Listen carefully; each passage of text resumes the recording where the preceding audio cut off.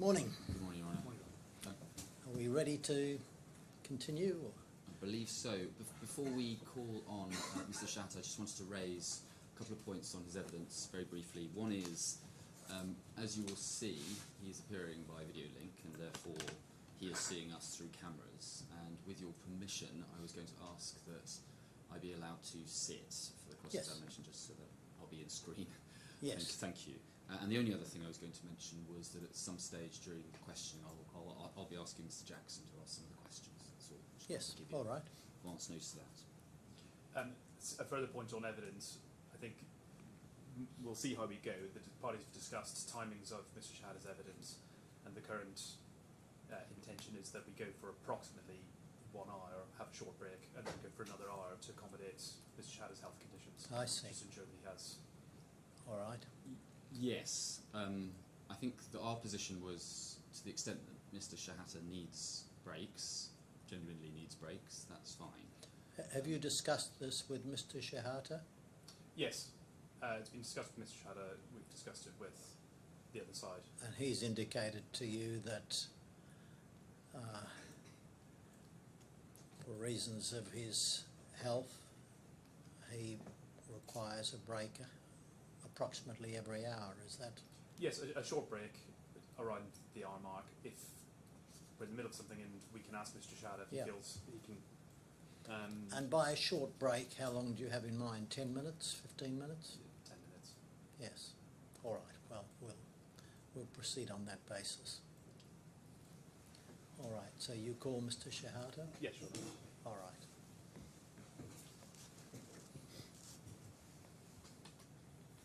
First of all, Mr. Shehata, can you hear me? Yes, Your Honour, I can. All right, thank you. All right, the court officer will now administer to you an oath or affirmation. Good morning. Please can I confirm whether you'd prefer to swear on oath or by affirming? Either. I'm ready for either. You must Mensch. you must nominate. You must select whether you're going to give your evidence on oath or by affirmation. I can do it. I prepared. You've got your holy book. All right. Yes. All right. However, a man should have integrity either way. All right. You will give it on oath. Thank you. Thank you. Can you please confirm your name and occupation? My name is Nasser Shehata. I the managing director of Health in South Asia, and I am managing partner of Pulse for Integrated Solutions. I am 67 years old. Please repeat after me. I swear. I swear. By the Almighty God. By the Almighty God. That I will say nothing. That I will say nothing. But the truth. But the truth. Thank you. Thank you. Yes, Mr. Doherty. Thank you, Your Honour. Can you hear me, Mr. Shehata? Yes. Clearly. Thank you. If we could open up document C4 at page 1.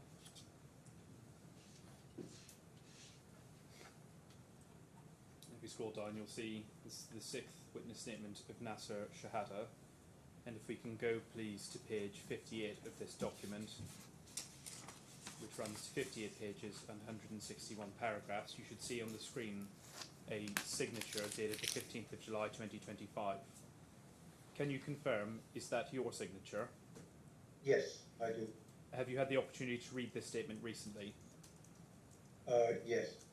I understand there are a couple of corrections that you wish Yes. to make. First, if we could open up page 1 of the document.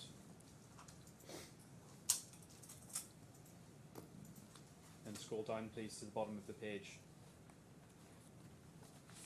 Of page 1, please.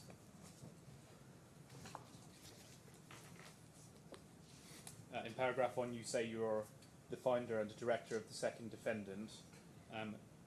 What would you like to correct or clarify in that paragraph? I'd like to correct it to I co-founded, not I founded. I co-founded Health in South Dubai.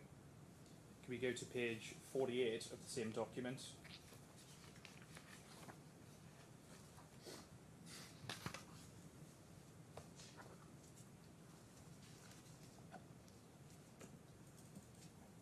And if we look at paragraph 137, 138. I'm sorry, I think. I believe it's one. Well, I'll ask. At 137, you make reference to a final judgment in case. Can you just wait a moment, please, Mr. Doherty? We have somebody else. Oh, that's better. All right, thank you. Please continue. Thank you, Your Honour. In paragraph 137, there's reference to a final judgment in case 837. What, if anything, would you like to correct or clarify about that paragraph? I think I mentioned that it is being translated. It has been translation, and it's on the record already in the bundle. Thank you. For Your Honour's reference, that's E303 in that statement. If we go to the next page, 48.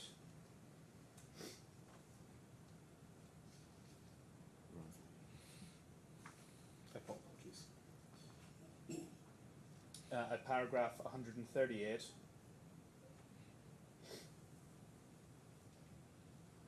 and if you can read the second sentence. The claimants say in these proceedings that the IP rights in MCC belong to HI Dubai. I would like to correct it there. The IP rights of MCC, not M+, sits with HI Egypt. So in the second sentence, you say the claimants are also using my IP rights in Egypt and have obtained an expert report from Dubai, which states that the IP in M+ sits with HI Egypt. That's their claim, while it actually sits with HI Dubai.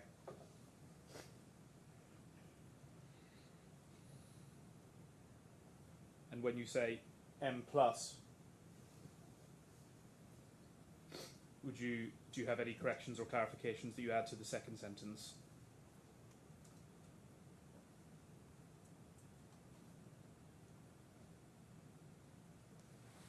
In 138 or 137? 138.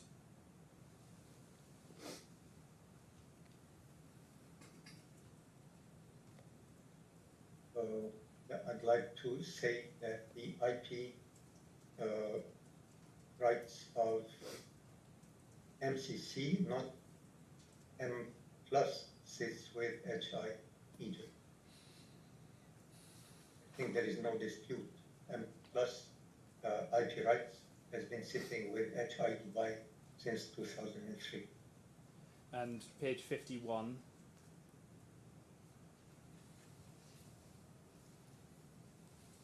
Looking at paragraph 148, subparagraph A,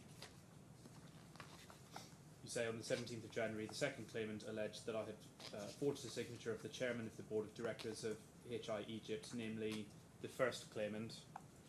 What would you like to correct or clarify in that paragraph? Yes, namely the second claimant, not the first claimant. Subject to those corrections, are the contents of this statement true? Yes. If we could open up C12, please.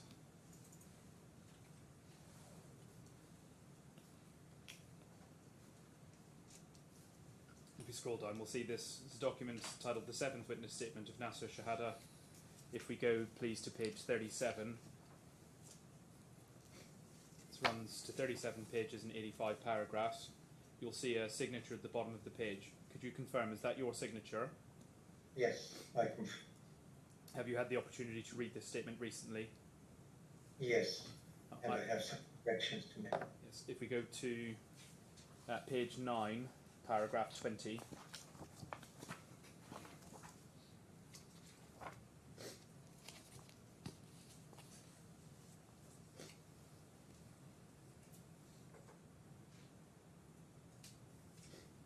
And if you can read the final sentence of that paragraph to yourself and tell us, is there anything that you wish to clarify or correct in that sentence? In line number 9, it says it was only after around mid-2020. It should be around mid-2019 rather than 2020. go to page 17. I Paragraph 38, if we scroll down slightly, if you read the first sentence, what, if anything, would you like to clarify in that paragraph?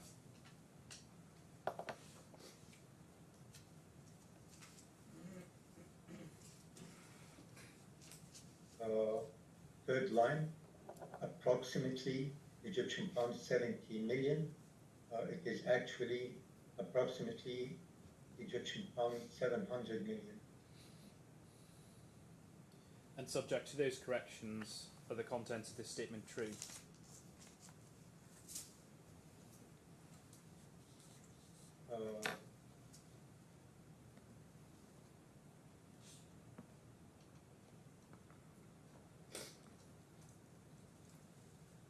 Or if there are any other corrections that you have? Page 14,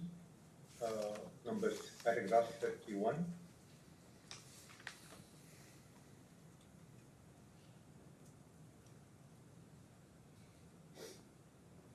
Yes, what, if any, clarifications do you have, or corrections do you have to make to that paragraph?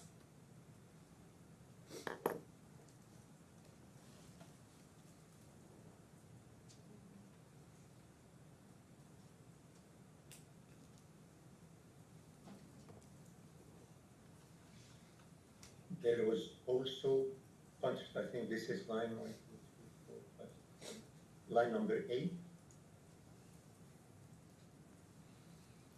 that reads now, there were also contracts entered into by HI Dubai with HI Malaysia, which explained that HI Dubai's rights to utilize the sea were derived from partners. That should read, there was also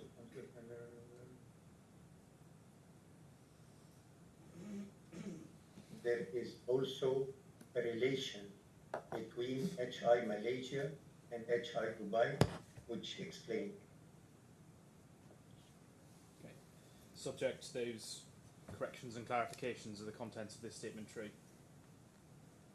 Yes, then the rest is okay. And if we can bring up document C13.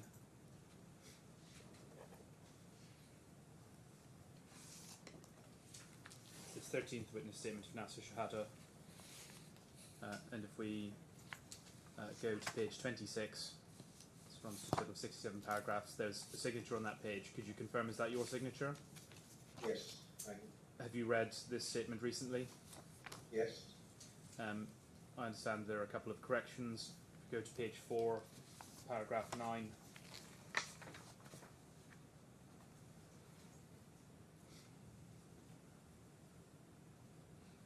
What, if anything, would you like to correct or clarify in that paragraph?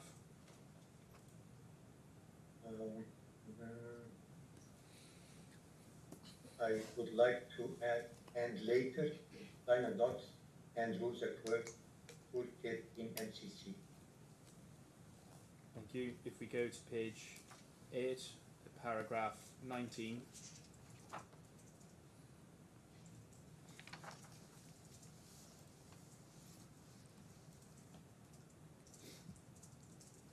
The fourth line, the code for Microsoft Excel program, and does give rise, this should read, and does not give rise to any entitlement.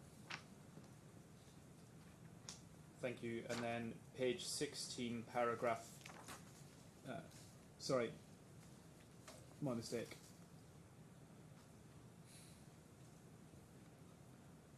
Are there any other corrections that you wish to make in respect of this statement? Yes, page 16, paragraph 41. It starts at the previous page. Yes, and would you like to let us know what corrections or clarifications you have to make? Yes, in the fifth line,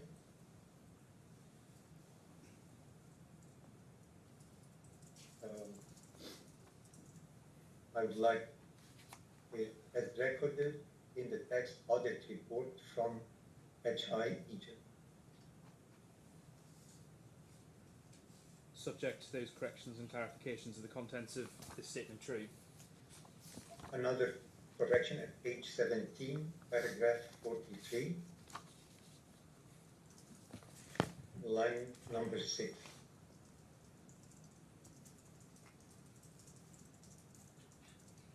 Would you like to tell us what corrections or clarifications you have to make to that paragraph? Something around, yeah. The claimants and Mr. Al-Shinawi warning, comma, as the author of MCC, comma, about IP infringement, where I was general manager of HI Dubai and HI Malaysia.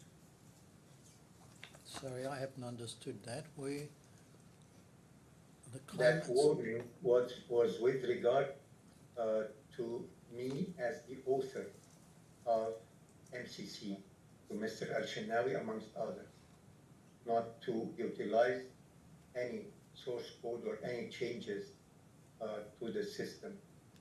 For, as I am the author, I'm warning them of that.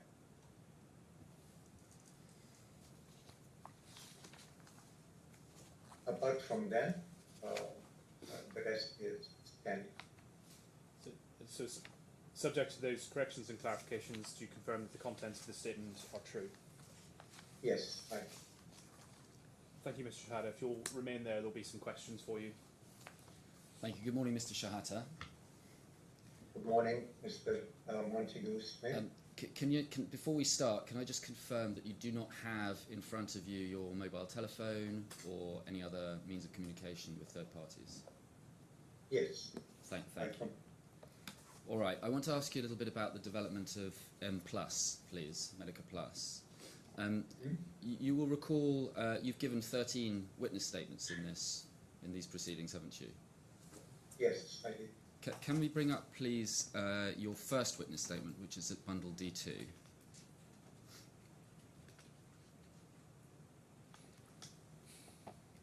And this is not one that you've just confirmed, but you see this, you recognise that is your first statement, don't you? I would assume that. Yes, and if you go to the end of that, page 10, so you confirmed about 18 months ago that the contents were true, yes? Yes. All right. And can we go, please, to page 5? And if we look at paragraph 17, this is your first statement. And I just want to, we'll talk about various different elements of this, but if I could just ask you, please, to look at the second sentence, so the end of the second line. You say, I have been involved in developing hospital medical systems with his help, that's talking about your father, since 1996. And that's true, isn't it? Yes. All right. So you first started developing medical systems in 1996. True. And then you say you started in earnest, I started to create the M+ system in 1998. Is that also your position? No, I did not start. I already was working. If you'd allow me to elaborate on that, I was hired as a consultant for Rascom Technology System to try and help them deliver and close the project of a new hospital that they were developing. And I was not involved from the start, but the person that they contracted, or the office that they contracted, the person in charge deceased in a car accident. And my father was working as a healthcare management consultant to Orascom in their healthcare projects after he retired from being the chairman of the National Health Insurance Organization in Egypt. So he asked me to maybe help them with that. And I started to look what they were working with. They were working with terminal-based systems, not with personal computers at the end. It was a centralized mini computer. I have never worked in this environment before. However, I can understand the business logic when it comes to different programming language. So, sorry to interrupt, Mr. Shehata. We need to focus in on the question. So the question, if you're looking at the page in front of you, you say, in earnest, I started to create the M+ system in 1998. Are you saying that's true or false? No, it is not the correct representation. All right. And so when you gave that evidence in your first witness statement, did you believe it or not? I cannot recall, but I started earlier in 1996. Well, I'm asking you about when you gave the evidence. So you've looked at this evidence that you gave earlier, and you said no, it's... I did not look at that right now. Well, I'm just showing it to you now. I'm showing it to you now. And it said, in earnest, I started to create the M+ system in 1998. You said that's not true. So now I'm asking you about when you gave the evidence in April last year, 2024. Did you know that that was not true when you gave that evidence? I would say that I meant that I implemented Medical Plan in 98. Well, that's not what you said, is it? Because what you said was you started to create the system in earnest in 1998. No, I started it actually earlier than that, at least a year to a year and a half earlier. All right. All right. Well, you just mentioned a moment ago that you started working for a RASCOM. You said... Not working for them. I was a freelance consultant for them. Yes, but you were providing services for them. You were providing work for them. Mm-hmm. So Ms. Hosni thinks that you were employed by them. I take it you disagree with that. I understand. Totally, yes.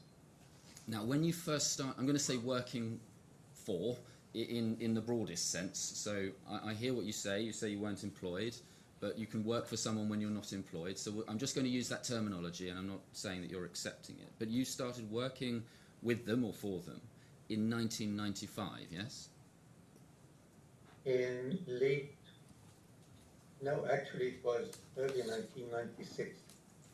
In 1995, the only work, as you characterize it, was reviewing a bid that they have previously submitted to the USAID office in Cairo, Egypt, regarding a project for automation of 7 hospitals in some government organization, and they asked me just to review. So what I found there was that there was no table of content, there were no page numbers, so all I did then was just organizing the file and giving it to them.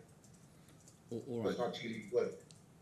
Well, you say you were working, you started giving them some advice in 1995, yes? True. So you were working for them in 1995, yes? No, I was not working for them. I'd like to, again, put that on the record. I never worked as an employee for RASCOM Technology Systems, and I was actually a freelance working on my own projects as well as with other organizations, especially as well until 1997, as I recall, with regards to urban planning projects that has no relationship to healthcare systems as per se.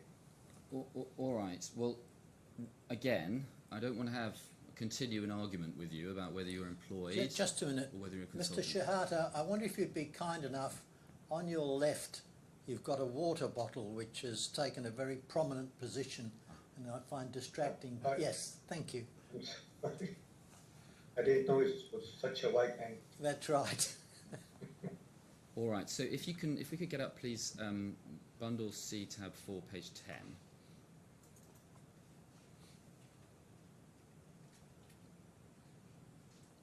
Thank you. And looking at paragraph 33, this is your sixth witness statement, which you've confirmed is true. You describe what you say is, I set out the background of how I came to establish HI Dubai. I had been consulting for Naguib Sawiris, who was CEO of Orascom, and then you describe all of that, and you talk about implementing a system for a new teaching hospital of the Cairo University School of Medicine, and I was consulting for them as a freelance consultant for a US aid-funded project they were bidding for, and that's the 7 hospitals that you were referring to. And then you said, last sentence, was all in or around 1995.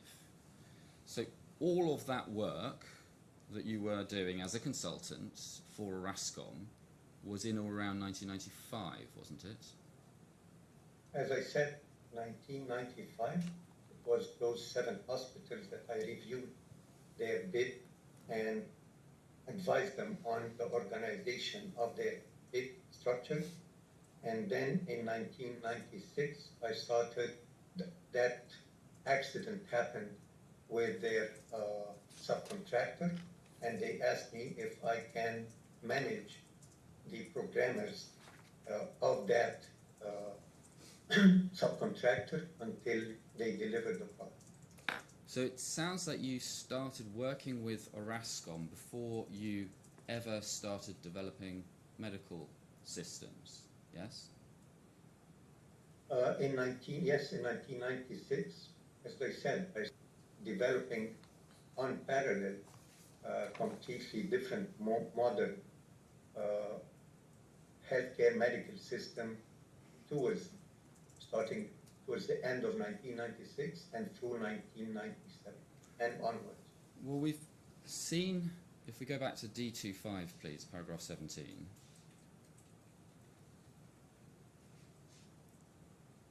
We've seen their 4th line, in earnest, and I won't ask you again about that, but there you said you started in earnest in 1998 to develop M+. If we can go, please, back to bundle C47, which again is a 6th statement. Look at paragraph 22. There you say, I first started to develop M+ in 1997. Yeah, as I said, started late 1996 and then 1997.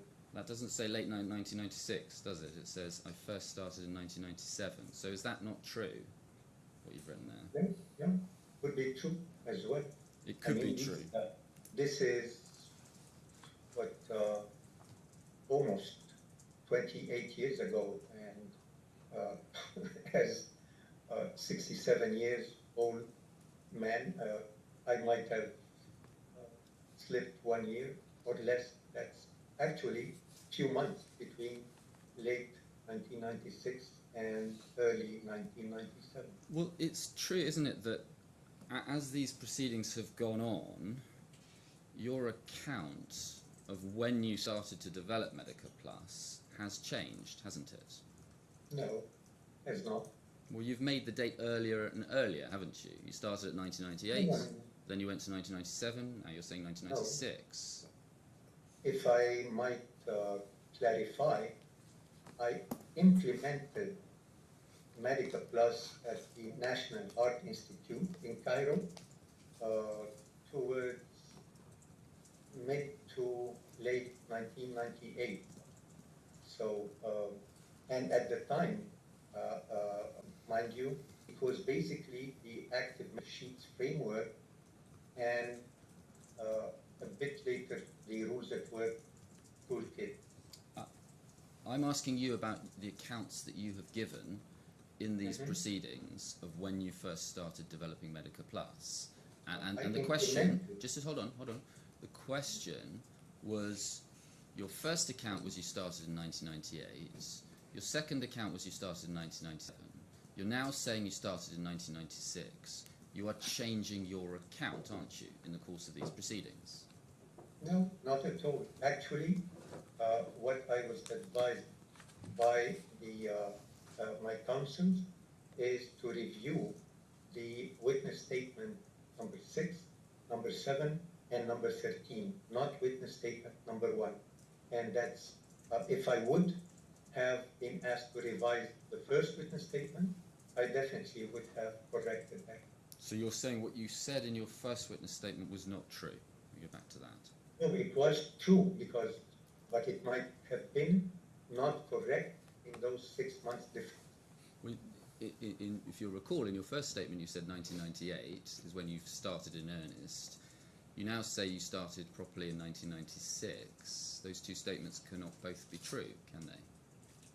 So if you look at witness statement number 6, you will see that it says 1997.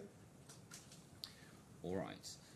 Now, when you arrived and were working with, I'll put it in those terms, Orascom, Asma Hosni was the general manager at that time, wasn't she? No, she was not. She was an employee in some sort of business development related to a project with the Central Bank of Egypt. So you said, but she certainly became the general manager No, of there Orascom, is didn't she? another lady called Miss Magda El Saba. She was the CEO of Orascom Technology Systems. And the head of the division for care is called Mr. Amr Mustafa. I was dealing with him as well with another individual with the name of Ashraf Iskander. Can we go to But bundle? I never dealt with Miss Asma at all until 1999 after the establishment of Solutions Plus. By that time, she was general manager of Orascom, wasn't she? No, she was never the general manager of Orascom. I don't know why you insist on saying she was. Can we go, please, to bundle E, tab 1?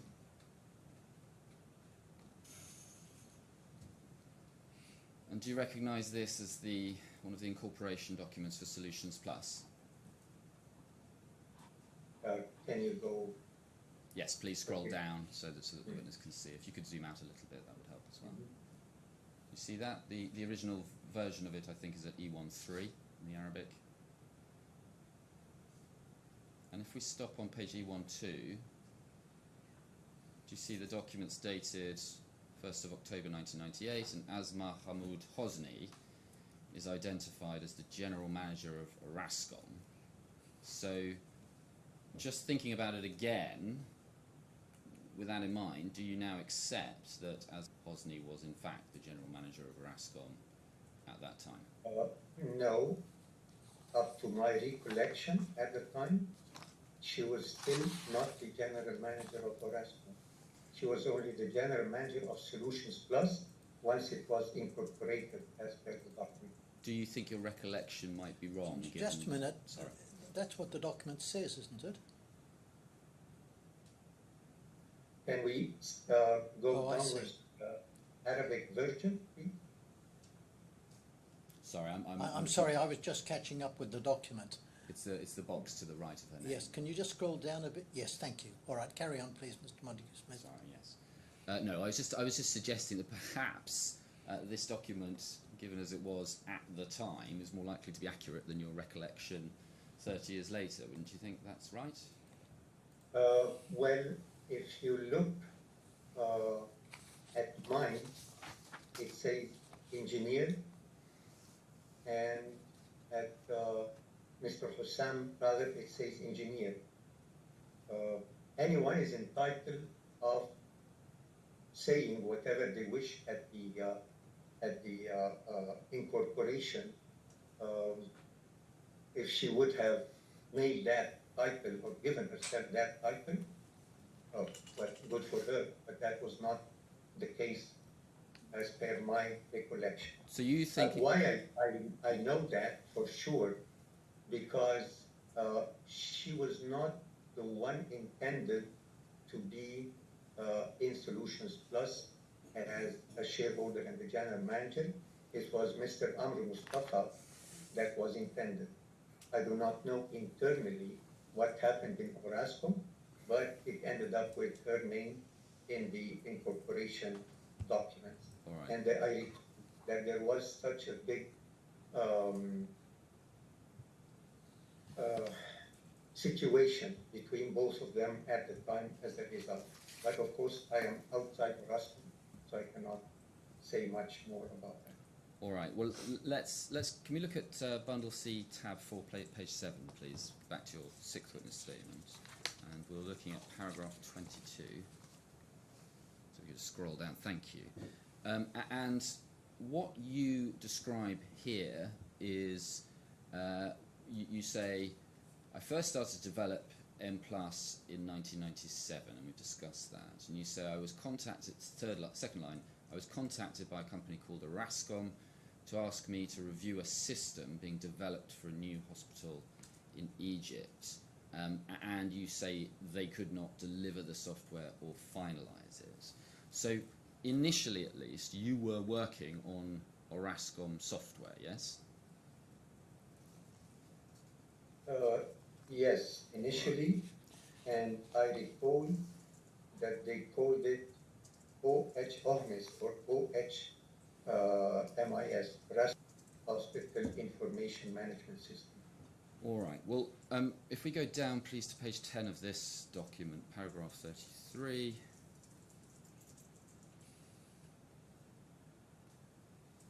In the middle of that, we've looked at this briefly, but if you look at the middle of that, the fourth line down, you say they were implementing a system for the new teaching hospital system of the Cairo University School of Medicine. So was that the system that you were therefore working on when you first started working with Orascom? Yes, that was the system that a subcontractor of theirs has started working on, and then unfortunately he deceased in a car accident.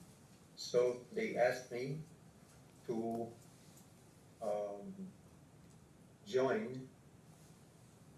manage, if you might, the 2 or 3 programmers that the deceased had been working with them or subcontracting with them. Is it right that that system which you were asked to start working on was in fact a version of Medica Plus? No, I wouldn't say that at all. This was based on a mini computer, Hewlett Packard HP 9000 mini computer.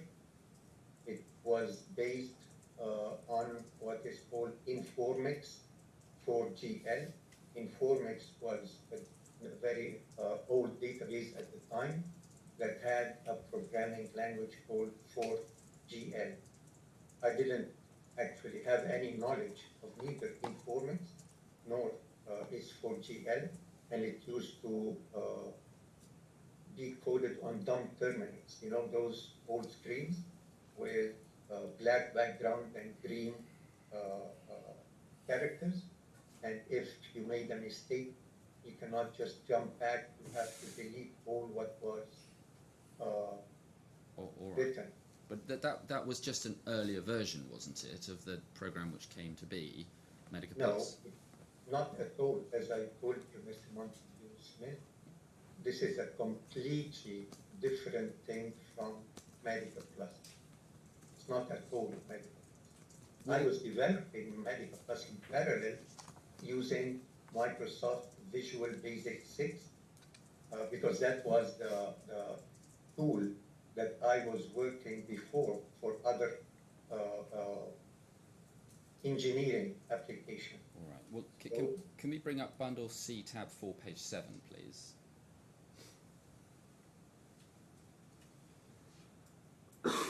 Thank you. Yes, it's 7 of this document. Thank you very much. And just the last paragraph. And this is which witness statement? This is the same one. This is the 6th witness statement.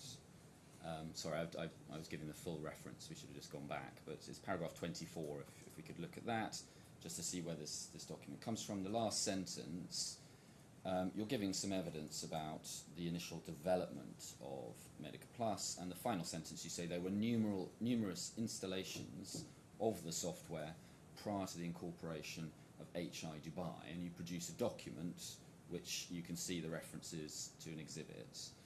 And that document you were producing as a list of previous installations of Medica Plus, yes? Mm-hmm. So can we go to the document, please? It's at bundle E, tab 3. Mr. Shehata, can I just ask you to make it easier for the transcribers if you say yes instead of mm-hmm? Yes, sorry, I know it's a human way of speaking, but the transcribers find it easier. yeah.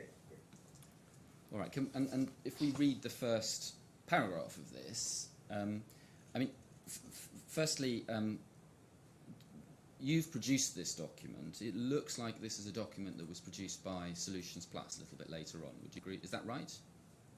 I have no recollection of who produced this document. Well, it lists installations that run up to 2000. You can see that on page 3, which is after Solutions Plus was incorporated. Yes? Yes? Can you come again, please? So it lists this document which you produced. If we go up, if we could scroll up, please. No, back to page 3, please. Thank you. There we go. And we can see at the top of page 3, please. It lists installations up to 2000, which is after Solutions Plus was incorporated, yes? Yes, in 2000. Yes. Which is very possible. And then from 2003, Health Insights was incorporated, but there are no installations after 2000 on this list. So was this list created by or for Solutions Plus? I don't know. As I said, I did not create or generate or submit this document. Well, you did submit it. Certain. You did submit it. We've just seen that you submitted it. Yes. Well, I've just shown you the passage of your witness statement where you produced it.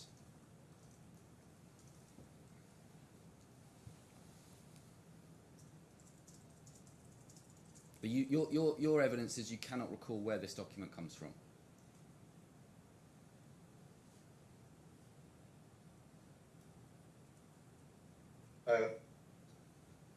Let us see what's inside it, and you can ask me. I can. No, I'm asking you now whether you recollect where this comes from. And the answer, I think, is no. If the answer is no, give the honest answer, please, Mr. Shehata. Can you go through the document from the beginning, please? All right, let's go back to page 1 then, please. And let's look at that first paragraph, please. So the paragraph says, the following table lists the current Medica Plus installations, which include all of its iterations, starting with version 1 that was installed at the critical care unit and intensive care unit in the Cairo University Hospital, Manial Hospital, all the way to version 2.0, which was installed at the new Qasr Al Aini Teaching Hospital, and finally the fully redesigned Medica Plus version 3, which is the current offering, installed at the National Heart Institute, El Gouna Hospital and Sheikh Zayed Hospital. Now, that statement is accurate, isn't it? It is accurate, but it was not the Medica Plus as per se, because there was no Medica Plus at the time. That was 1996, which your good self was contesting whether I started developing Medica Plus at that time. And I said that it is probably in early 1997 where I did that. All right. Well, so, the word Medica Plus, if we look in the first line there, that has a copyright symbol next to it. Yes, do you see that? yes, but that was probably a marketing. The one who created the document just likes to put this copyright. Who's that? Who are you talking about? Who created the document? Who created the document? I cannot remember right now.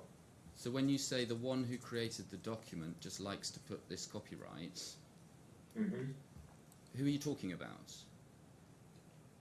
But I would say that it might be me, because I'm the one who usually put that C for copyright. So you might have created this document, do you think? I might have. It's very difficult to remember because, as I said, you mentioned this was in 1999, 2000, if as per the list of things that were there. All right. However, I would like to add that when Solutions Plus was formed, it had the healthcare business, if you might, amongst other businesses, banking, security, and so on and so forth. And since it was part of the Orascom technology systems companies, how do I put it, as a marketing tool, it would use references of the new teaching hospital and the critical care unit in its own portfolio, even though Solutions Plus did not actually implement it.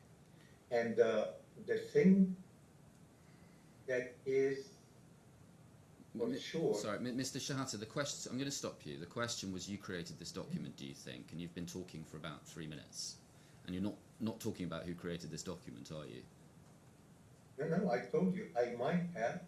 Yes. Well, that's the question. So we're here for me to ask you questions and for you to answer them, please. And if you make long speeches and make this process take a very long time, the only result is we're all going to have to change our flights, and we'll continue this until Wednesday. We won't run out of time. So if you could just listen, please, to the question and just answer the question. Thank you. Now, if we look down at page E31 that's in front of us and just scroll down a little bit, please, we can see the first entry there is dated 1996. Do you see that? Yes. And you will see that the hospital referred to, or the site on the left, is the new Kaza Al Aimi Teaching Hospital. Do you see that? Mm-hmm. And yes. So 1996 is about the time you started working with Orascom, yes? Yes. So do you think that is the new teaching hospital that you were referring to earlier that we saw in your witness statement? Is that the hospital that you started working on the system for? Yes. All right. And we can see there, do you see in the middle of this table the column headed version? Do you see that? Mm-hmm.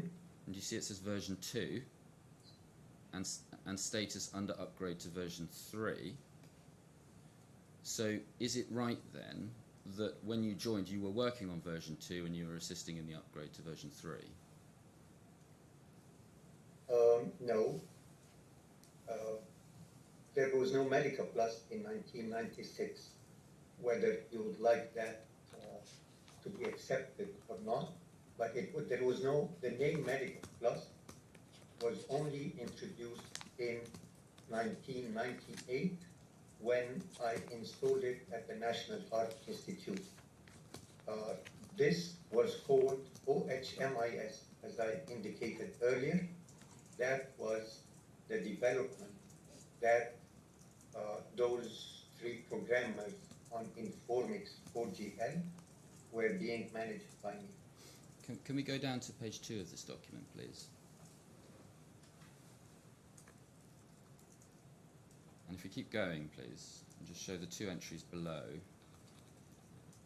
Do you see there are 2 entries for 1990 and 1991 and identifying the installation version as version 1. So is it in fact the case that... Can you just scroll up to the top, please, so I can see the column headings?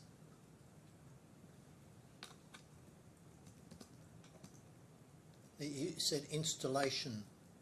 It doesn't... The installation version, the version. Well, I'm not sure. It doesn't say the version installed. It See, says... can we put...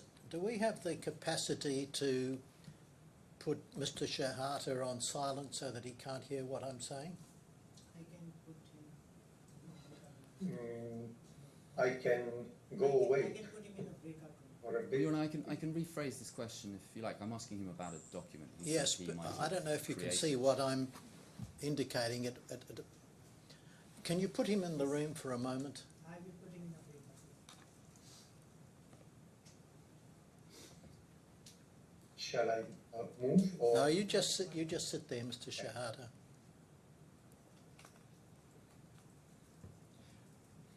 The only thing to flag is, of course, he's logged in on 2. Yep. I don't think it can be done easily. All right, perhaps So- don't mess with it. Perhaps we better leave it the way it is.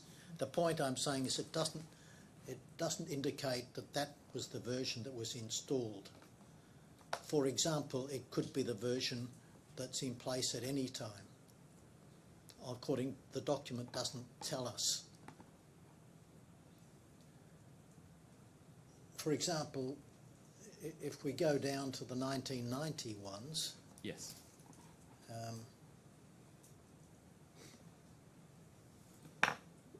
does that mean that that was the version which was installed then, or what does it mean? It's not Well, clear. I'm asking him the question. I mean, it's Yes, his I think your documents. question rather assumed that that was the case. Well, that but- may or may not be right, but it's his document. I mean, he can answer that question. Well, I think you need to put it to him rather than to, so that it's clear he has the opportunity to say whether or not it's right. Well, understood. I think he disconnected from Zoom. Right, we've lost him. Oh, I'm sorry. He's on Teams.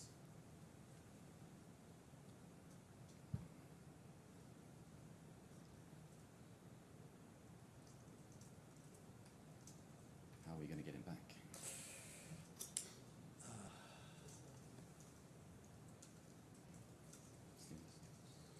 I think he can on Teams. Can you hear us, Mr. Shehata? We went here. Is he dropped because he went into a breakout room, or what's the? No, he disconnected. Just can you unmute this?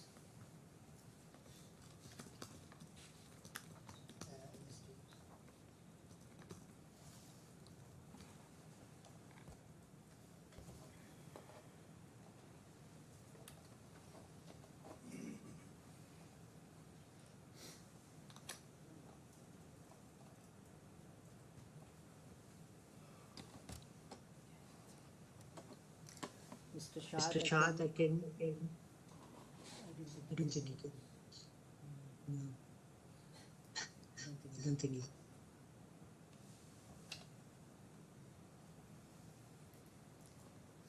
How do we indicate? Can we call him or email him? Stephen, I think you might need to intervene. Well, yeah, Try and but get the witness back. he obviously He disconnected from Zoom. doesn't have his mobile on him, as we established.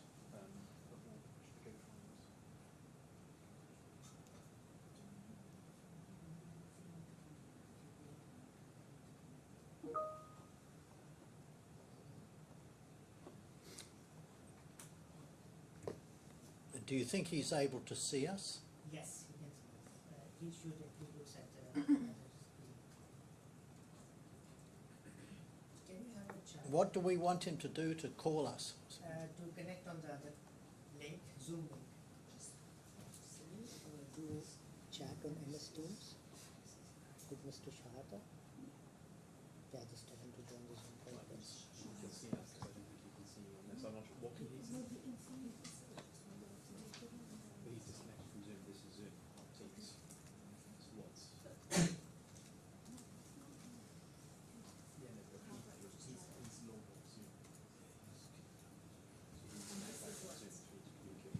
communicate on this. Seems so. And is there anything else in his house? So you can sit there.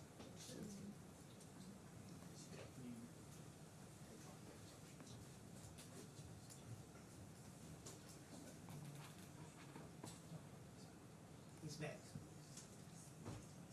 Are you able to hear us, Mr. Shehata? Okay, here. Could you please adjust my... Sorry, Yes, can you hear us, Mr. Shehata? Yes, now I can. All right.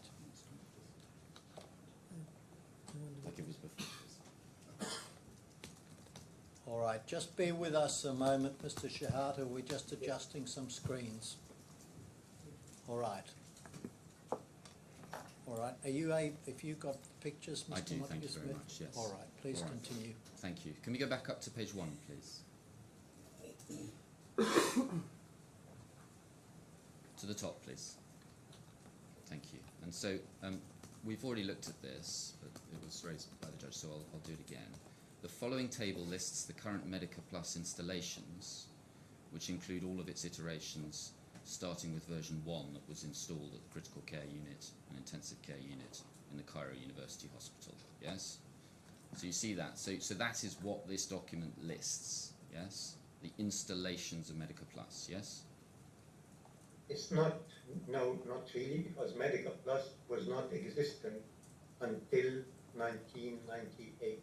However, if you would like me to explain what is 1990 and 1991, because for sure I was not present at all with Orascom. Well, the point I'm making is then if we go down to page 3. This is a marketing document that we were using the past experience of Orascom for the benefit of Solutions Plus, while the healthcare was one of Solutions Plus activities. Are you sure of that, Mr. Yes. Shehata? You're sure? You're 100% sure that this is a marketing document? I would say so. But a little while ago when I asked you what it was and where it came from, you said you couldn't remember. No, I'm saying from the language that is there, that it says that these are previous Medica Plus installation. And as I just explained, that it could never be Medica Plus in the year 1990 or 1991. All right, well, if we go back, sorry, to page 2 of this document. And if I might add, would you allow me? No, just wait for the question, please. Wait Okay, for the so question. you're not allowed to. Asking about the documents, you can, if you've got other things to say, then no doubt the examination will continue, but we need to make some progress. Can you see that this document, at least, is presenting those installations from 1990 and 1991 as being installations of Medica Plus?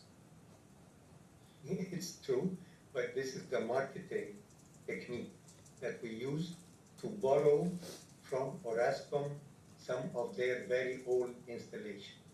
Even Ms. Hosni was not present at Orascom at the time. And what I'm going to suggest is that some form of Medica Plus was therefore in place in 1990 and 1991, wasn't it? No, I would disagree totally with that. There was no form of Medica Plus as per se. There was a form of, I think, some Italian system. I cannot say that, but Ms. Hosni, I think in her witness statement, mentioned Mr. Mohammed Said, the late Mr. Mohammed Said. I think he was involved with this 1990-1991 project of the critical care. We replaced that with Medica Plus, I think in 2009 or 2010. I don't know the exact date, but it was not Medica Plus. And the other one in the new teaching hospital in Nasser Al-Aini, new teaching hospital, Cairo University, that was a complete different development. It was called OHMIS, it was not called Medica Plus. Can I ask you to look at your 6th statement again, please? So if you go to page C, tab 4, page 7, paragraph 24, just to look at firstly what you have said. You say, firstly, 3 lines down, you developed a rules-based framework to execute business logic in accordance with AMS, active medical sheets. And then you say, you called it rules of work. This software combination was implemented first in the National Heart Institute in Egypt in 1998, but it evolved into M+ by around 1999.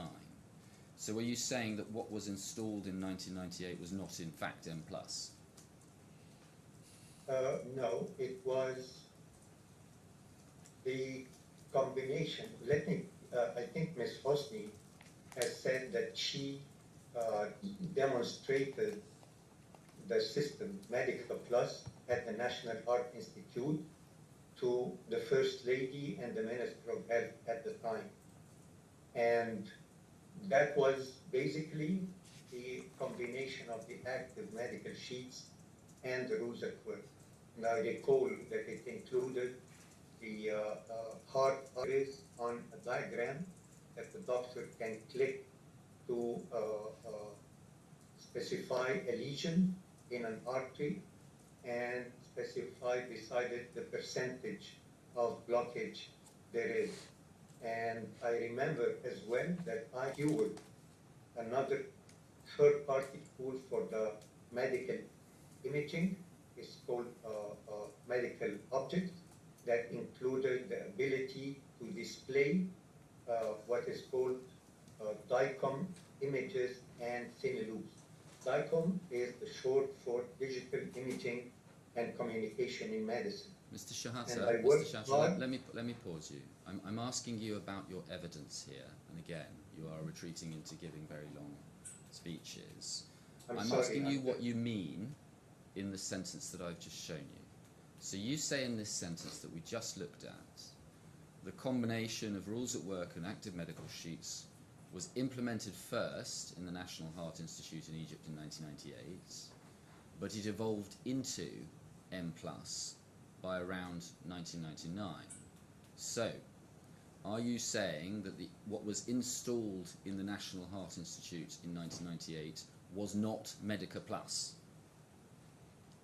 It was the active combination of the active medical sheets framework and the rules at work toolkit.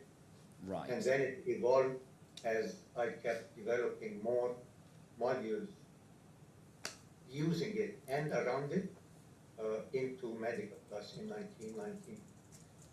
Right, so you're not saying that the combination of rules at work and active medical sheets was in and of itself Medica Plus? Initially, it was not, but then it transformed into Medica Plus by early 1999.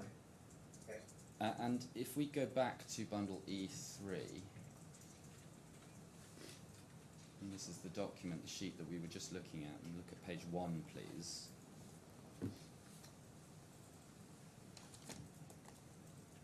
Could we go down that page a little bit, please, to the National Heart Institute installation?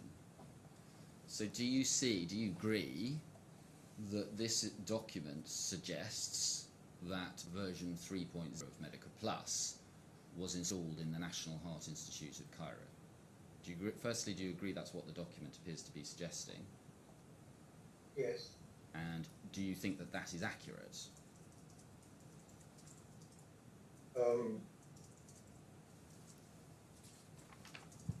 The basis of the Medica Plus, yes, was installed in 1998 at the National Heart Institute. Basis for Medica Plus, but yeah. not Medica Plus? The majority of the basis of Medica Plus was installed at the National Heart Institute in 1998.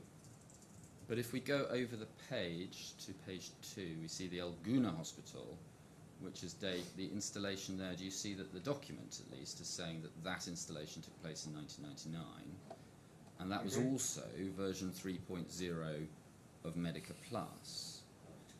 So, would you say that the same version of Medica Plus was installed in both of those hospitals? Yes, with some limitation. In 1998, the Medica Plus was not named Medica Plus as such, but it was named later as Medica Plus. In El Guna Hospital, which is an 18-bed hospital, it's a very small hospital actually.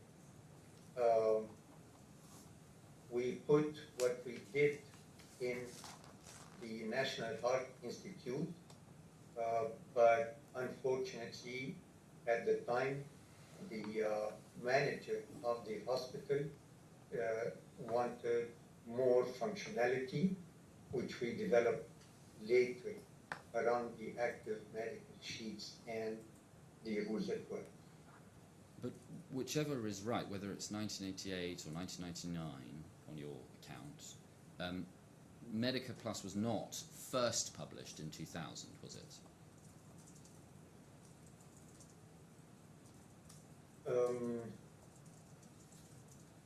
I cannot recall when did we start using the name Medica Plus. In which year exactly, I cannot recall now.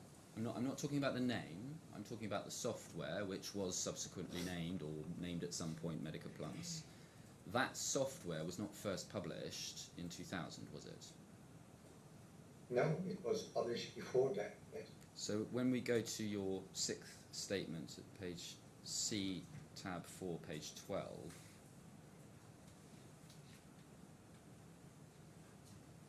paragraph 42, and here you're talking about the US catalogue, and you say, you note the date of creation, and you say this is the date the software was first published, which was in 2000. This is because I published and implemented the M+ software before HI Dubai had even been formed. So in your witness statement, you are saying that Medica Plus was first published in 2000. Yes? At that time, before I was part of any company as per se, I was a freelancer, and obviously I did not have much experience in how software is copyrighted and things like that. So I thought that in order to make a copyright, it has to be under the name of a company, a beneficiary that will use it. And that only, that's why I mentioned in the 2000 that it was first published. Well, no, because you say at the end of this, do you see the end of the first line? You're referring to the date of creation in that US catalogue. Mm-hmm. And you say that this is the date that software was first published, which was in 2000. Yes, that's why I'm saying I did not have much experience in what's the date of publishing, what's the date of creation. That was my first interaction, if you might, with how does this system of copywriting software works. And mind you, that at that time, the internet was not there. Even that deposition, I had to do it in paper and by email to the lawyers that I appointed to perform that for. And I recall that I paid on my own expense, even for the lawyers. We'll come on to that, but the date of creation is not a specialist term exclusive to copyright, is it? Yes, but it is about which company is it going to be under. So I thought it's the same. Right, but since 1998, the software had been under Solutions Plus, yes? Since 1998, Solutions Plus did not even exist. So it cannot be under Solutions Plus. Well, Solutions Plus was created in October 1998, wasn't it? Exactly. But then the Heart Institute was installed and demonstrated even by Ms. Hosni in, I think, around July or August. So there was no incorporated company for Solutions Plus at the time. But Solutions Plus was installing software, installing the Medica Plus software in 1998 and 1999, wasn't it? No, there was no Solutions Plus server. In 1999? In 1999, yes. Right. But in 1998, no. However, I recall now why did I put this 2000. Mr. Montague Smith, with regards to copyright laws, you do not just copyright one version and then that's it. Whenever you have a new release with significant changes, then you would again deposit it for registration as a completely new registration. So at the time, probably it was a newer version than, it was definitely a newer version than the one in 1998 or 1999.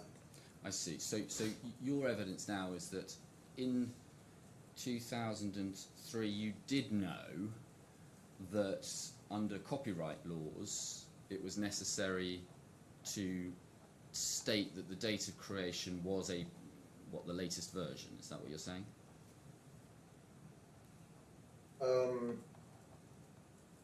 Vaguely, because that was the first time I did it. Right, but previously you'd said you didn't know much about the process of copyright or the copyright laws. That's what your evidence was previously. That was in 2003, yes, I did not. But then you're also telling us that in 2003 you did know about the copyright laws and they required No. that the was date of creation be... 2003. No, mind you, may I explain a bit? That first deposition in the U.S. Copyright Office was in fact in March. Your Honor, I am staying at home and I am alone. And there is a bell ringing. Am I allowed to... Sorry, there is a what? There's a A bell. bell Ringing.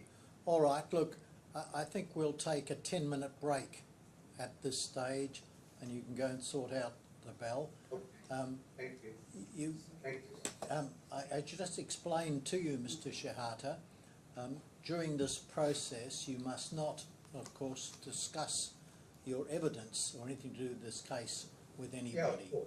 Of course. All right. Understood.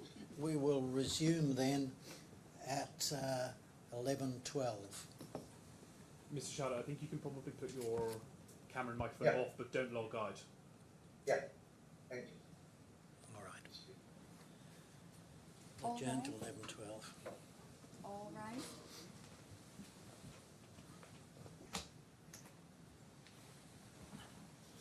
Mr. Shehata, can you hear me? Yes, sir, I can. Mr. Shehata, are you at your home or at an office or where are you? I'm at home, and actually, that was the cleaning lady, and All I right. had to... Is there anybody else at home with you? No. No, I see. All right. All right, Mr. Montague Smith, please continue. Thank you. Mr. Shehata, we were talking about why you stated in the US registration that Medica Plus was created in 2000. You told me that you thought maybe there was a new version in 2000 and that your understanding of the copyright law was that was needed to be recorded. That's my understanding of what you said. Sorry. Can we turn please to bundle E3 tab, page 2.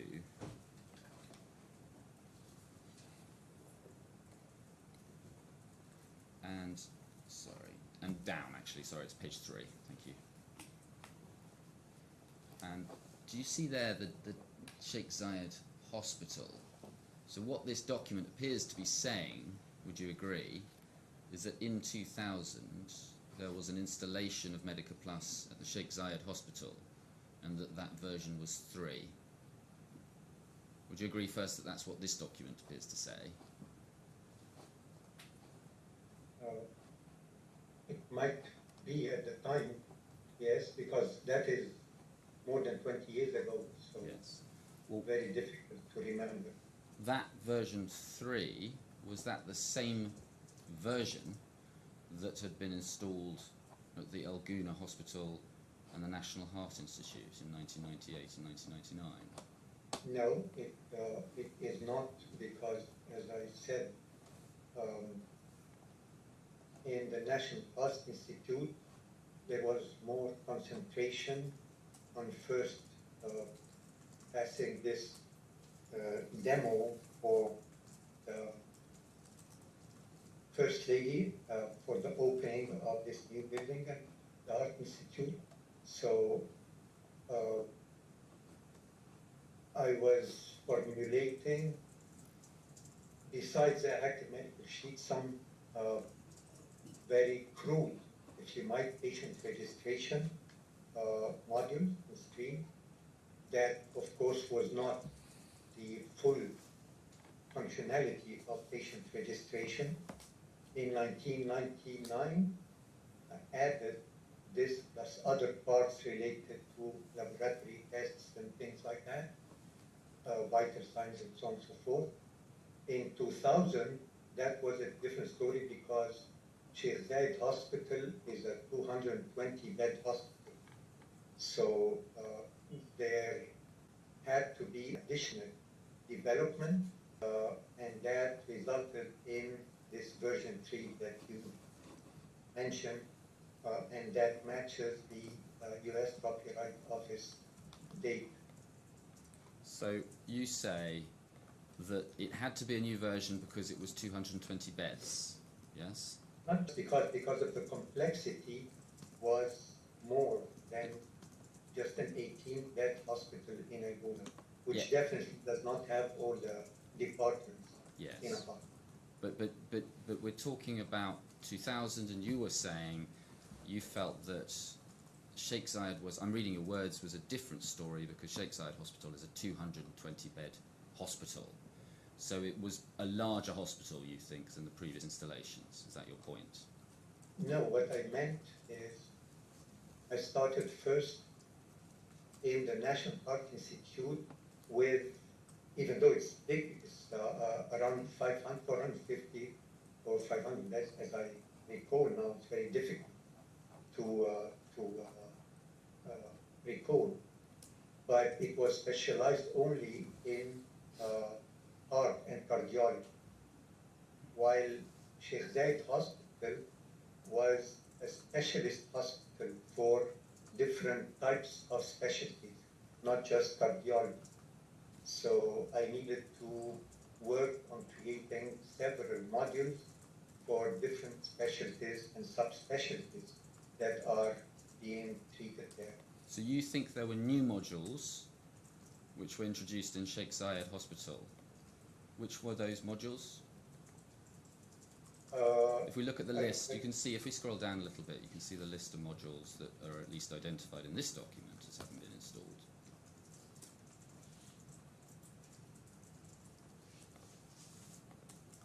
Well, you tell me what you're saying. You said your recollection is that you introduced new modules in 2000. So which ones?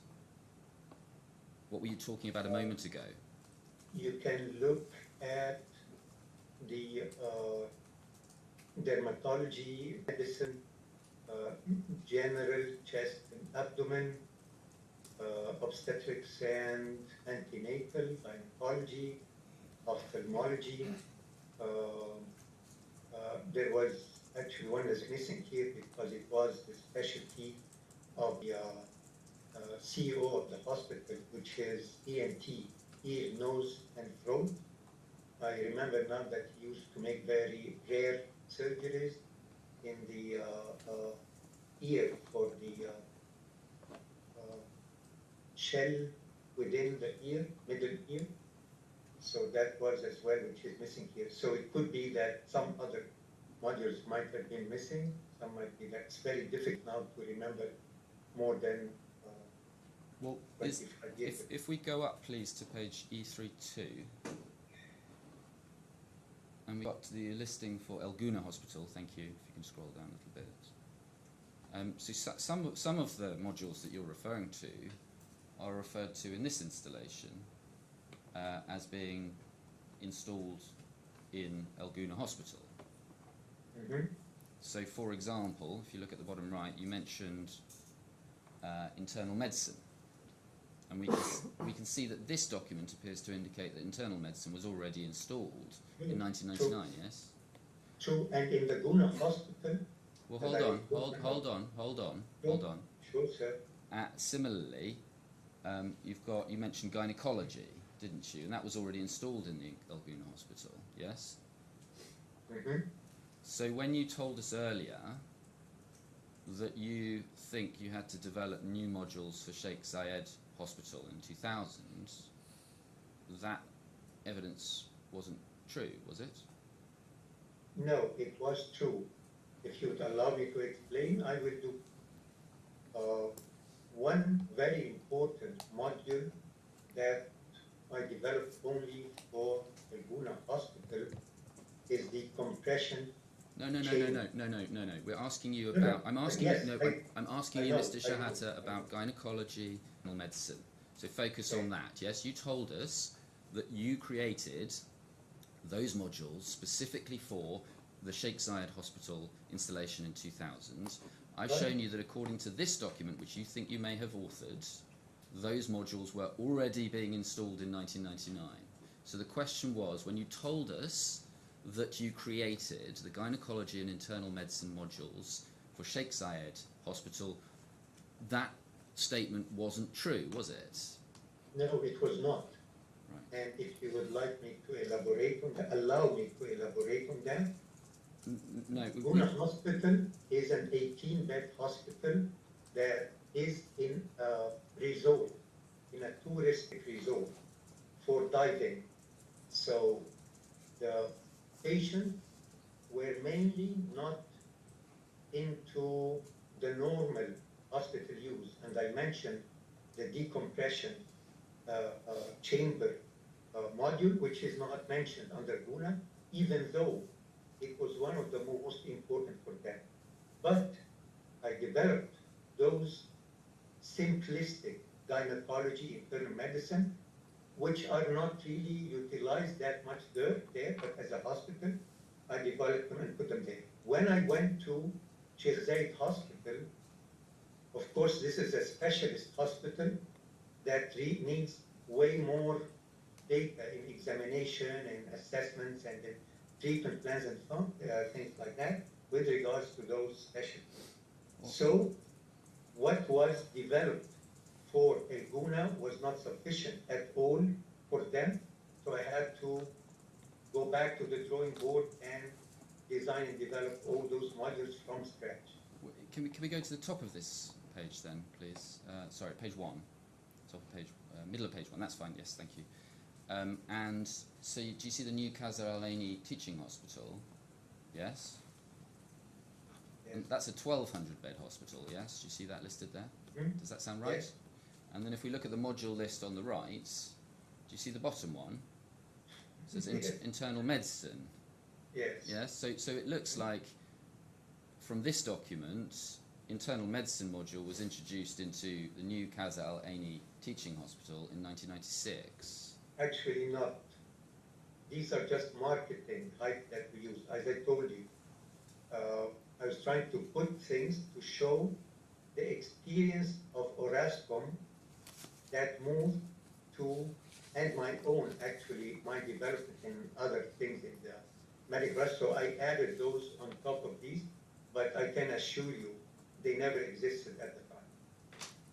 In new teaching hospital, in Qasr Al Aini, nor in the critical care units in 1990 and 91. If we go back to page C47, please, paragraph 24.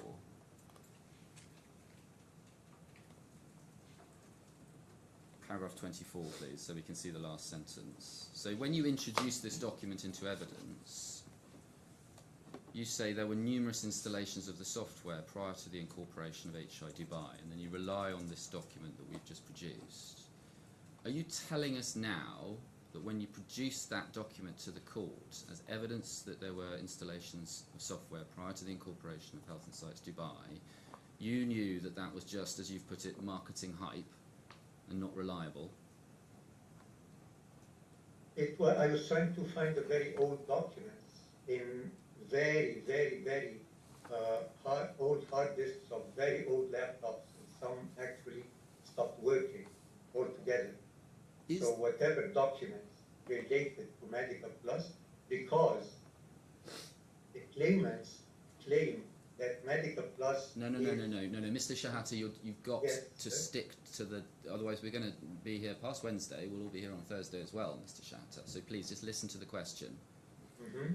The question was, if you knew that that document was just, as you put it, marketing hype when you produced it, do you think that it is fair and reasonable for you to have referred to it in your witness statement in the way that you did, as evidence that was true? It was a document, an old document related to Medical Plus that I found. And so I thought of producing it so that the court and the claimants would be aware of its content. But Medical Plus never existed as a name until probably 1999, 2000. However, the whole Medical Plus was registered for the benefit of. I haven't asked you any questions about this, Dubai Mr. in Shehata. 2003. All right. They don't. So is the truth that when you registered Medica Plus in 2003, that it was difficult for you at that stage to look back and pick a single moment when Medica Plus was created? Would you accept that? No, I do not accept it. I say that Medical Plus was created initially 1998 and then formulated somewhat in the shape of Medical Plus, and then in 2000 was the name, the trade name that it was used for. You say that, I think you say, and you can confirm whether this is right or wrong, active medical sheets and rules at work are parts of Medica Plus. They are the core parts of Medical Plus, and later rules at work stayed, but of course it was developed completely different technology, and the Dynadocs platform, the active medical sheet framework, we are completely Just answer the question. Just answer the question, Mr. Shehata, because Yes, this it process is the will core take a long technology. time. So, but you're not saying that's all there was to Medica Plus. Medica Plus is not the same thing as active medical sheets and rules at work, is it? I would say that the active medical sheets and rules at work constitute around 85% of Medical Plus. I already mentioned that I developed at the beginning in 1998 a crude patient registration module around it. And yes, that's what I said. I'm not. Well, you would accept Medica Plus expanded over time, wouldn't you? It has definitely expanded. We had more than probably 1,800 different active sheet designs, templates, if you would like to quote them. Well, it's more than templates, isn't it? There are modules that were being Yes, created, that's new modules being created, and existing modules were being improved over time, weren't they? That's what, as well, the witnesses of the claimants. No, I'm asking you about your evidence. Let's not comment. There's a lot of comment in your evidence on other people's evidence, Mr. Shehata. You're not here for that. You're here to answer questions about your knowledge, your understanding, your recollection. So I'm asking you, over time, modules were added to Medica Plus, weren't they? Utilizing the platforms, yes. Modules were added, and those modules are part of Medica Plus, yes? Yes, as they were added, utilizing the platforms that I just mentioned. But in reality, when you go to sell Medica Plus or license it to a customer, what you are licensing are the modules, yes? That's a very good question, because before Medica Plus once it's installed, you try to run it, it will not run, it will ask you for license codes. It picks certain information from the computer, and then it would display that. That was based on a software licensing protection scheme that I incorporated from a third party, and it would say medical objects and visual rules. Visual rules was the name of the rules that worked at the time, and they already said that medical objects was the name of the active medical sheets in the early days. So Active medical. it will not work. That's what I meant. The system would not work unless those core modules are licensed, then it would start operating. And I was the only one doing that, actually. I kept it only with me. Medical sheets is a tool for creating forms, isn't it? No, that would be an understatement. The word forms or form designer is a very, very, very, it's an insult to me and my work, actually. Form design was one capability of it. It included the capability of having a PDF or a scanned paper document, putting it as a backdrop of a design of a new module, and then superimpose intelligent fields on top of it. All right, but would you agree with That this? is one part of the function, which is the form designer. Would you agree But with? no, of course it was doing way more than that. Would you agree with this description of active medical sheets, that it was a framework for rapidly configuring medical documentation and forms? That is part of its function, because it also was used directly in the menu as a standalone module for, say, work lists for departments. Well, if we go to page, we're in it actually, if we just look at your witness statement that's in front of you, it says Medica Plus was developed as a framework for rapidly configuring medical documentation and forms. At that time, the framework was called Active Medical Sheets. Yes, and So then, you but don't- it well, you- evolved Well, you didn't. after that. You don't say Active Medical Sheets changed, do you? What do you mean? I didn't say that it changed. It stayed the same, but I kept updating it with additional functionality to support additional module designs. Where do you say that you, in your witness statements, do you say that you changed the code for Active Medical Sheets? I didn't. Let me explain as a software developer. I did not change it, meaning I brought something else. No, I kept developing and updating it over time. Yeah. In fact, Are you saying you I think changed the that- code for Active Medical Sheets? no, I So, developed. so both Active Medical purpose. Sheets has been the same since 1998. Is that your position? No, it's not the same. It kept evolving. That's the nature of software. But the sir. but the code for Active Medical Sheets itself was never changed. No, it was changed over time. That's the nature of software development. Mr. Montague Smith, are you aware of how software development I see. works? So you went into what, Visual Basic 6? Is that what you wrote Active Medical Sheets on?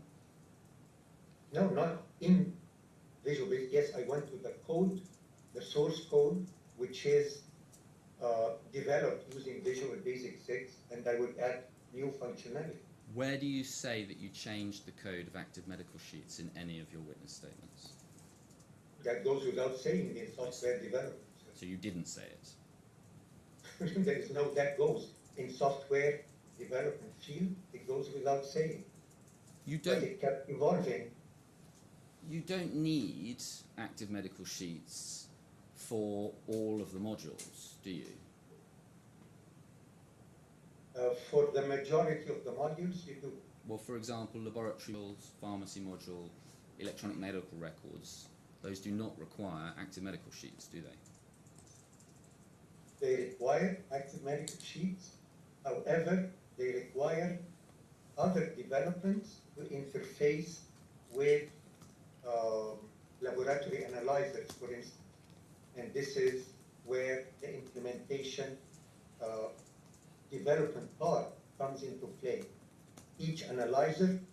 from a different manufacturer has its own interface to talk to it, to load a test with the code that is identified within the device itself and map that to its definition in Medical Plus. And then it would do its work, and then it would send its result back through a serial communication interface. So that definitely required non-Medical Plus code to be developed to establish that interface and retrieve the results for a specific test code. Likewise with many other things, vital signs, monitoring, and the like, anesthesia machines, radiology machines, and so on and so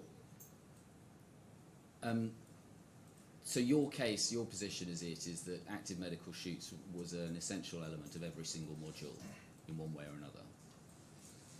The majority, except for this low-level interfacing with third-party systems or devices. All right. And I think you've heard the evidence that was given earlier last week, where the Mr. Marwan Al-Shami, for example, was explaining that he had no training in active medical sheets because he never used it in developing the modules that he was involved in. First of all, I'd like to highlight a very important point that Mr. Al-Shami is the brother-in-law Yes, of you said Mr. that. Al-Shami. I'm asking you whether you agree with his statement. We'll come on to And Mr. he would say anything, I see. actually, to further the position of the second king, as he raised him since he was a child. All right, we'll come back to that in a little while. Now, Did I understand you to be saying then that you say what he said is not correct? What he said is not accurate. When he was speaking about, for example, the stock transactions or inventory transactions, there are low-level functions or services all across the system designed to interface with both the active medical sheets and the rules at work. So they would be called from within those platforms to perform certain functions, to capture information, and then it would send this information through those low-level services. And then it would be committed into the database. is it right that over the course of the development of Medica Plus and its expansion, as you added more modules to the system, you would charge more for the system that you were selling? It depended. I didn't charge Health Insights a single penny for To that. customers. Uh-huh. So as modules were added to the system, customers would have to pay more. Yes. Not necessarily. Well, if we go to let's go to January 2022, shall we? If we go to E210, page 11.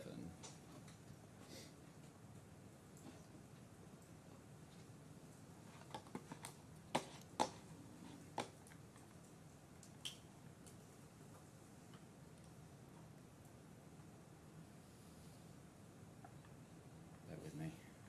Is it perhaps page 1? Page 1, I do apologise. This is a translation of an email that you sent to Mr. Mustafa Al-Shafai, and the bit I'm going to ask you about is about halfway down. Do you see there where it says, regarding the patient portal, I'm hearing about it for the first time now, I don't know when it was requested by whom or what its purpose is, and then you say, generally as previously agreed, any applications not implemented before the current contract but added during its term without a price increase will be accounted for in the new contract. and then you give some examples of modules. So would you accept that, as a general rule, as were added, that would increase the price that you were charging to customers? As I said again, we usually license their number of beds and number of clinics, including the modules that the hospital is interested in. However, the projects in Saudi Arabia, where the responsibility of Al-Khalij, they never told me about how much they are charging or what are the modules that are there. And often they would come, as you've seen, for specific requirements in the Saudi hospitals for Al-Khalij. They ask for additional functionality that is specific for the Saudi market or requirements there. So if we go... And the patient portal mentioned here is not actually under MCC or Matter of fact Medica Plus. It is marketed by Al-Khalij under a name called TAM, T-A-A-M. I think this denotes Thamer and Mustafa or something. But anyway, I'm not going to get into that. Yeah, well, we'll just again focus on the question, please. So if we go to bundle, so you, I think from that I take your evidence to be that there was no general rule that that more modules would mean a higher price. Is that what you're saying? Yeah, exactly. So when As a you matter of fact, when the well, price was reduced in 2021 by 20% by Al-Khalij rather than increased. when you said, if we look at the screen in front of you, generally as previously agreed, any applications not implemented before the current contract but added during its term without a price increase will be accounted for in the new contract. Are you saying that there was no agreement to that effect? Exactly what the relationship between Health Insights Dubai and Al-Khalij was through Mr. Mustafa and Mr. Thamer, and they were dictating the pricing for anything.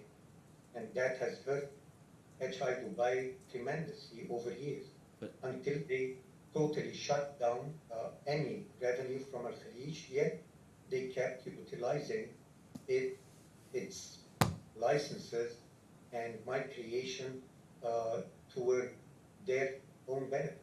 And the company what this email suggests is that you had agreed with them framework for how these things would be priced. Is that true? No, there was no agreement. I just tell them, but then at the end of the day, they would just send whatever they will send and ask for distributions the next day. I had to do. But here you say, as previously agreed. Yeah, I told that was by phone. We told. So there was an agreement. Mr. Mustafa. No, there was no agreement. There was no written agreement, as per se. No, but you've said here that there was an agreement, and you've just told us there was no agreement. So the agreement which is it? by phone, that we often communicated by phone, and I was complaining that you keep asking for additional functionality but without payment. So please let us agree that new additional requirements will be charged in the next contract, but that never materialized, obviously. But there was an agreement. No, there was no agreement, no written agreement on that. I didn't say written agreement, I said agreement. Well, you can ask Mr. Mustafa, your client. No, I'm asking you. I would say, I told him that this cannot continue like that because we're losing money. So there was no additional revenue by adding additional modules. But your view was that there should have been. Well, Yes? from a business standpoint, I was looking at it. It's a short question, Mr. Shehata. Was your view that there should have been more money being charged for more modules?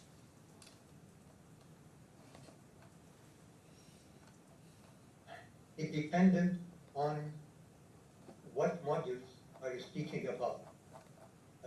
If we are speaking in this context, it was related to the patient portal which is not really any core module in the system. It was just picking the information to display it to the patient without having to visit the hospital. Mr. Shehata, I'm going to read Yes? back your answer. You said I would say I told him that this cannot continue like this because we're losing money, so there was no additional revenue by adding additional modules. So what that sounds like from that is you were saying you were explaining to him that there should be more money for more modules. It's not a complicated question, Mr. Shehata. Is that what you were Yes, saying? exactly. Is that your position? I usually deal with customers as partners. So if they ask for additional work to be done, if it was not requiring a lot of time and effort, I would usually waive it. In other cases, no, it would require a lot of time to develop. And let me give you an example of that. No. This is not anywhere near what I'd asked you about, Mr. Shehata, so we need to move on. Let me ask you about something different. When you when you started working with Orascom, yes, there was a team of developers there, wasn't there? No, in Orascom, no. Well, there must have been some other developers there. No, not to my knowledge. Orascom basically was Hewlett Packard and AT&T's Egyptian agent. So their interest was mainly in selling hardware and network devices, not in software. It was very new to them, and that's why I said that for the 1990-1991, that was a system coming from some vendor outside Egypt. In 1996, for the new teaching hospital, they subcontracted the development to an external person, and he was working with free programmers. So actually, the whole thing of software was not their interest at all. They did not maintain programmers for that. Well, if you look at your witness statement, sixth witness statement, C47, paragraph 22, C tab 4, page 7.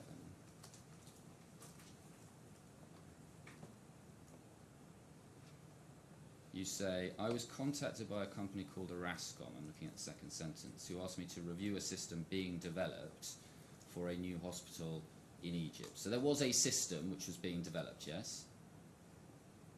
The new teaching hospital, through that subcontract I just mentioned, we would say. Not by Orascom, but by a subcontractor. They contracted him for that. So this is the individual who you say passed away? Yes. And you say effectively one man had created whatever was installed previously. One man with the help of those two programmers, yes. Those two programmers being who? I can't recall at the time, that was in 1996. There was a person called Thamer Abdulaziz, I think, and trying to recall the other one. It's very difficult to remember the name. But for sure, there were no programmers or developers employed at Orascom to develop that system at the time. Well, what Ms. Hosni says is that there was effectively a business unit of Orascom which was specifically focusing on developing software for hospitals, yes? I totally disagree with Ms. Host's statement, as it's totally not true. Well, you say you were just a contractor for Orascom, yes? Me? No, it was that person that deceased was their subcontractor. I was never a contractor for Orascom. I was an external freelance consultant. Right, all right. Well, you're an external freelance consultant for Orascom, yes? Yes. So you were not, you say, employee of Orascom? No, I was not. You were not part of the management of Erascom, No, I was not. so you cannot know how it was structured internally, can you? I was dealing with Mr. Amr Mustafa and Mr. Ashraf Iskander. Both of them were at a managerial level within Erascom. So they assured there's nothing called the business unit called Solutions Plus. This is for a simple reason. How can you have invoicing and taxation management for a business unit that does not go legally in Egypt? There's nothing. Well, I know you like to comment on other people's evidence, but I'm just asking you, I'm saying you cannot have known how Erascom was structured its team for the development of this software, can you? No, I wouldn't, because naturally, as managing software and had there been programmers, I would have asked for. I see. So you say there was... Actually, hold on, and this Mohammed Saeed was a programmer in this Informix 40, but none other than that. I recall now the name. and if we go to please the bundle E tab 9, page 2.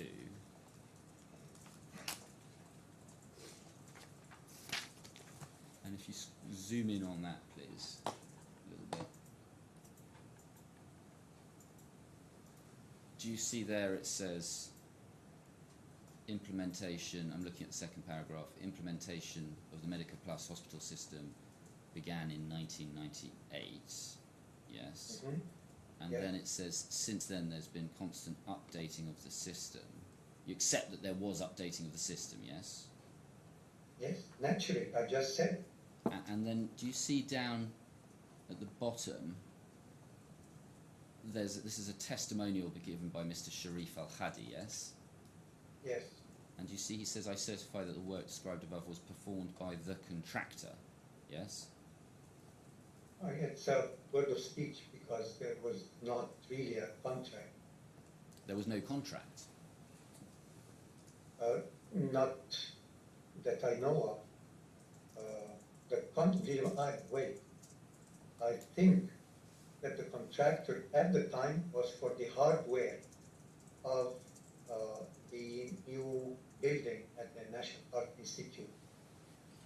So he used As to... I said, software was not amongst the, let's call it, interests of Erascom at the time. So are you suggesting that Erascom gave the software to the National Heart Institute for free? Yes, and that was one thing I did not like, and I talked to Mr. Nagib at the time. He told me, no problem, you will be compensated, you will be part of a new company that will be the agent of Hewlett Packard, and there was another gentleman, but that did not materialize, who is at the time the agent of Sun Microsystems. So And it's going to be a very large system integrator. you were being paid by Erascom at this point, yes? For consultations, yes, as external freelance consultant. And Erascom was involved in the installation of this software in the National Heart Institute, yes? No, they were only involved in the installation of the hardware and its configuration. All right, well, but by the time of this testimonial, do you see 2002, Solutions Plus has been established, yes? 2002, Solutions Plus was established, yes. And so, and Solutions Plus was providing Medica Plus software, wasn't it? After it was established, yes. Yes. Was. I licensed them to use it. Well, we'll come on to that. You say you licensed Solutions Plus to use Medica Plus, do you? Yeah. And so there's a document, is there, somewhere? No, there is no document. I see. Where in your evidence do you describe yourself giving a license to Solutions Plus? Remember that I said that healthcare, obviously, between the creation of Solutions Plus by the end of 1998 until, let's say, 2001 or so, when I realized that it is not possible. No. concentrate Where in on your healthcare. evidence? Where in your evidence do you say that you licensed Medica Plus to Solutions Plus?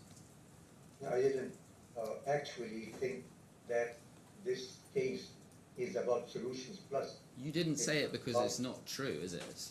No, it was true. Definitely true.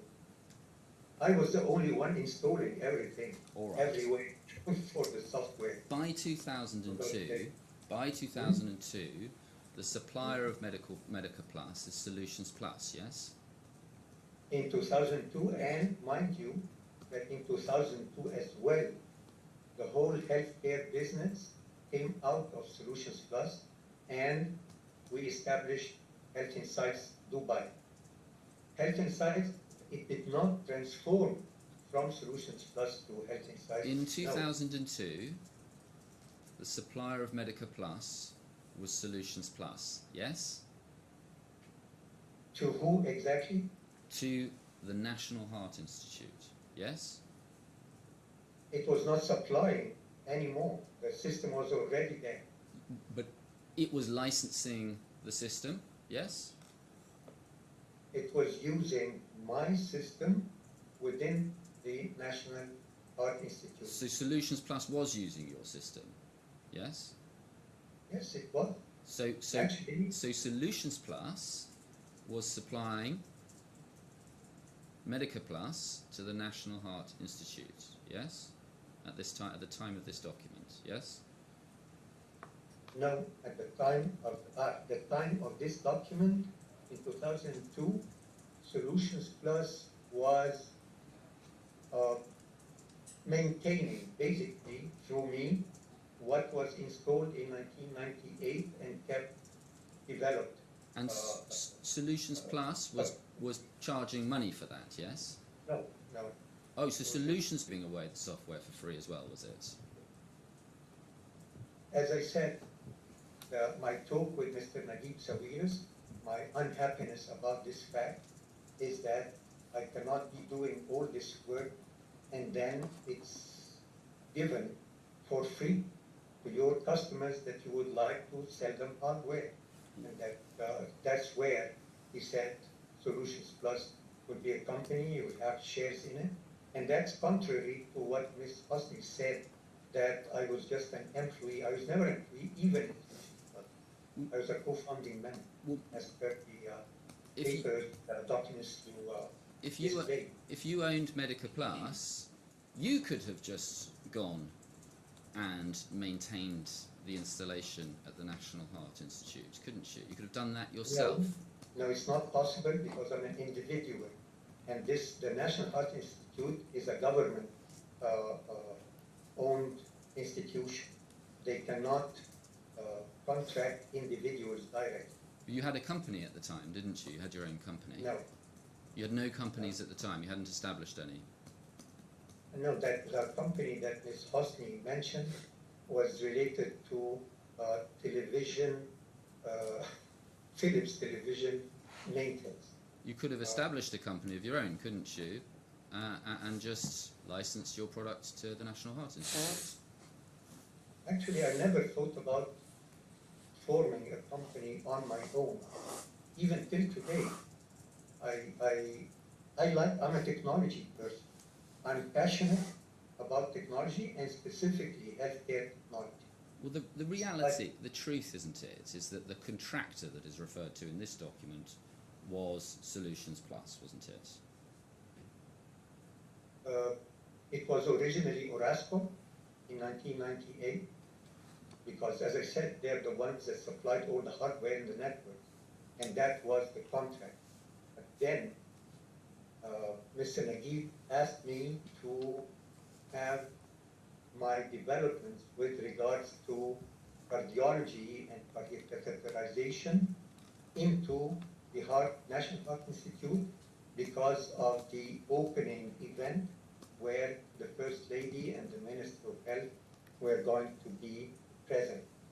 So You I just did said that. you just said a moment ago in the bit that my question that you said there was a contract with Orascom. Yes. I'm not aware, but I assume for the hardware and the network.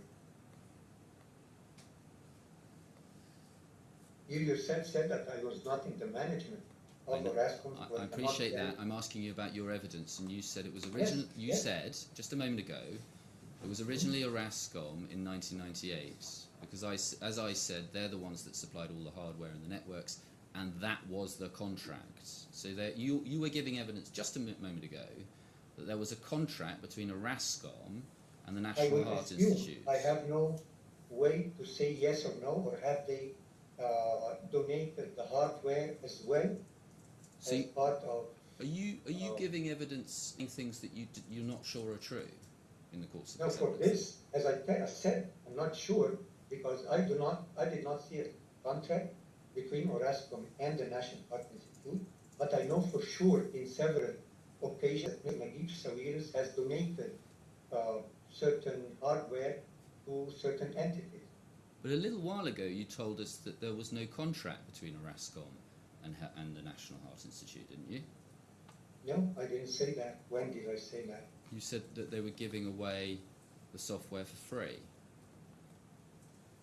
The software, but a contract might have existed for the hardware, or maybe not. And I probably, see. if it existed, I didn't have access to it at the time or after that. The hardware, I just asked them for hardware with certain specifications to be able to sustain that number of concurrent users. Can we go please to bundle E-tab 17?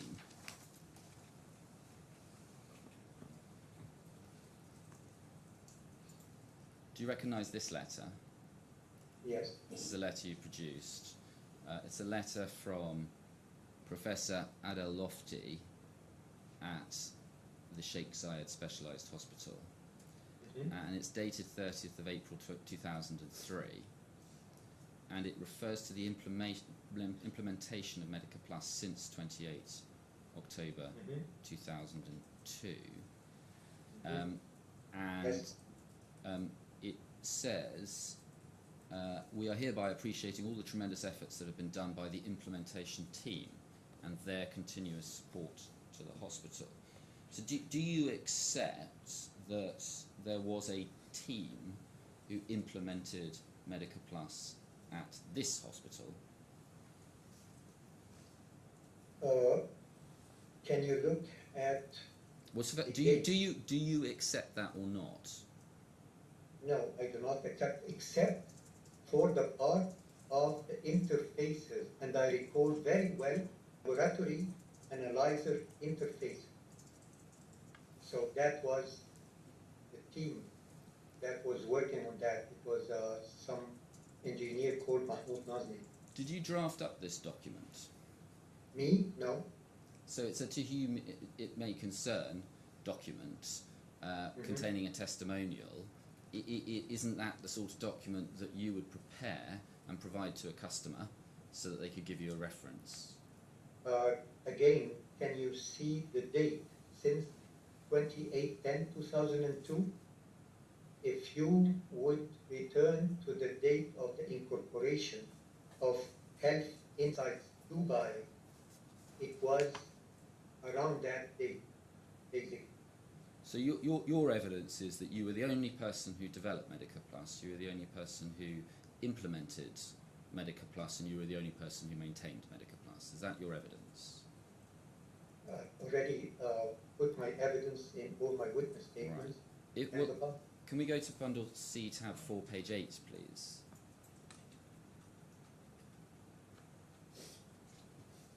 And paragraph 27, please. Second line, you say, I can see from the documents available to me that by November 2002 we completed the installation of version 3 of MPS. So, when you say we, who are you including in that? Okay.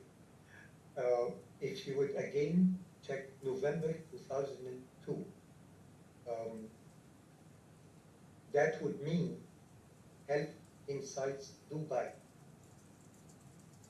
because it was incorporated in October 2002. Yeah, but you're talking. And Sorry, go on. and 2 or 3 months later, I was registering Medica Plus at the US Copyright Office for the benefit of Health Insights Dubai at no payment or cost to Health Insights Dubai. So you say there was no one else at Solutions Plus, but once you established Health Insights, there were other software engineers, yes? There was no connection since I think maybe August or so, for me or Ms. Hosni, no interest in in Solutions Plus in Egypt. We already had that agreement that we're exiting Solutions Plus. We're moving to Health Insights Dubai, and all the healthcare business. Let's take it in stages. So when Solutions Plus set up, there were 4 shareholders, yes? Yes, And Mr. Naguib was the majority shareholder, yes? yes. And he had 55%. Is that right? Do you remember that? No, he had more than 55%. What percentage do you think he had? I think he had 80%, then I had both me and the SMAC 9%, and Mr. Hussam Raghib had 2%. I see. Well, when you incorporated Health Insights Dubai, Mr. Naguib got 55%, yes? Yes, we agreed that we would increase our, bless you, we would increase our shareholding in Health Insights because that was the whole purpose of moving out of Solutions Plus, to concentrate and on healthcare, and return we would get higher shares, both me and Ms. Hosni. Now, you say that you personally owned Medica Plus. Was Medica Plus the sole medical product that was being distributed by Solutions Plus? Yes, Yes. And you say you wrote every line of that, yes? as I said in my witness statement. And you say you're the only person in the implementation team for that, yes? Implementation includes several activities. Yes. The installation of the software, the training, and there are the interfaces. All the interfaces, I do not claim that I worked on that. I gave an example of an individual developer who worked on those for the laboratory analysis.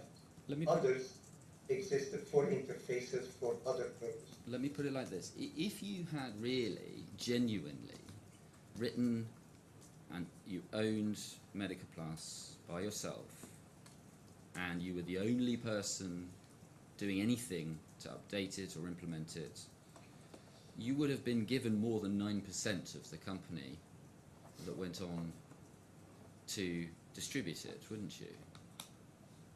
I wouldn't say so, because in Solutions Plus even I had even less shareholding. However, I would say that I, believe it or not, like I would have to say it, I'm more interested in pursuing the development of useful technology. The whole reason why I got into healthcare business was not to be having more money or whatever. I explained in my first witness statement that I got into this business because of my late father, because I wanted to prove to him continuously until today that it is possible that we develop a viable, proper product that did not cost 2 arms and a leg for hospitals. If the technology that I developed is useful for a medical facility, I try to make it as accessible as possible. I have another If- company when- that when- developed remote patient monitors, hearts, and ECG. I've been investing in that for the past 20 years or so. Mr. Al-Shafi and Mr. Thamer Abdulaihid have tried to put their hands on it as well. Mr. Shehata, Mr. Thank Shehata, God this did not happen. Mr. Shehata, you've really got to listen to the question and just answer the question. You've just made another speech, and we are looking like we're going to have to extend into Wednesday. So I'm looking at my opposing counsel, and we will do that if we have to. But please focus in on what I'm asking you about. When Health Insights was established, you were given 22% of the shares. Is that right? I don't know the exact percentage, but if it is in the Articles of Association and the Internet, basically it was Ms. Hosni that was Just dealing focus with on the I just question. go Do you inside. know or you don't know? You were given 22% of Health Insights at the outset. Do you agree with that or disagree or you don't know? I would say probably, Do you remember that you got slightly less shares than Ms. Hosni? yeah, that is, looks like Ms. Hosni's attitude. Do you accept that you got slightly less shares than Ms. Hosni? Yes, that Do you- sounds like Ms. Hosni's attitude. Well, you agreed to it. Yeah, I was not looking ever at the Articles of Association or any paperwork that proves how much do I own or not own. As I said, I'm a technology enthusiast that feels that I could do something useful. So That's are concentrating you in saying this you area. never had a discussion about what your shareholding would be in Health Insights Dubai? No, So how did you get shares at all? because I told Ms. Hosni and Mr. Naguib, it's not sustainable that we keep the healthcare here in Solutions Plus. No, in how Egypt. did you get shares in Health Insights Dubai? I went and signed those papers when Ms. Hosni asked me. So you're saying that you never had a single discussion about whether you would be a shareholder in Health Insights Dubai prior No, to no, its it was the establishment? discussion. That's what I just said. We had the discussions with Mr. Naguib and with Mr. Phil Smith, who was managing this Summit Technology since for multiple companies, and we agreed that we are going to split out the healthcare out of Solutions Plus, and we relinquish our shareholding in Solutions Plus, and we negotiated with him and with Mr. Naguib to increase our shareholdings in the newly to be formed company. Right. So when I asked you earlier, I asked you this question: are you saying you never had a discussion about what your shareholding would be in Health Insights Dubai? And you answered no. That evidence was false, was it? I don't really understand what you mean. I'm reading back your answer. So I asked you a question earlier. Are you saying you never had a discussion what your shareholding would be in Health Insights Dubai? And you answered no. Not particularly, because I was telling Mr. Naguib at the time that I would like to increase my share. He did not specify.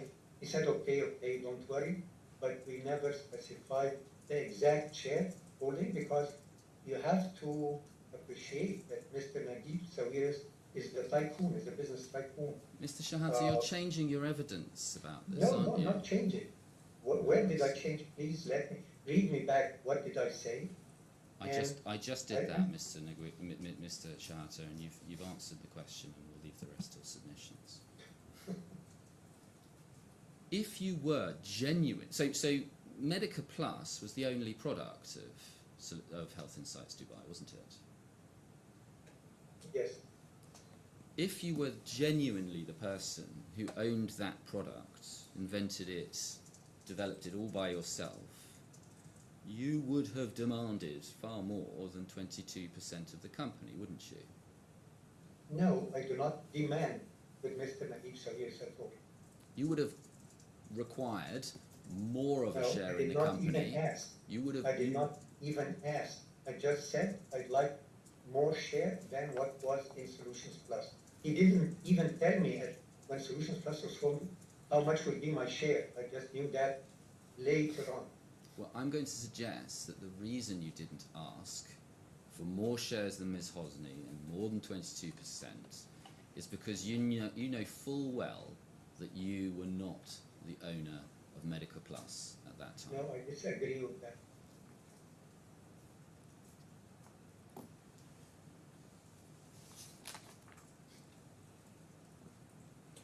Now, Well, it might be, I think we Yes, might take a very 10-minute break at this stage. All right, we'll adjourn till 12:25. All rise. Thank you.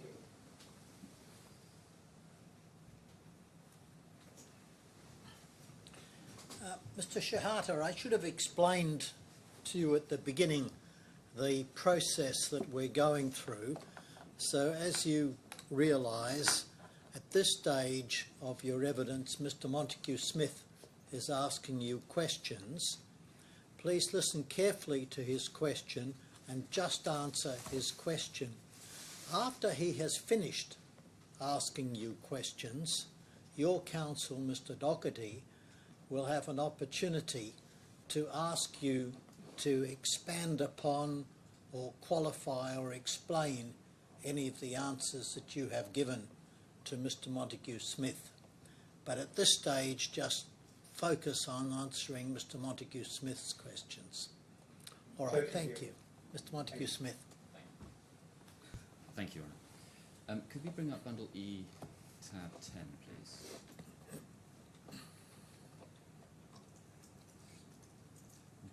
Can we zoom out just a little bit so Mr. Shehata can see what it is? Thank you. Do you recognise this document? Yes, it was the lawyers in Virginia that I contacted for the copyright registration for the Medica Plus in the US copyright. Yes, all right. And this is in 3rd of December 2002. Do we see that there? Yes, And you were speaking to these lawyers with a view to engaging them on behalf of Health Insights Dubai, yes? yes, even though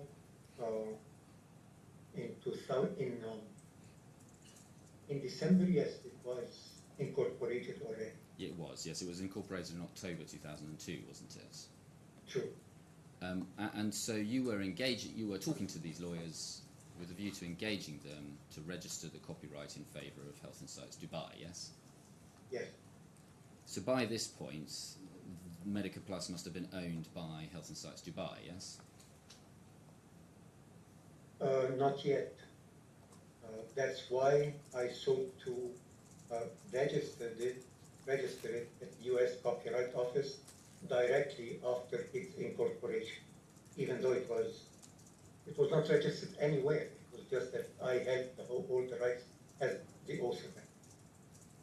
Right. So at what point do you say Health Insights Dubai became the owner of Medica Plus?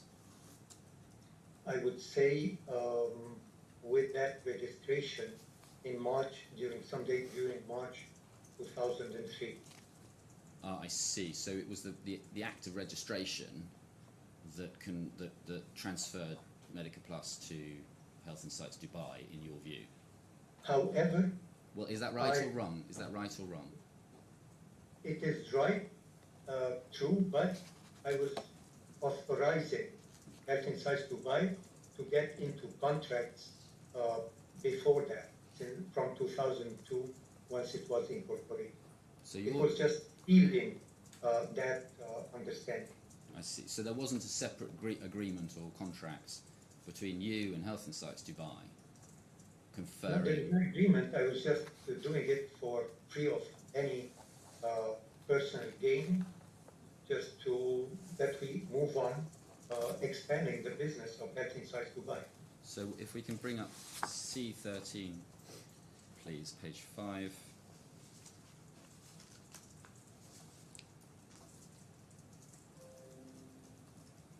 And looking at, sorry, C13, page 5, paragraph 12.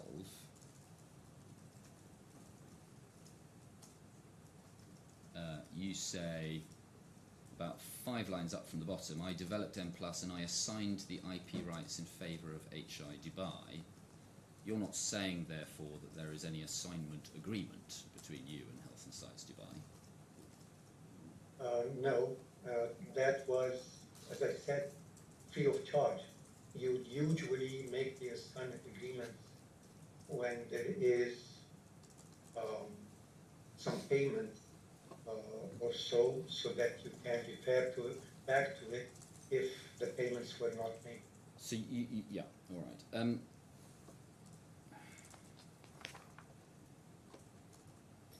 And you say that you accept, I think, that before there was registration, Health Insights Dubai was already distributing Medica Plus, yes? Yes, true. And so your position is that Health Insights Dubai was distributing software that it didn't own before that date? Except that one of its co-founders owned it. And again, I have to explain that I was not really that expert in copyrights and assignments and things like that. I didn't know anything about that. And that's why I had to bring a law firm specialized in that, in specific, to help me with that. And did they help you with that? Yes, they did. So they explained to you, did they, how copyright is transferred? They explained that the author of a software is the owner of the software, regardless, up to 50 years from the creation of the work that is copyrighted. And they explained that there is an economical beneficiary, if you call it assigned or anything, that's fine. So Dubai, Health Insights Dubai, is the economical beneficiary. But the thing is that the software itself, the source code, stayed with me. I never gave it. There's no place where Dubai is having We're just looking at this, and it says I assigned the IP rights in favour of HI Dubai in 2003. Yes. Mm-hmm. Yes. So you did. You gave Medica Plus to Health Insights Dubai. True. And you must have known that that was a valuable piece of software. Yes. Yes. Of course. And if you had genuinely felt that you owned it, you wouldn't have just given it away, would you? I had an agreement with Mr. Naguib Sawiris that eventually he will compensate me. And what happened actually is that at the time when he exited Health Insights Dubai, he compensated me by making me the majority shareholder of Health Insights Dubai. I think it was 70-something%.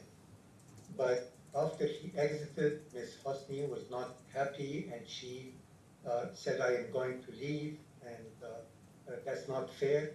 So I agreed with her that, okay, I'll go with you to Dubai, we'll change it to 50-50. So I understand. And that's on the record, actually. Well, so I understand what you're talking about. You now say, do you, that you agreed with Mr. Naguib that you would give Medica Plus to Health Insights, and in exchange Mr. Naguib agreed that he would give you back some shares. Is that what you're saying? At the end? Not at the time of registration, but when he exited as a compensation in 2000 and I don't recall 4 or 5. When was this agreement reached? About the majority, you mean? No, the agreement that you would give Medica Plus to Health Insights, and in exchange, at the end of the day, you'd get more shares back from him. When was that agreement reached? There was no written agreement. There was discussions amongst the three of us. I don't remember when was the agreement reached, actually. But I went through and I did it. I asked you a question. I said, if you genuinely felt that you owned Medica Plus, you wouldn't have just given it away, would you?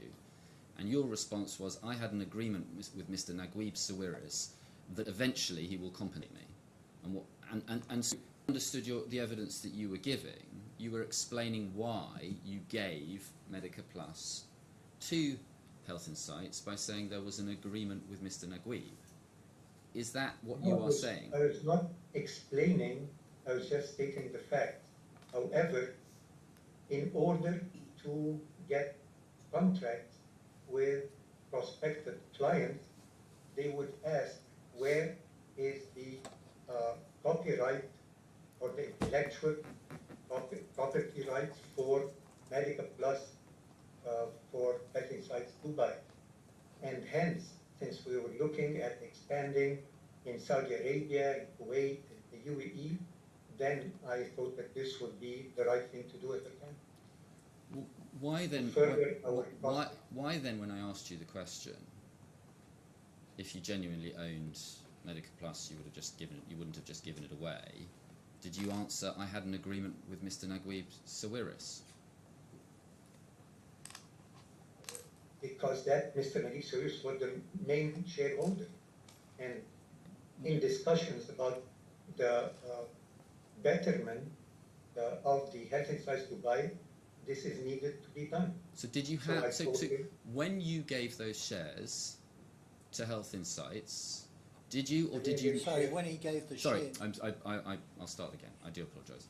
When you gave Medica Plus to Health Insights Dubai, at that time, did you or did you not have some form of oral or written or otherwise some sort of agreement with Mr. Naguib Sawiris about that?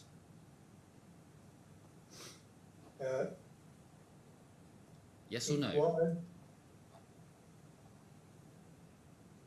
orally, yeah. You did? Orally, yes. You had an oral agreement?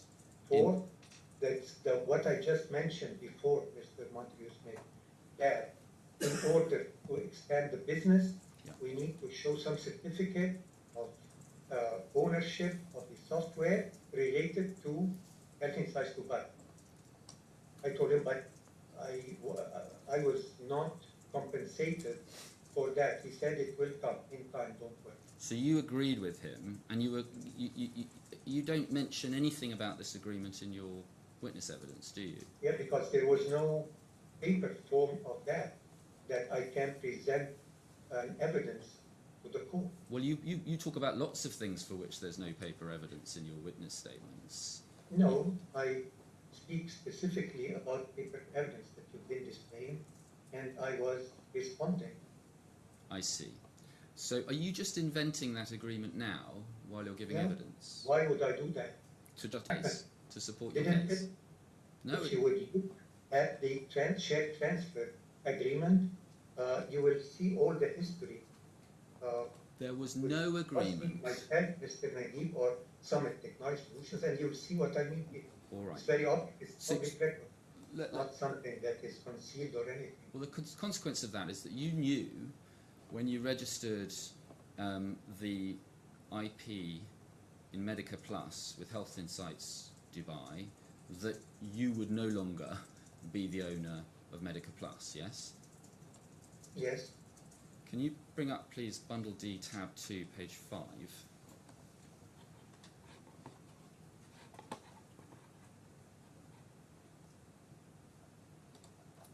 And this is your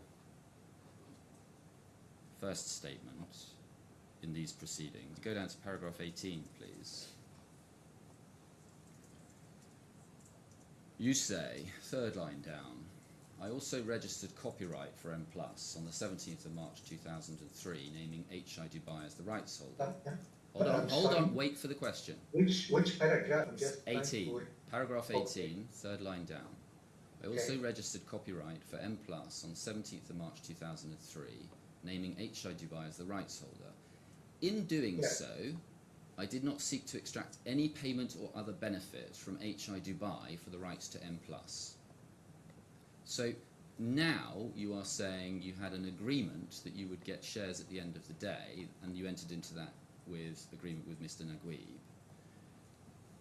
Because there was no payment at all, Well- neither at the time in monetary, nor Well, wait a second. in share transfer. Nothing. That was just an oral promise that I respect him for respecting that at the time that he exited. Well, you say here that you did not seek any other benefit in exchange for those rights from HI Dubai. Yeah, no immediate benefit at all. Well, you say You- no you- other benefit, not no immediate benefit. You say no other benefit. So Yes, an because at the agreement. time I didn't know when was he intending to exit Health Insights Dubai. Yes, but you. Mr. McGee is a businessman, All and right. he has his own plans that he doesn't tell people about. I'm But going- I trusted his promise then. Well, I'm going to suggest that you're changing that evidence. That No, not at all. It's And then, exactly the same. and then you go on to say this. However, I did not waive any of my economic rights as an author to it. Yes, maybe this is a typo here, because the economical rights go to Health Insights Dubai. But I state the author. Authorship cannot be changed, cannot be relinquished. If it is recorded as the author, you cannot take it back or give it to someone else. You state the author. However, you assign the economical benefit to whoever you're assigning it to. So would In you? this case, it was for no benefit whatsoever at the time. So would you accept that this sentence in your witness statement was not true?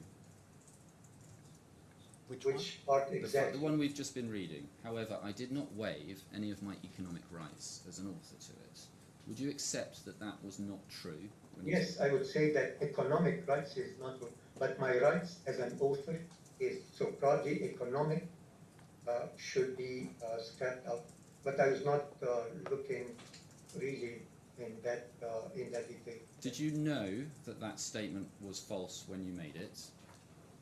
It is not false. I just said that word economic might have been put by my solicitors, but in reading that was, which witness statement is that? That's your first witness statement in these proceedings. Okay, I didn't have a look at it in the course of this specific hearing because I was told that it will only be for witness statement 6, witness statement 7, and witness statement 13. So you. Have I been told that the first witness statement would include that, I would have definitely revised that and took off this word economic. Well, you must have read that witness statement when you signed it, yes? I must have read it. Yes. And then at the end of it, you can see on page 10, you confirm that it is true. Yes? Mm-hmm. Yes. And so you knew, didn't you, that this witness statement was telling the court that you had not waived your economic rights in Medica Plus when you signed it? As the author, rights of the author, Yes. not the economical rights. What rights, as the author, are you talking about then? According, you can check that the rights of the author and the in the UAE there is something called al-huquq al-mujawara, meaning the I don't know how to translate that. If the council, Mr. Doherty can explain that word for the author, the No, on your accompanying own, I'm right afraid. of the author. It's something in the UAE copyright law. Mr. Shehata, you're just changing your evidence again, aren't you? No, not at all. It's in front of me and the court. No. I'm just saying the word economical is to be taken out. But as the author, I state the author.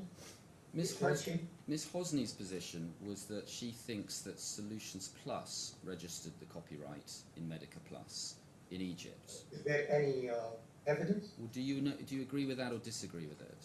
I disagree. There is no evidence. Otherwise, it would have been presented to the court.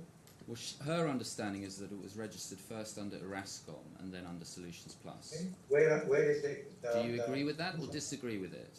Disagree with that categorically. If you go to if we could get up please bundle E160.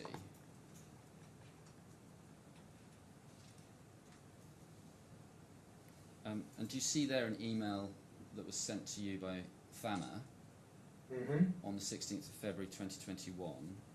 And we'll look at his response in a moment. Do you recognise this email? Yes. And if we go down, please, to page 2, we see what you were what he was responding to. Yes, thank you very much, operator. That's Mr. Shehata. So that's you emailing Thamer, and he says. I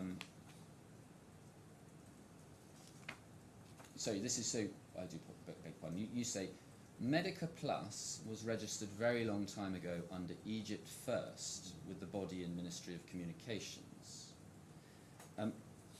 Do you think that is a reference to the registration by Solutions Plus in Egypt?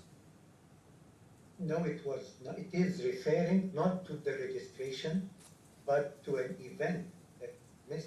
Hosni asked me to give her a CD with some code to register it at this ETIDA at the Ministry of Communication. That never materialized, but of course you have to appreciate that this was 28 years ago, so it would be very difficult for me to recall. And as well, when Mr. Thamer has asked me, I might recall something like that, but I do not have really any. Mr. Shehata, let's take it in stages. So if we go down this page, please, and look at the email below it, you know, second sentence of that email from Mr. Thamer, he says, I need to know, is the intellectual property registered under Health Insights Dubai or Health Insights Egypt? And then above, your response to that, if we could go back up to the email, you say Medica Plus was registered very long ago under Egypt First with the body in Ministry of Communications. So first of all, you were telling Thamer that Medica Plus had been registered a very long time ago, yes? I thought so, but it turned out to be untrue in the subsequent email. Right, so in February 2021, you believed that there had been a registration in Egypt a very long time ago, yes? At the time, I thought so. But nothing has changed to change your mind on that, has it? No, a lot has changed. For example, that I checked at the ETIDA and found that there was nothing registered there under Solutions Plus. Well, That's number one. The if- second thing is I have been forgetting totally about the registration of the U.S. Copyright Office. And it was actually Mr. Thamer that had his own lawyers dig it out, and he sent me a screenshot of that. Well, So, when what's you were checking, were you checking for registrations with Health Insights? no, for registrations with Solutions Plus. So let me just understand this. Mr. Thamer asks you, is Medica Plus registered with Health Insights Dubai or Health Insights Egypt? Yes? And then Yes. in response to that, you then go and check whether it's registered with Solutions Plus. Is that what you're telling us? Yes, and that email and that assumption was wrong, as it turned out, and where Mr. Thamer himself said, if you would have told me that before, you wouldn't have had any issue. But it was an assumption that you made that Solutions Plus had registered Medica Plus, yes? An assumption, That's wrong assumption, Yeah, but you did make that assumption, yes? a wrong assumption, yes. But you told us earlier that Solutions Plus never owned Medica Plus. Yes, So why on earth would you assume that Solutions Plus would register the IP in Medica Plus? that was in February 2021.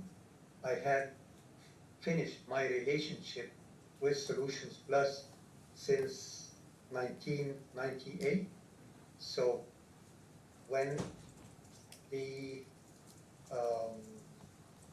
general manager of our biggest client and revenue source says something like that and needs an answer now, doesn't matter whether it's Solutions Plus or whatever, because I was not there. That company continued its own operation completely different field.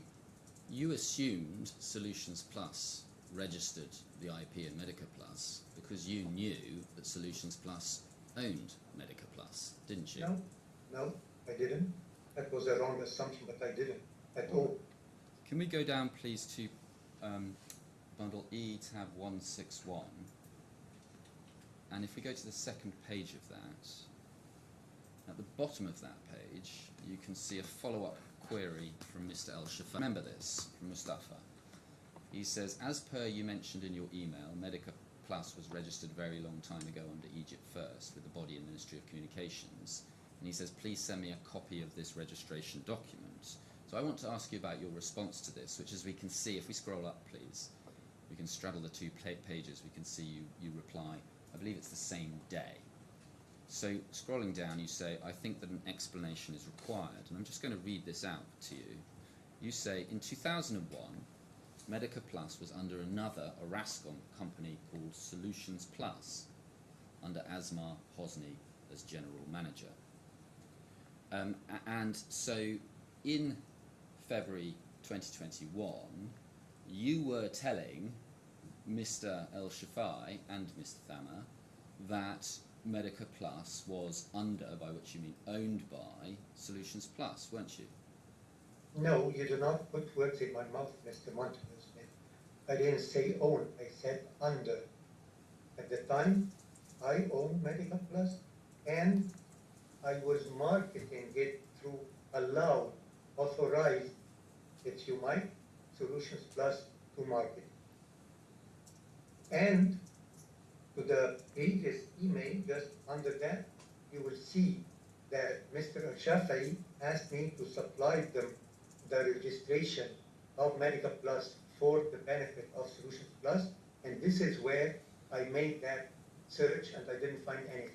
Well, you're responding. So it was a wrong assumption. You're responding to an email which is asking you about registration of Medica Plus, and your response is that Medica Plus was under Solutions Plus. By under, you meant registered, didn't you? No. That's why I made this search and found that it was not there. But it was under means that it was marketed. All right. And then you say, next sentence, Health Insights did not even exist at that time. Asmar was the one who made that registration, not me, as I was just an external consultant for leading the development at that time, as Solutions Plus was I was working. doing the development. You were leading. As well as the interfaces that I mentioned to your good self in the previous session before the break. There are developments for interfaces to all sorts of things in a hospital. I gave just one example with regards to the laboratory analyzer interfaces, but there were others. So when you said you were leading the development, leading involves a team, doesn't it? The team of developers working on the integrations and interfaces. So there were developers working at Solutions Plus. There was like 2 or so. Who were they? Who were they? Yeah. That would be very difficult to remember now, but I think that was even before Solutions Plus. Yeah, the individual I just mentioned, Mr. Mahmoud Nazmi, was working on the interface for the analyzers, but that was in 2000, 2001. And the truth is what you stated in this email, isn't it? You were involved in the development of Medica Plus at Solutions Plus. It was not your program. No, that's not the truth. That is false. All right. Now, and then in the second paragraph, just down, the second main paragraph on this page, you say, in conclusion, Medica Plus was registered under Solutions Plus. So a moment.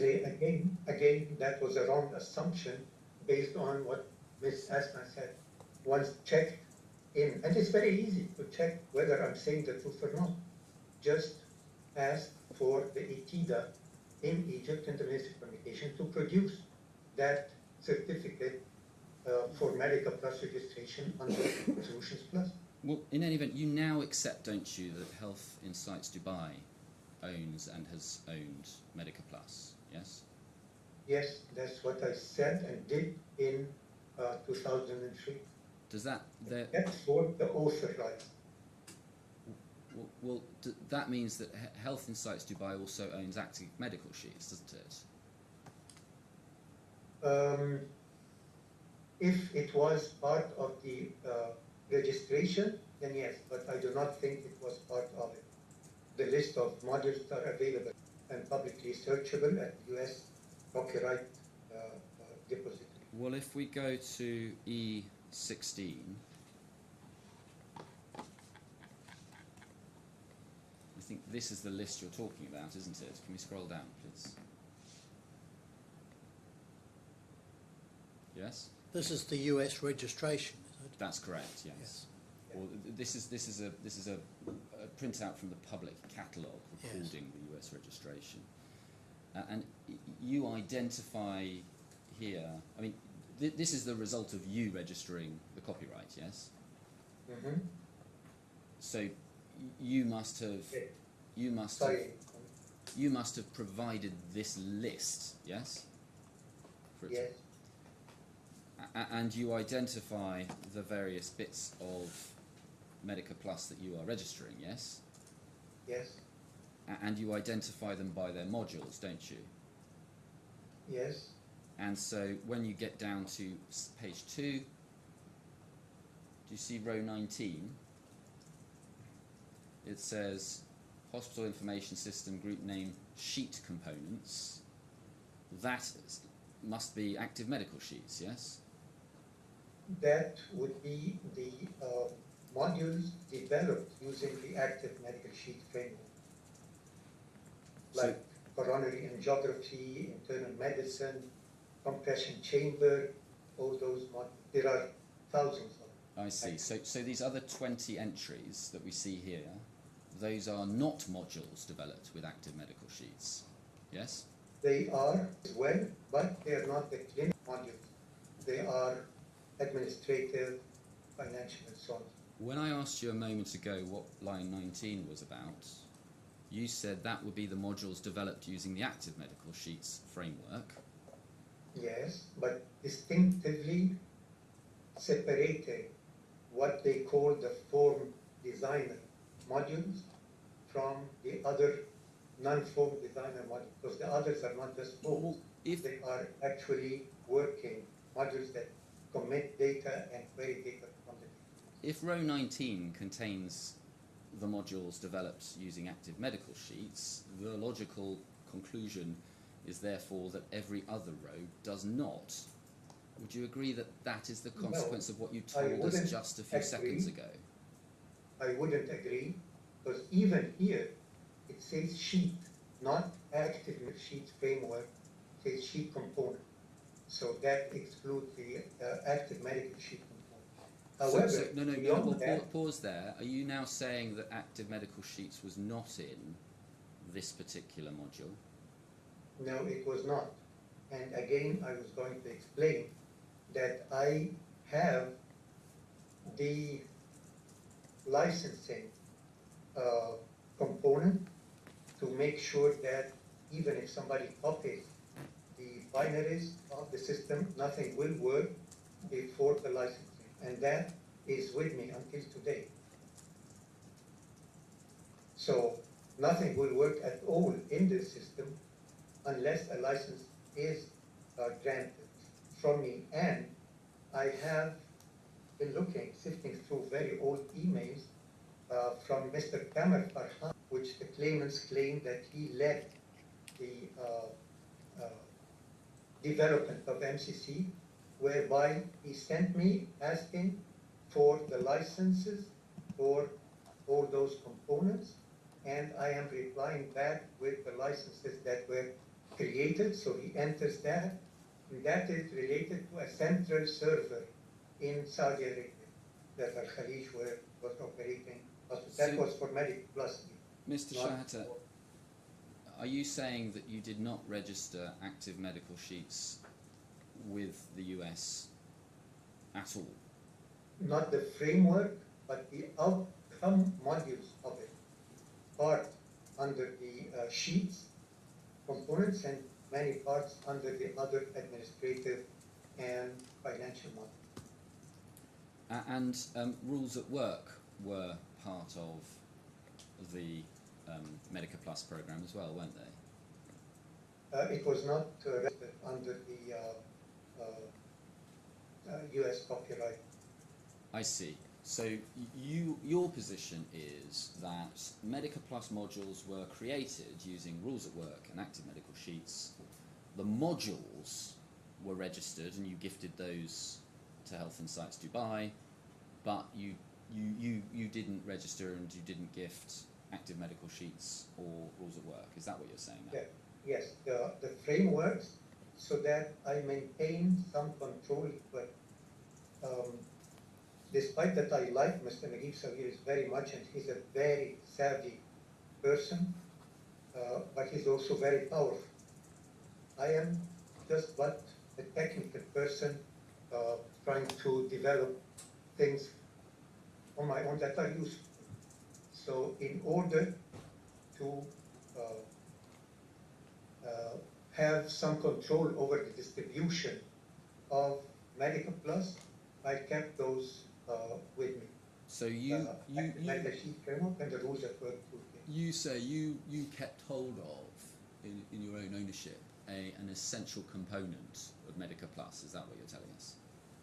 A controlling components of Medical Plus. So when you said in your witness statement, which we've just seen at page, well, let's go back to it. If we could C13 tab 5, page 5, sorry. Paragraph 12, in the middle of that, 4 lines up from the bottom, sorry, 5 lines up. I assigned the IP rights in favour, so I developed M Plus and I assigned the IP rights in favour of HI Dubai in 2003. You're saying that's not true because you only assigned you only assigned the IP rights in respect of some of M Plus, not all of M Plus. No, not exactly. As I said before in my witness statement and throughout the proceedings, that the Medical Plus is developed on top of the active medical sheets and the rules at work toolkit. In order for it to run, it needed a license. And that license, I controlled it and kept it within myself. I did not relinquish that. So that I can have control over what is sold where, and then I can get that information. Because Ms. Hosni was as well not very forthcoming in saying what's the contract, what's the values and things like what was collected, what was not collected. So that gave me some, if you might, leverage into knowing the financial status. Mr. Shehata, you don't say anywhere in your evidence anything about you retaining ownership of some key element of Medica Plus, do you? No, I do not recall that in the evidence because there is no, when you demonstrated the evidence of the 19 or 21 modules that were generated using the frameworks and the tools, it's listed, and I could extract it from the public catalog of the Library of Congress.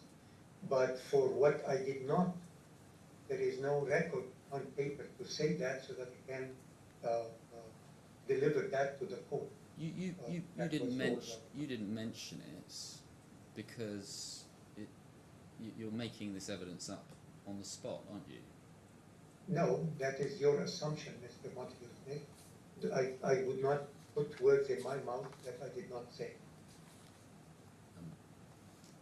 Your Honour, it's Well, I think we might go to 115. very good.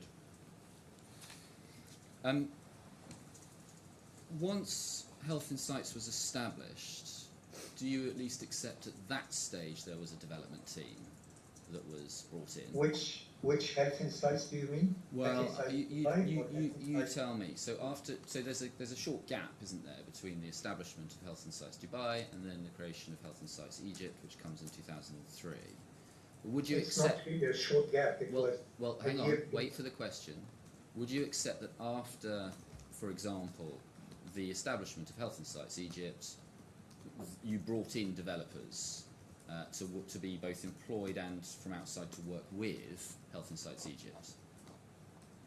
I brought some developers to work on the interfacing and integration requests, which were very much, especially in Saudi Arabia. I mentioned one example, the laboratory analyzer interfaces.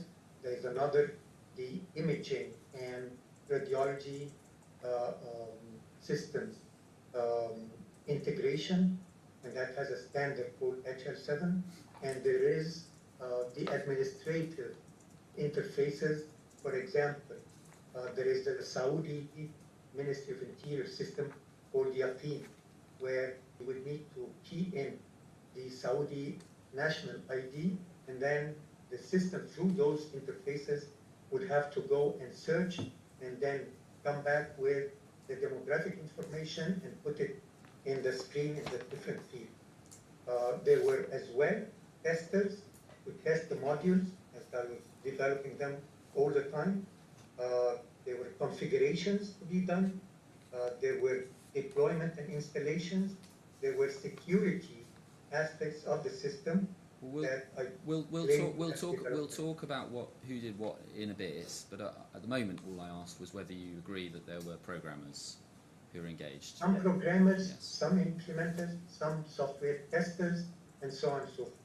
So it was never And pure programming. I think Programmers were a small portion. we can cut through quite a lot of this if you agree with me, but you may not. But you agree with me that Medica Plus grew substantially after the establishment of Health Insights Egypt. Would you agree with that?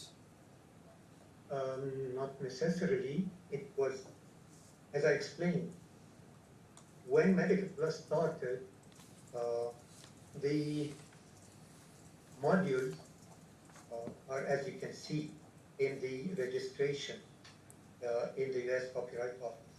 It grew in the sense of the modules that were developed on top of the active sheets and the who's it with. Yeah, all right, Likewise, but you agree that those modules are part of Medica Plus, yes? they were part of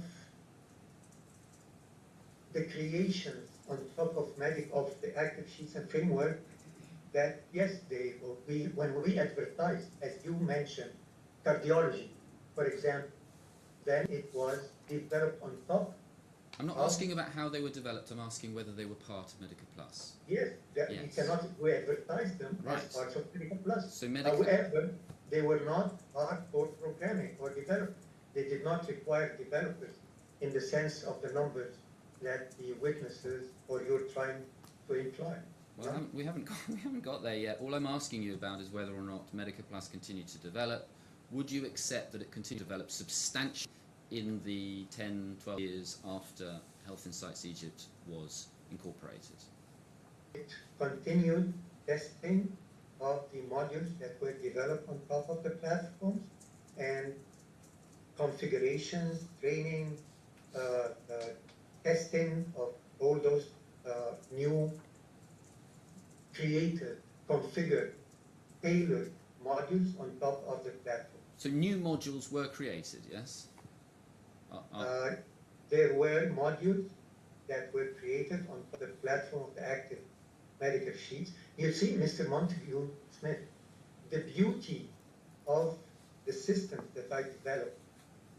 I am not originally a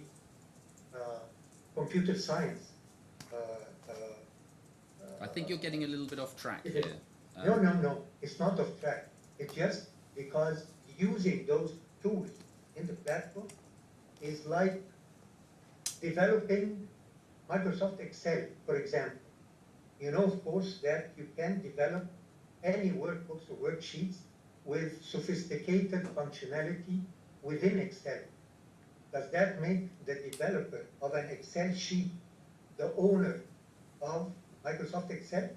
Obviously not. Well, I know, but we put Exactly the same analogy applies here. Well, we you put can have thousands of modules, but that does not give you the right in Microsoft Excel. I think we put it the other way round, though. The fact that I use Excel in developing software does not mean Microsoft's my software, does it? Exactly. But you do not own Microsoft Excel as well.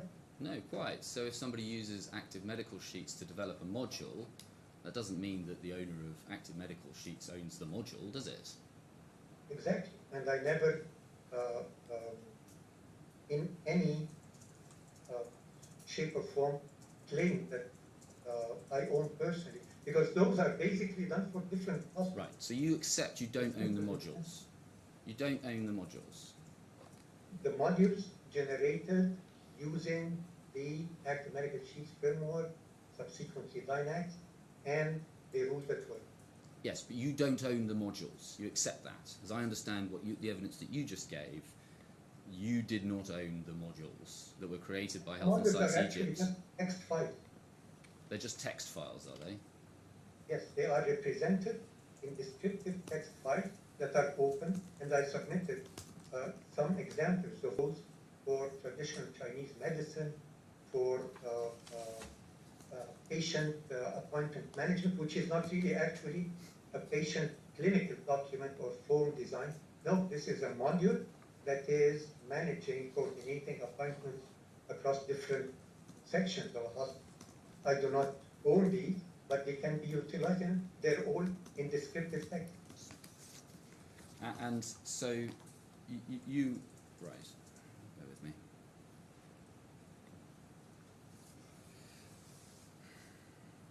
I think you would accept that when Health Insights Egypt was established, it was intended that it would be a developer of software, yes?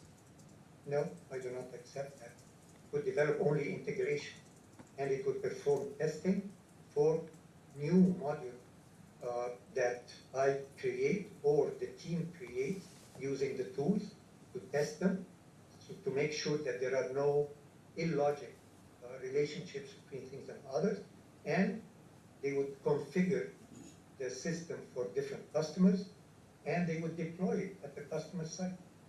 Well, one of the purposes of Health Insights Egypt was to develop software, wasn't it? No, only for the interfaces, as I mentioned before. And I would still continue to say that. Can we You can please? still continue to say Can we- software.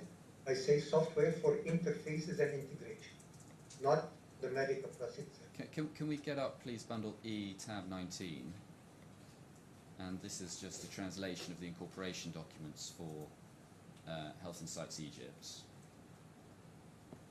Do you recognise that?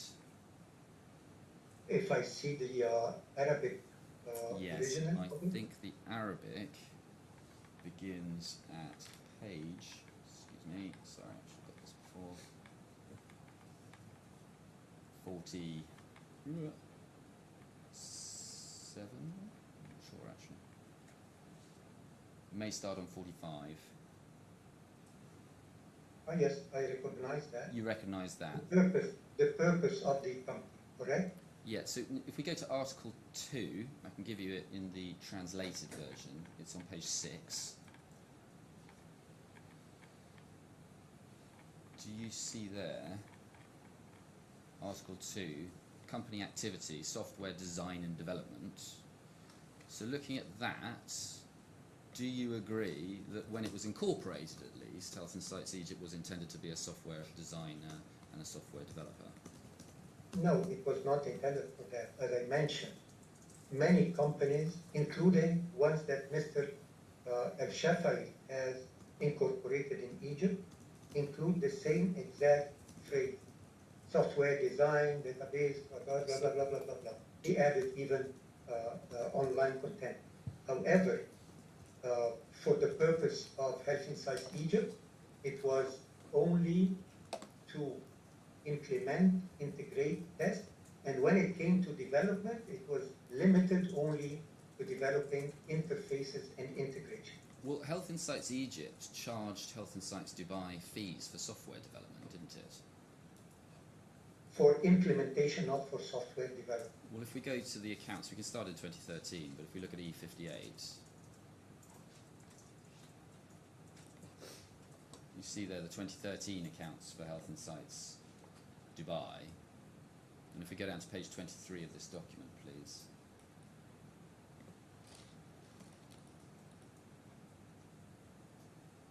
Can you enlarge a little bit, please?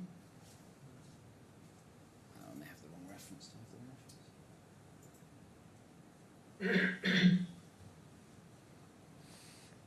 I might have the wrong reference to that one.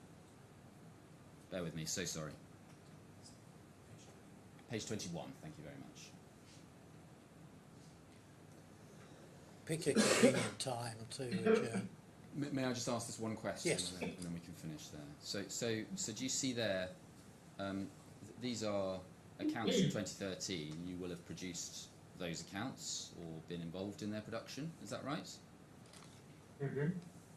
And so you can see under line 18, cost of revenue, and do you see there a charge for software development in Egypt and sums for the years 2012 and 2013? So it is right, isn't it, that that software development in Egypt is a reference to Health Insights Egypt, yes? Yes. And is it right, therefore, that Health Insights Egypt was charging fees to Health Insights Dubai for software development? No, it was Health Insights Dubai rather Sorry. than Health Insights Yes, Egypt. yes. So Health Insights Egypt was charging fees to Health Insights Dubai for software development, yes? I would say yes for the interfaces that were developed for the benefit of Al-Khalij projects in Saudi Arabia. So like laboratory interfaces, radiology and imaging systems, interfaces, monitors in ICU and CCU and in surgery theaters, and so on and so forth. And other systems as well, such as the ones I just mentioned, called Yaqeen. There are many other interfaces that needed software development for the benefit of the projects in Saudi Arabia. And that software development, those sorts of fees, were charged in virtually every year up to 2021, weren't they? Yes, plus not just the software, but it was the implementation and technical support for training, for 24/7 support and so on. Well, this is specifically for software development, though. That was in 2013, but I don't know if all the others are the same. Well, But they were continuously training as well, the different. if we go to software. if we go to page E8621, for example.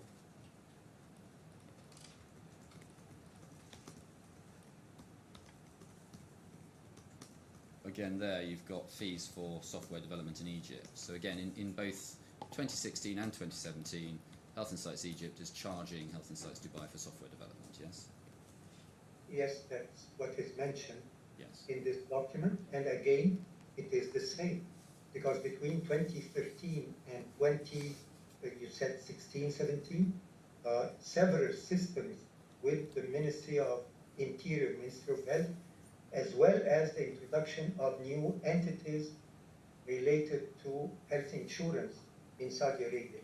And, for example, another new introduction was something called Mawa'idi, my appointment, which required implementation, development, I would say, within the implementation efforts and support to our colleagues for integrating appointments from different systems, not just from Medical Plus.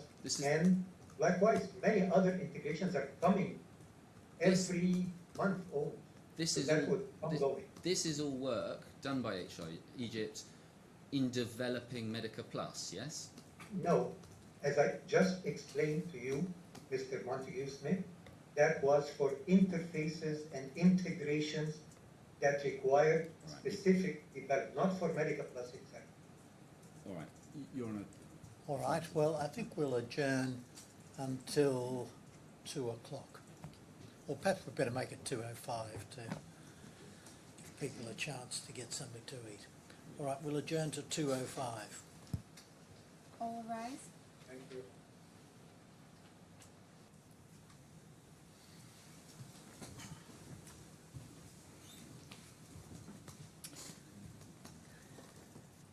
Thank you. Could we please bring up document E105 and go to page 45?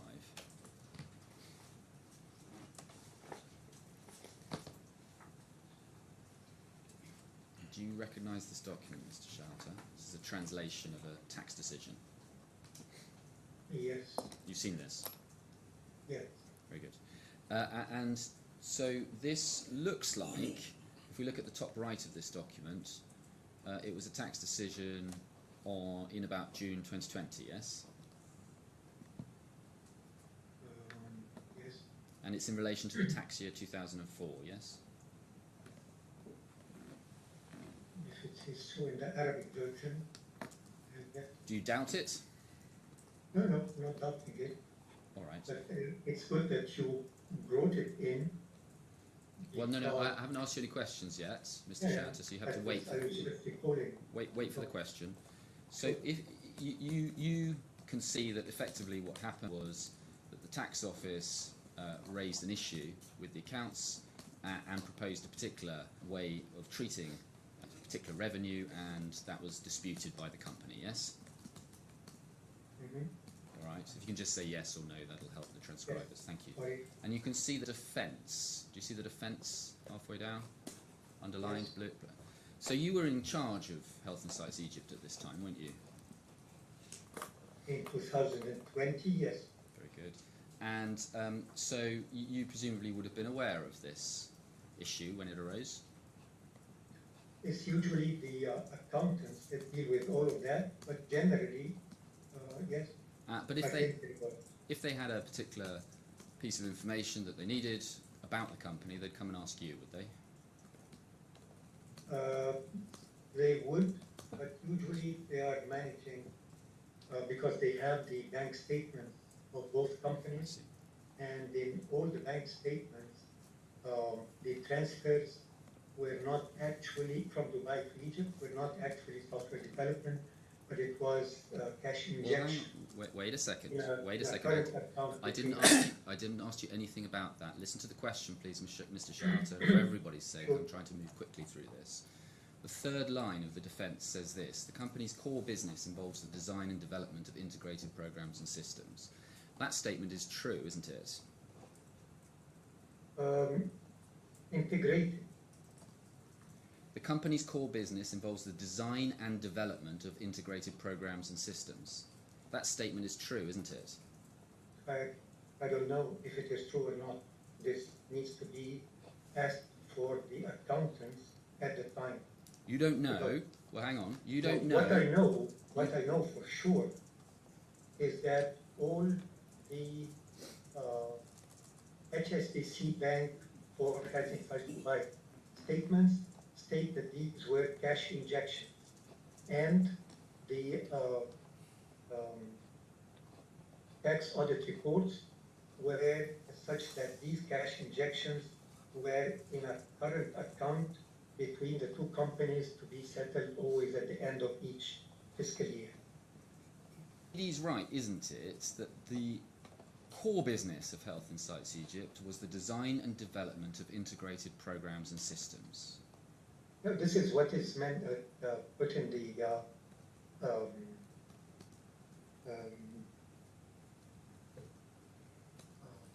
article of association, isn't it? But no, this is what Health and Sites Egypt is telling the tax authority.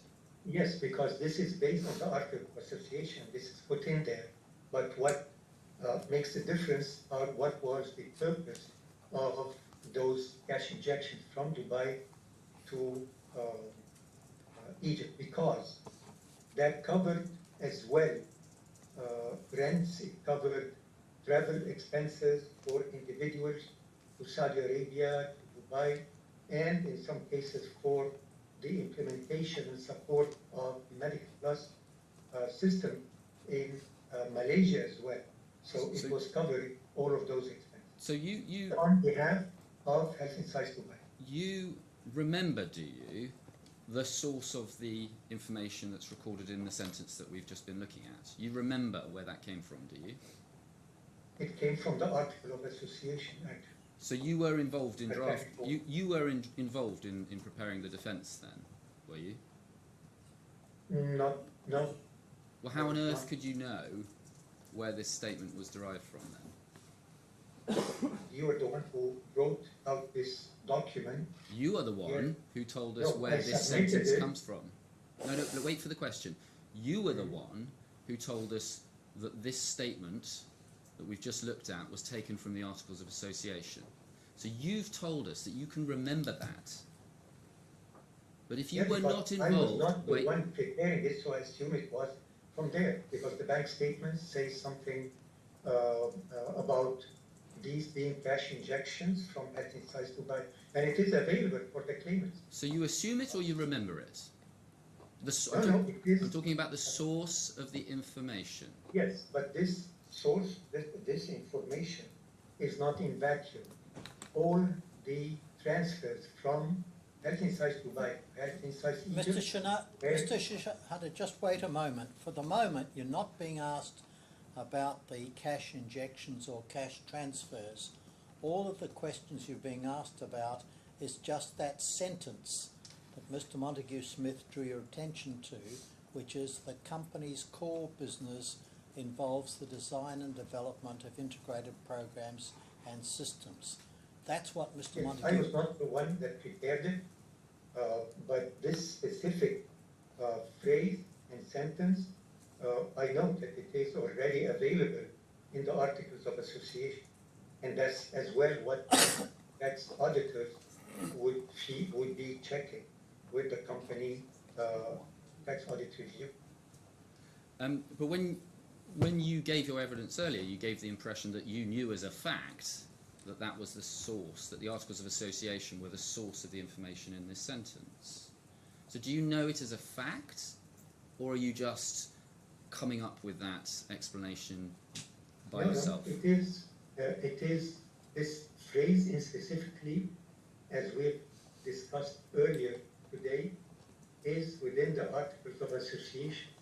It's a standard format, was there for Solutions Plus, even though it did not develop the software, and it as well is included in the Health Insights Egypt, but it did not develop the software. As well, it's included in this cloud computing, Egyptian cloud computing company that Mr. Shafai owns. 2 points. Even though it does not develop software. So actually, the phrase that we're talking about does not appear in the Articles of Association. If we can we split the screen? If we can we put page E19-6 on the other side of the screen? The phrase that I showed you earlier was software design and development.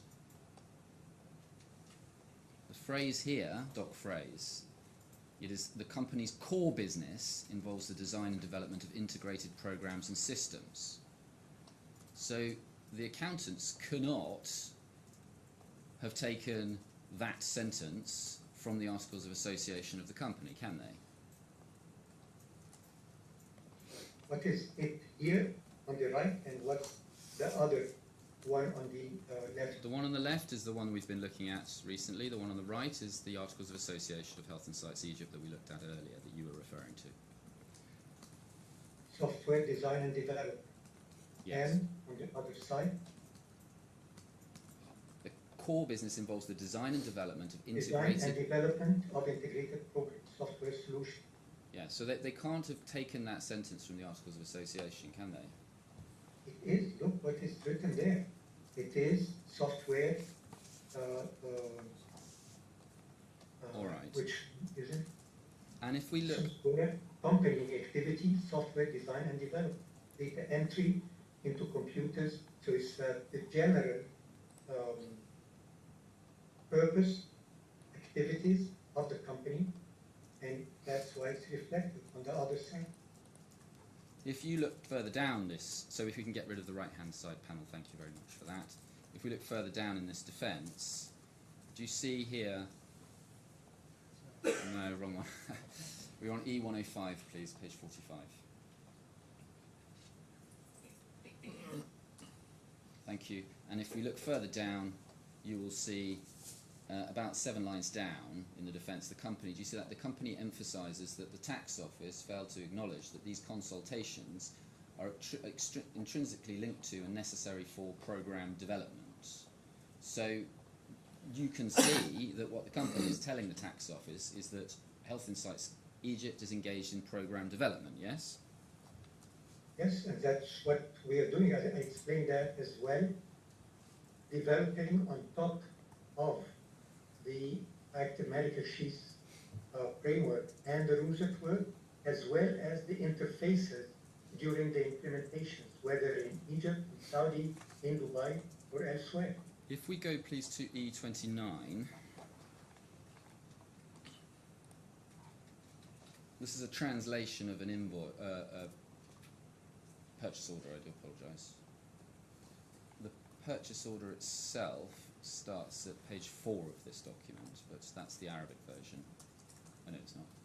Sorry, there's 2 versions. One is partly in English and partly in Arabic, and I think the composite is translated at the first page of that. So if we go back to page 1, please. Sorry, page. So you'll see this is a purchase order dated 28th of December 2005 from Al Khalij to Health Insights Dubai, and you will see over the page on page 2, under the heading Scope of Work, if we scroll down, do you see there where it talks about the 3rd bullet point, specialist responsible for the project implementation, and then it says project engineers of Dammam may be used when necessary, provided that they should be provided with transportation. But then underneath that, it said system engineers are supported when necessary by the work team available in the premises of manufacturing and producing the software in Cairo. So it is true, isn't it, that in December 2005 there was a work team manufacturing and producing the software in Cairo. That's true, isn't it? No, it is not true. That was what, this is not my statement or Health Insights Dubai statement. This is the statement of whoever produced the purchase order. Just wanted engineers from Egypt that have the necessary knowledge. They have configured it before, they tested it, they developed interfaces for it, and that's what we actually did. I was myself involved. Can we go to I felt it. Bundle P tab 3, please?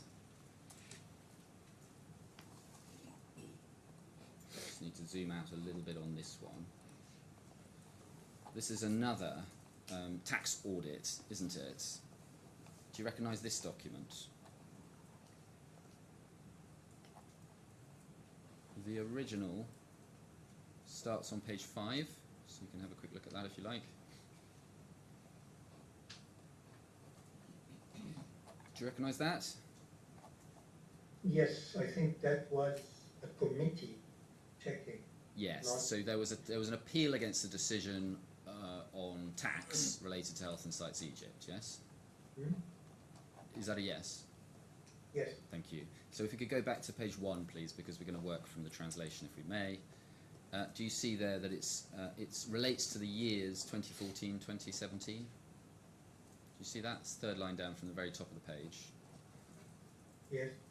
And it looks like the decision, if you look below meeting minutes, the decision date is the 2nd of March 2020. Yes?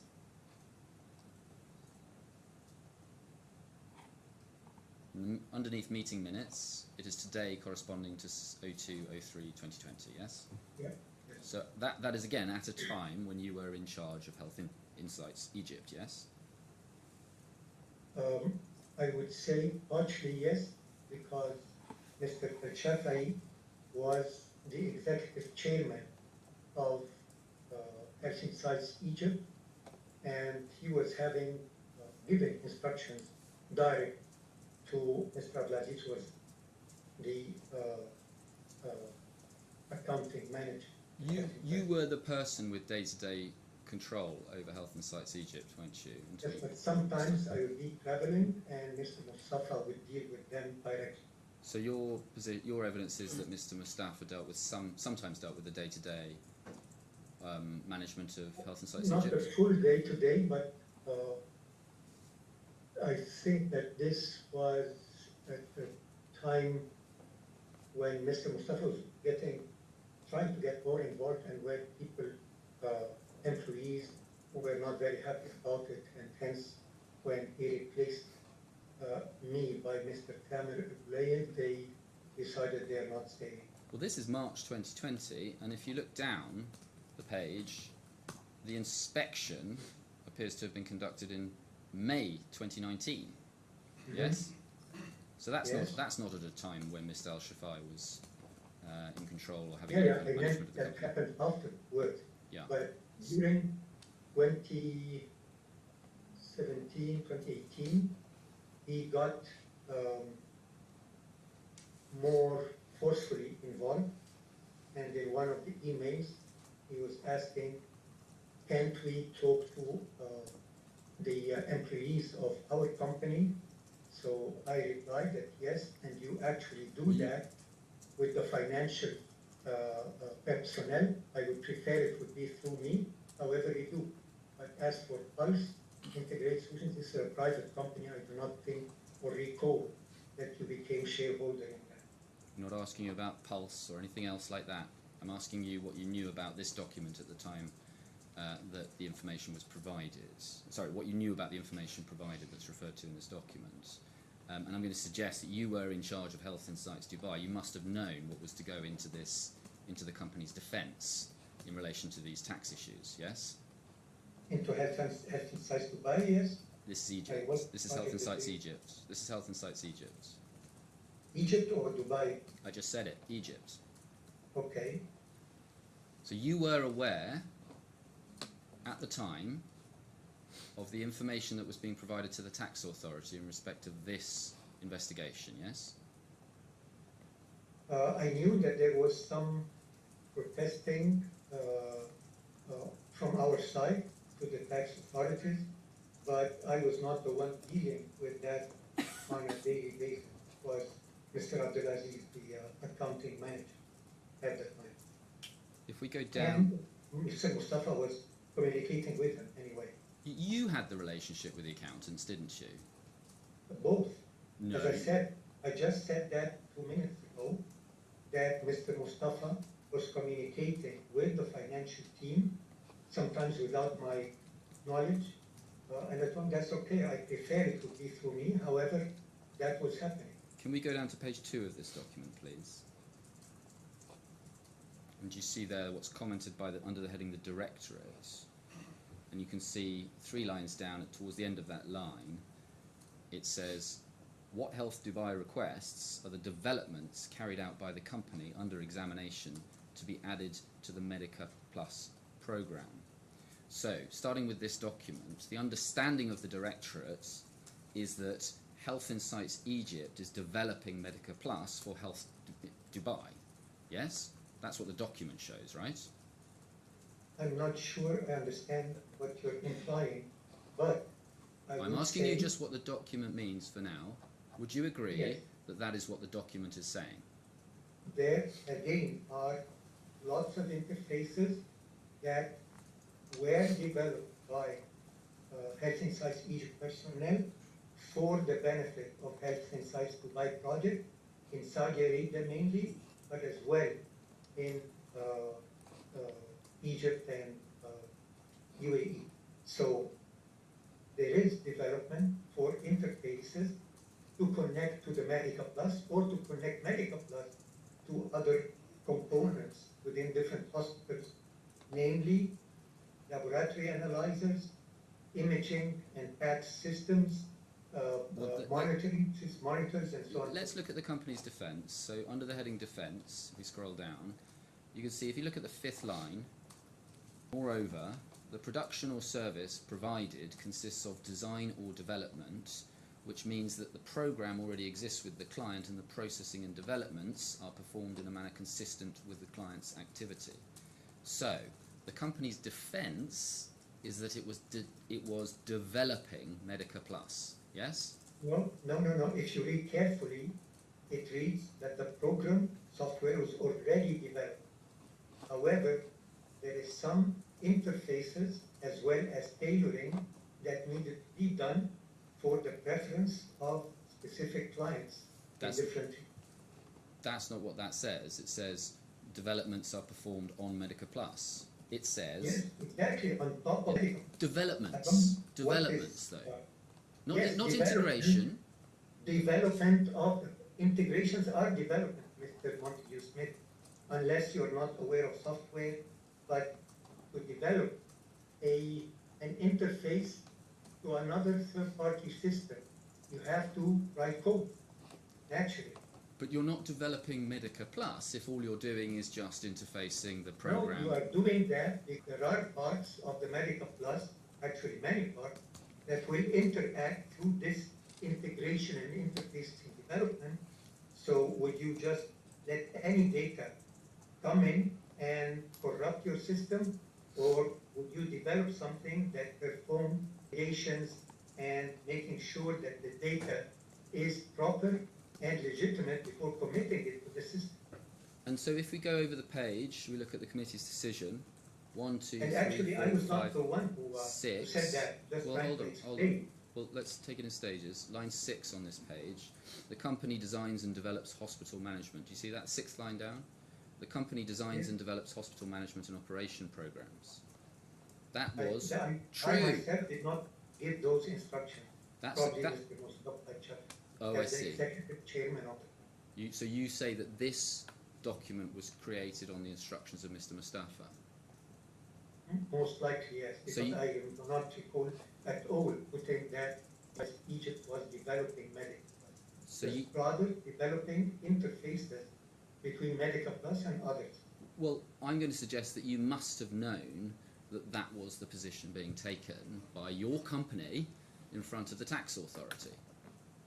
Do you, How would I know? I was probably on business trips at the time, and Mr. Mustafa Shafai was in contact, direct contact, as the executive chairman of the board with Mr. Abdulaziz and the accounting department. where were you on business trips at the time that this investigation was going on, Mr. Well, that investigation took several months, so I can go back to my old past. Which months are you talking about now? That investigation. Yes, which period of time are you talking about? Tell me. No, I cannot recall that precisely, of course. So what you're telling us is that there's a period of time you don't know what it is, but you do know that you were on business trips for that period of time. Is that your evidence? Yes, I was traveling a lot, and you can see my past. They are usually being renewed before their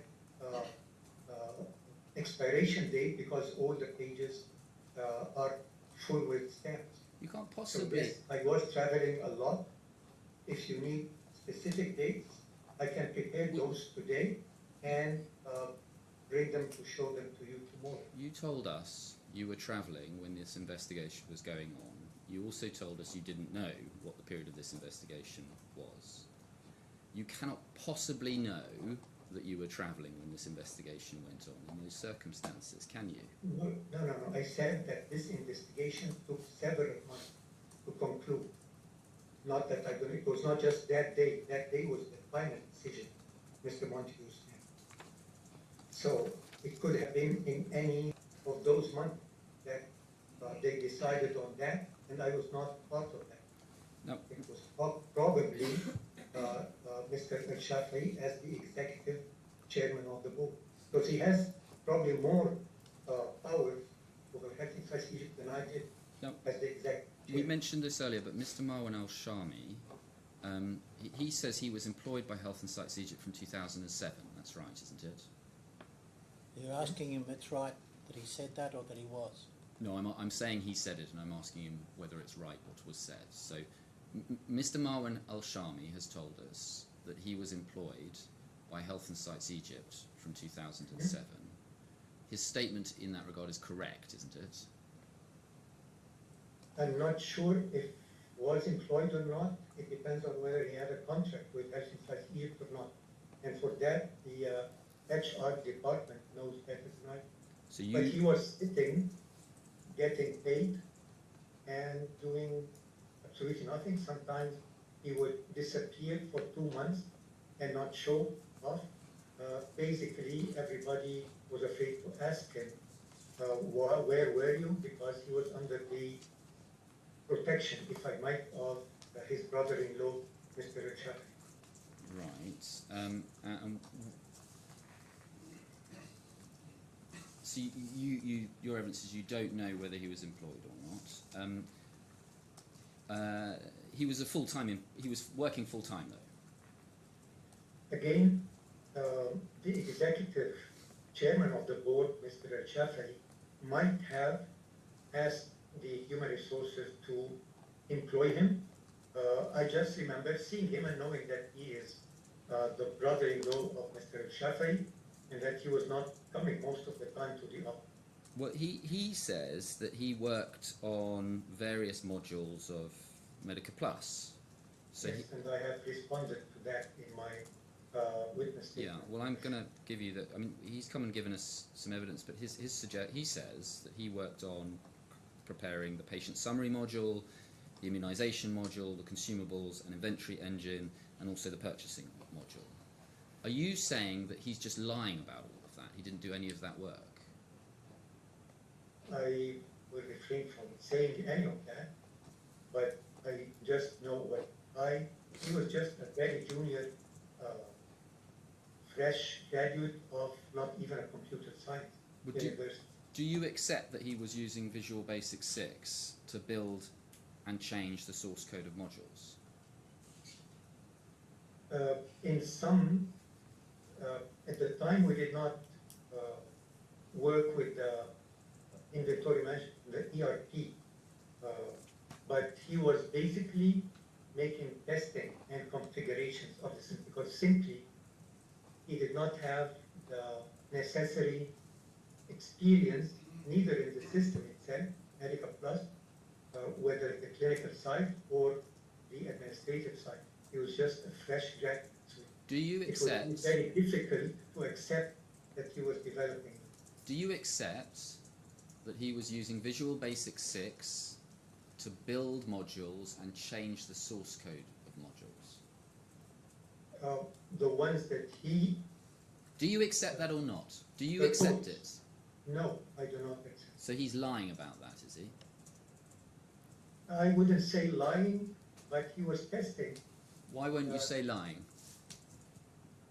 I am not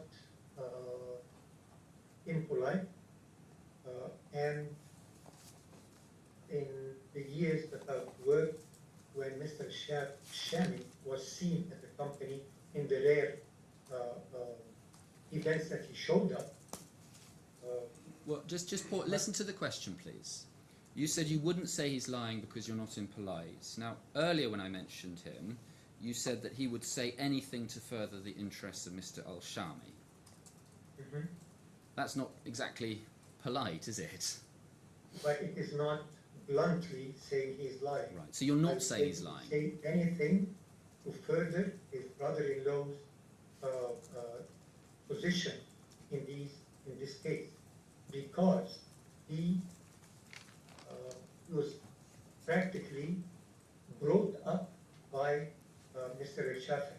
He was brought up by Mr. Al-Shafei, but he's the brother-in-law of Mr. Al-Shafei. Yes, he is the younger brother of Mr. Al-Shafei's spouse. Well, none of that was suggested to Mr. Al-Shafei, and I don't know whether it's true, but there we are. You can ask him, Mr. Shafei. I mean, what he told us was that actually he saw you a lot more regularly than he saw Mr. Al-Shafei. He did, didn't he? When I come to the office, I do not go to my desk first. I go and look at people, ask them about the different implementations, different interfaces that they're working on, what's finished and what's not, and so on and so forth. So Mr. Al-Shami his desk was directly in front of the door. I'm not asking about where his desk was. Yes, so he saw Mr. me Shehata. whenever I was at the office. That's what I meant, Mr. Montague. He saw you. Smith. Yes, he saw you very regularly. Yes. Yeah, when I was going to the office, naturally. And these allegations, these complaints you've made about his conduct, that he was lazy or that he didn't come to work very often, you've just made those up to smear him, haven't you? In this No, case? no, I didn't make those. It was the complaint from his colleagues as well as from HR. They were complaining to me that people who are working a lot are not finding him doing much work. He's not even present in the office that much. If that was And the HR was complaining about that because of the payments. So I just, for the sake of his brother-in-law, Mr. Shafi, I just curbed them down to pass So- the... You're saying they sent you emails saying he hasn't come into work today or he's not. No, I didn't say they sent me email. I see. I said they were speaking to me. Right. So Do you remember? there's no document, you say, which demonstrates anyone anywhere complaining about the professional conduct of Mr. Al-Shami, is there? Yes, there is no documentation of that, but I can assure you that this definitely 1,000,000% has occurred and happened. The reason that there is no documentation is because you are making up these allegations to try No, to I beg to smear him differ. before this court, aren't you? No, All right. not at We also heard from Mr. Al-Shanawi. Now, his evidence was that he worked on the development in M+ of the report engine, the referral system, the queue system, the medical report system, and the patient portal. He did, in fact, work on the development of those modules, didn't he? He might have worked on that on top of Medica Plus platforms, and that did not happen in Health Insights Egypt. That probably happened in Al Khalij, and you can see that he was not an employee of Health Insights Egypt at all until sometime during 2017. So you accept that Medica Plus was already, the Medica Cloud there was already developed. you accept that he did work on developing modules, is that right? But he did it, you say, when he was at Al Khalij. Is that your point? No, I'm saying that he developed certain modules that Medica Plus did not have that were required in the context of the implementation in Saudi Arabia with Al Khalij, as he was their employee, not Health Insights Egypt. So I cannot comment on what he developed there or did not develop. He was not an employee of Health Insights Egypt. So you don't know whether he worked on the development of the report engine, the referral system, the queue system, the medical report system, and the patient portal? You just don't know. Is that what you're saying? What I'm saying is that It's a simple question. Do you know Yes. or do you not know? no, I know I'd it's a understood simple you- question, I'd and I understood you- have answered it in Yes. my witness statement number 15. I'm trying to confirm that my understanding of your evidence is accurate, and I'm trying to give you the chance to explain what your position is. And so I was asking a very simple question, which is whether or not you know whether he worked on the development of the modules that I named. Do you know or do you not know? He was testing. Do you know as an or not? implementer in testing, configuring, deploying, performing maybe business analysis with the customer, because he's the one that was working with Al Khalid, and he's the one that was asked to develop those things. He says he was developing some of these from scratch using Visual Basic 6. Do you agree with that or disagree with that? I don't know, You don't know. as he was not part of Health Insights Egypt at the time, so how can I know? But he was, well, you know, because he was part of the Health Insights development team, wasn't he? Even No, no. I see. He was not part of that All right. until he came to Egypt in 2017, and he was working on testing, configurations, deployments, training, and the like. We'll come back to that. And Ms. Heggie gave us some evidence. She says that she worked on producing forms using the active medical sheets. So that's accurate, isn't it? I think you probably do agree with that. That she, Ms. Heggie, No, I do Oh, you not don't? agree with that. She wasn't She producing called them- forms. She called them modules. I think she Mind you. corrected that in her evidence, and I think she would accept that what she was producing were not modules. She was producing forms. Would you? No, she's a bright person, by the way. She would analyze what is required. It's not for by you, Mr. customers. Shatter. It's not for you to worry about what Miss Heggie's evidence was. I'm not worried. I'm just But trying what to I'm say. saying I'm is just. that when she develops something like the pediatrics cardiology system using the active medical framework to work at the underlying services, then it is not a form by any means. I see. So you think she did develop modules? Those modules were using those tools that I just mentioned. No, but Miss. That's why she called them modules, I'm asking not about. forms. So I'm asking whether you're understanding what Miss Heggie was doing. Your view is that Miss Heggie was creating modules. Yes. Utilizing the active medical sheet framework and the rules of work. Another example was kidney and liver transplantation module. I don't need another To example. No, it's important to rebuff this notion of a form designer, because as I said this morning, this is offending to me. I'm not asking you about the purpose and uses of active medical sheets. We've been over that. What I'm asking you is whether you agree, whether your evidence seems to be that Ms. Heggie was producing Medica Plus modules. Utilizing the active medical sheets framework and the rules of work. I'm not asking Yes. you how she was doing it. I'm asking you whether you agree that she was No, I would like to put on the creating. record I know you've that done it many was times. Can you? utilizing those. No, but you need to answer the question. I agree, she said modules and I agree. You But agree was she developing created. those She modules was developing modules. Thank you. using those tools. Now, you were not employing Ms. Heggie, were you? Personally? No, Ms. No. Haggie was an external consultant until 2022, when she had a contract with Health Insights Egypt signed by the executive chairman, Mr. Mustafa Chafai, She says in 2022. she says she was always an employee of Well, Health Insights the record Egypt. would show. It's already there in the company in Egypt. What record shows it? The employment records, the contracts and the like. You said when we were talking about Mr. Al-Shami, you did not know whether he was an employee or a contractor because that was something that HR would know about. So No, are I you didn't saying say contractor. you I said you said- didn't know whether he was an employee of Health Insights Egypt because that was something Human Resources would know about? Are you saying that you know more about Ms. Heggie's employment status than you do about Mr. Al-Shami's? Yes, because Mr. Shami, again, was employed under the directions of the executive chairman of the board and his brother-in-law. I had no role in employing him. The rest that were not part of Exercise Egypt as permanent employees, I can say for sure, because for the permanent ones, I signed their employment contract. Now, And they are under the social insurance. I want to understand when you say that you created MCC. You say as I understand it, when did you say you started developing MCC? I started early in 2012. Right. Checking. Just that's fine for now. And when did you finish developing MCC? The initial versions, I think somewhere during 2015.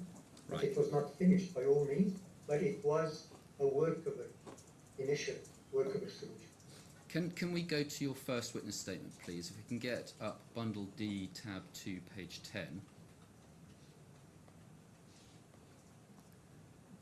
And you see there you signed your first, this is your first witness statement, you signed it and you confirmed that you believed it was true. Did you believe it was true when you signed it? At the time, I did not revise it for this hearing.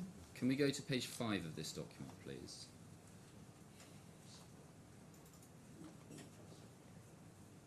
Can we look at paragraph 20, please? Do you see what you see there? Said there. You said between 2016 and 2021, I authored MCC, which was a new program. So when you signed your statement 18 months ago, did you believe that that statement was true?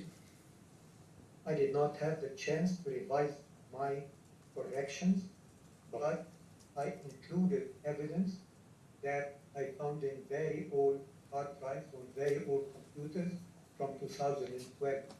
That's what I included. Well, we'll come on to those. We'll come on to those. I'm asking you about what was in your head. And I responded to you. So what are you saying? You did believe that that was true when you wrote that statement? Yes, because the name Medical Cloud Care just towards 2015, 2016 came up. I thought about it, and then it was before that. It was prototypes of just web and cloud based module, but it was not yet called Medical Cloud Care. So Medica Cloud Care, you say you coded the whole thing by yourself, is that right? Yes, mostly, except for the modules that were developed using the Dynadocs platform and the rules at work, which constitute the majority. All right, we'll just wait. So when I'm just asking about when you're sitting down and you're writing your witness statement in April 2024. Bear with me, I'm so sorry, my technology has interrupted itself. You're sitting down, you're writing your witness statement in April 2024. You presumably therefore couldn't remember at that stage doing anything to develop MCC prior to 2016, is that right? No, I'm not saying that.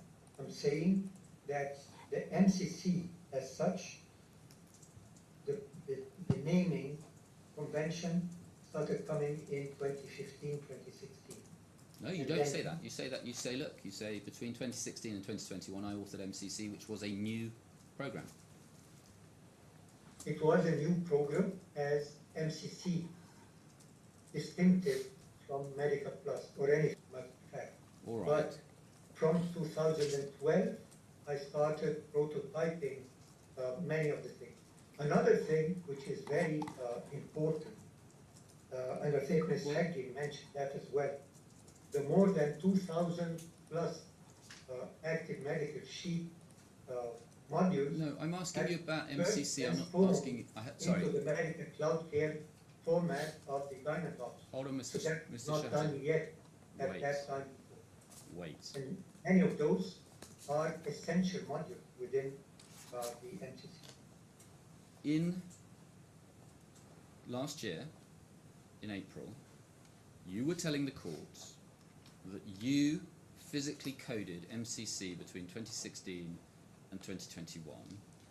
Now you are telling the courts that you coded MCC between 2012 and 2015. Those things cannot both be true, can they? In order to make a statement in front of a court, I have to have some tangible proof to present to the court.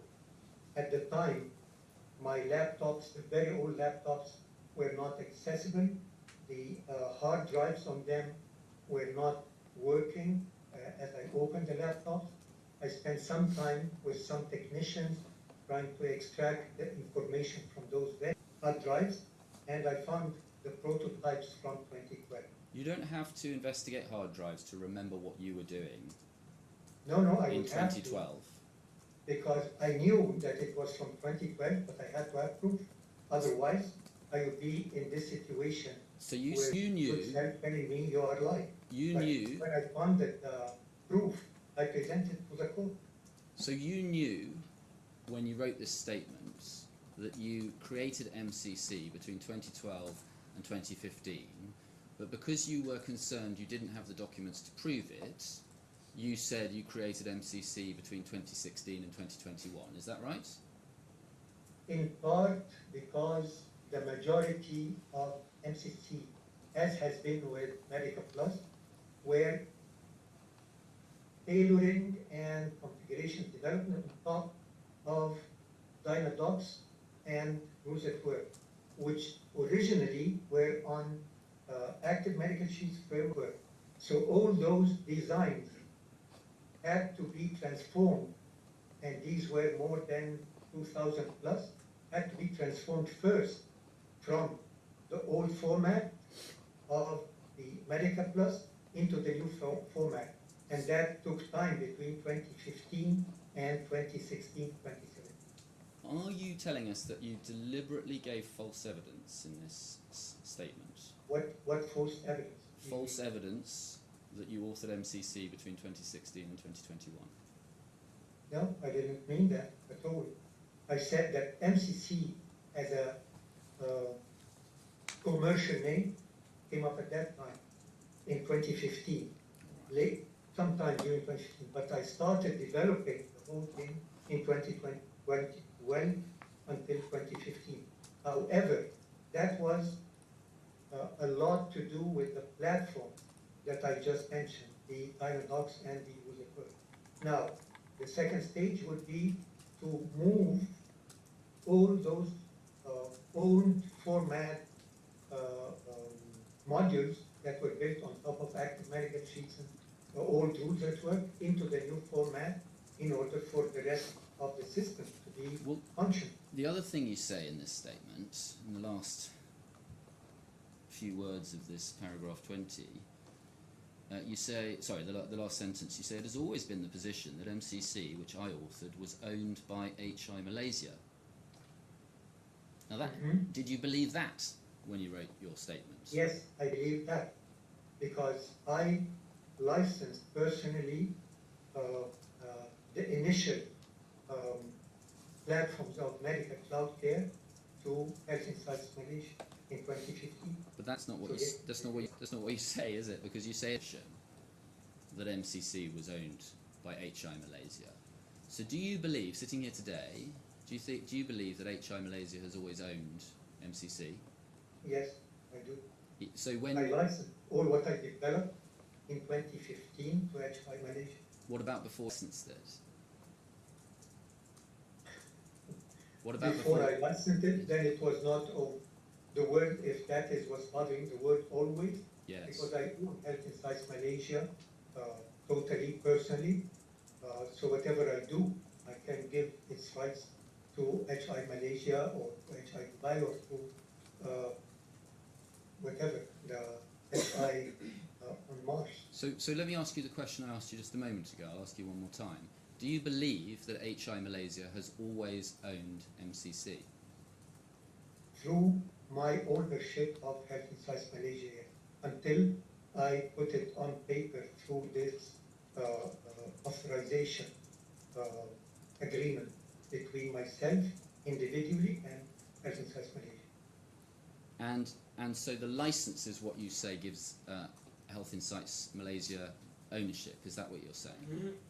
Exactly like the licensing of Medica Plus to Health Insights Dubai gives it the right to sell it to benefit economically. So would you say Health Insights Dubai also owns MCC then?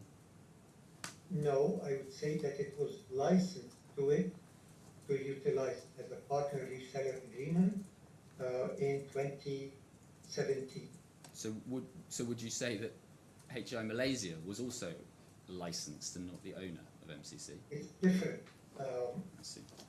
HI Malaysia gets the full economical rights for the terms of the licensing agreement. However, Health Insights Dubai, on the other hand, is a partner reseller for Health Insights Malaysia. So it can utilize it for projects, it can sell it, but it does not have the rights. All right, so let's look at paragraph 21 of this statement, which is on page 6.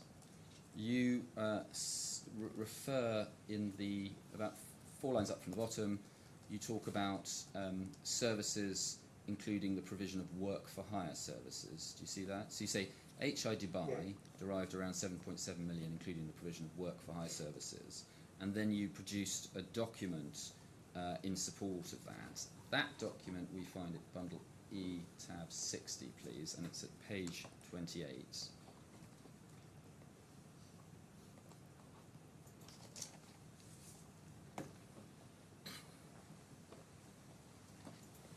Now, that document is dated 5th of July 2016, isn't it? Mm-hmm.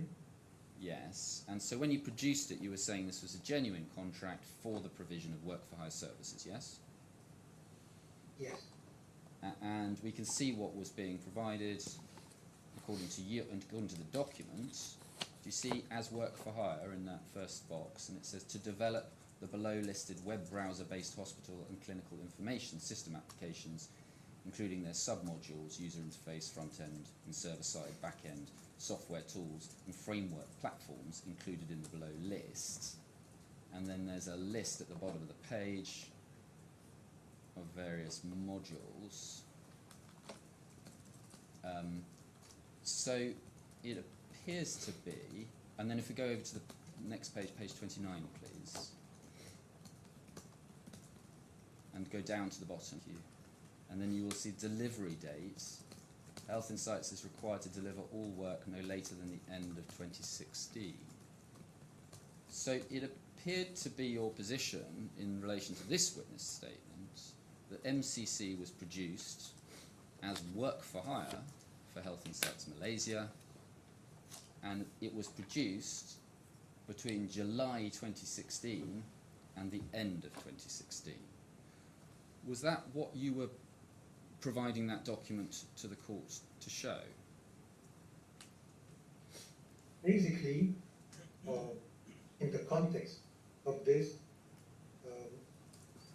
the system MCC was already initially developed in 2015. That's on that basis that I licensed it to HI Malaysia.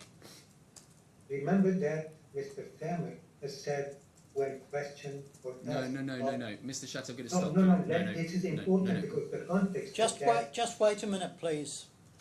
I'm going to ask Mr. Montague Smith to put his question again, Yeah. and then please listen carefully to the question and just answer the question.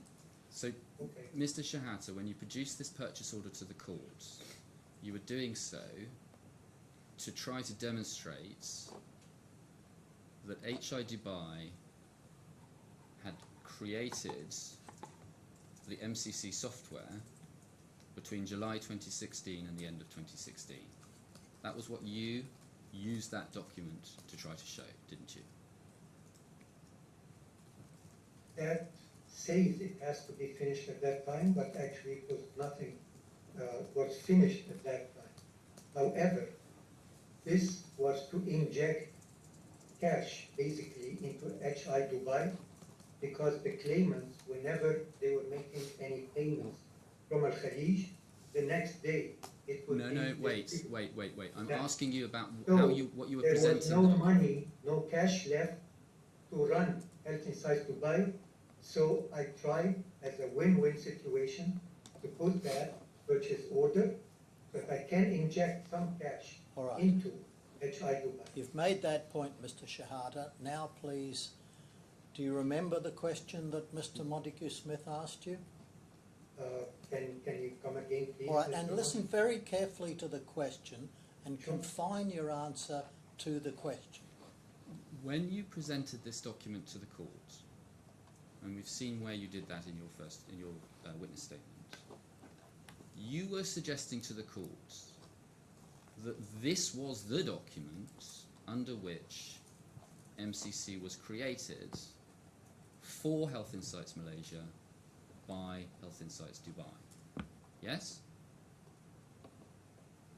Can you show me the witness statement that where the context that was mentioned, please? Yes, we go back to D26, please.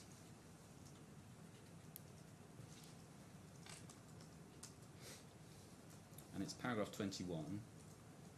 And you will recall, you said HI Dubai derived around $7.7 million in revenue from HI Malaysia for services, including the provision of work for hire services. And then you produced the document.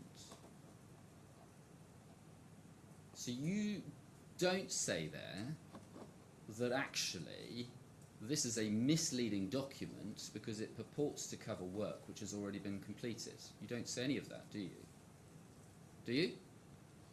No, the completion of the work is demonstrated through the bank transfer for software development from HI Malaysia to HI Dubai. Right. Well, we'll come back to the purchase order in due course. Can we go, please, to bundle D, tab 3, page 1?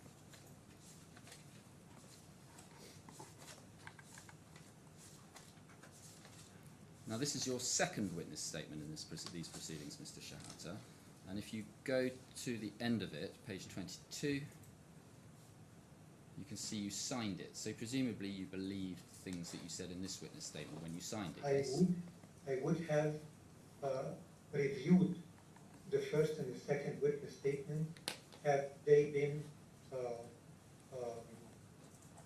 presented to me to review them before this hearing. Well, but I only have three witness statements that I had the chance to review, and I submitted my corrections on those. yes, right, but presumably when you signed that statement, you did in fact believe that the facts stated in it were true, yes?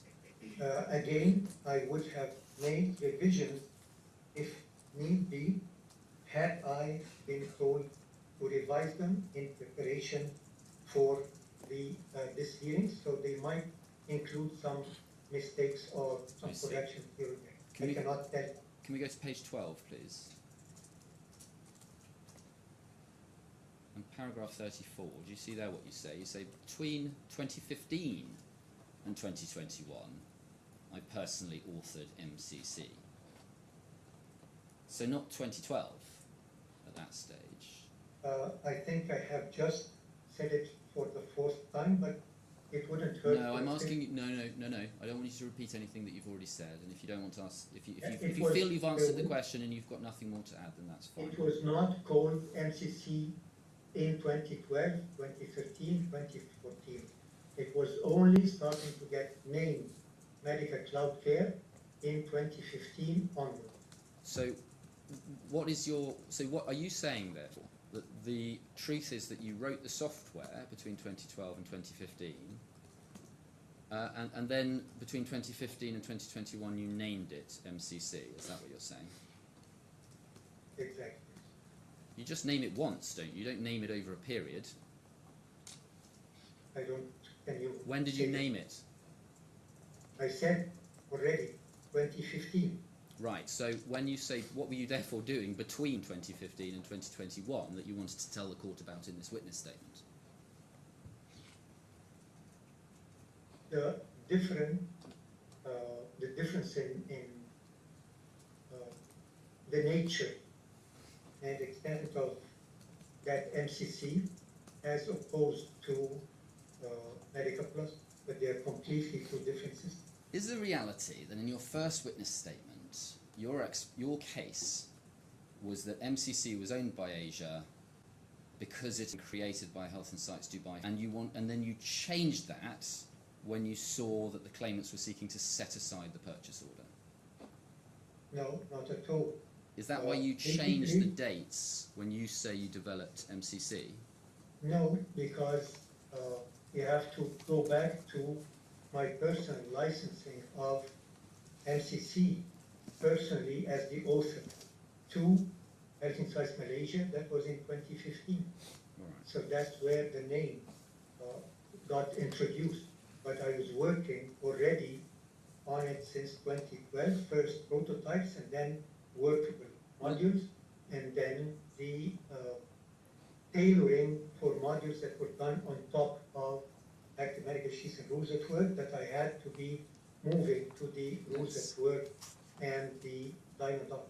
Let's look at that then. Can we get up, please, bundle I-16? It's a video, so if we can pause it, please. Now, you created this video that I'm about to show you. You know the one I'm talking about, yes? Mm-hmm. You created this video, yes? Yes. And when did you create it? When I found those old files, very old files, on one of the hard drives of the very old laptop. And when was that?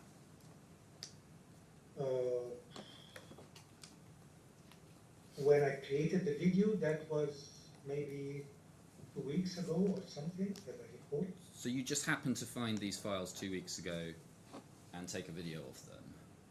Yes, to show I see. what I meant by what was there and to show the similarity of what I did then in 2012 for the dashboard and the menu to what MCC is today. Right, and you haven't actually produced the files themselves, have you? No, I did. That was long time ago. No, no. How would where would I bring that? Excuse me. No. If- Shush, you're misunderstanding the question, so listen to the question. You have not produced to the court copies of those files, have you? I did not have access to them until I went to technicians to try to bring me data out of those very old files. But and what- then I directly produced that and sent it to the No. solicitors to say to add it to my bundle. What you produced was a video of you browsing those files. You didn't produce the files, did you? I think that the files themselves are there as well. No, that's not true, Mr. Shehata. You've not Yes, produced the I files. think they are. My counsel already has submitted those in my bundle. The actual. I mean, if I'm wrong, then I'll be told. Can I No, check? both. Well, one of the And consequences of that is that we are able to inspect the file properties for those files. That's right, isn't it? I think that you did not hear my previous answer, Mr. Montrose. I said I supplied both, the video and the file. And as a matter of fact, Mr. Al-Shenawi has said or accused me of changing the file date. What might have been, what changes actually, because I send them in a compressed format of a zip file. What happens is that when you extract those from a zip file, Well, I haven't asked you a question about that, Mr. Shehata. I haven't you asked you a question mentioned about something. that. I have not asked you a question about that, and the process, as you've been told on very many occasions now, is you have to wait for the question and listen to that and answer that. You're not here to make speeches about the rest of the things that you want to talk about. My point was, you have not in fact produced the files. You say you think you have. I will be corrected if I am wrong, but in fact you have not. So that we will move on Well, from there. That's why I'm This- correcting. This is the file path. The subfolder pathway, as we can see, is EMR demo.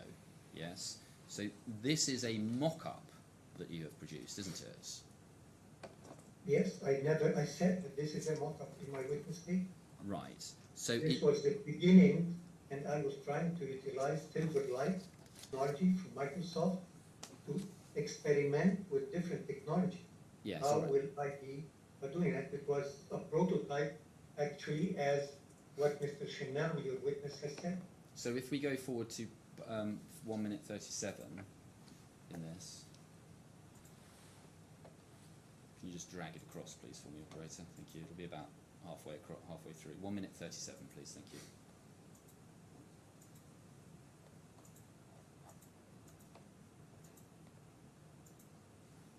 You're going to have to jog it along a bit. There we go. If we could pause there, please. Thank you.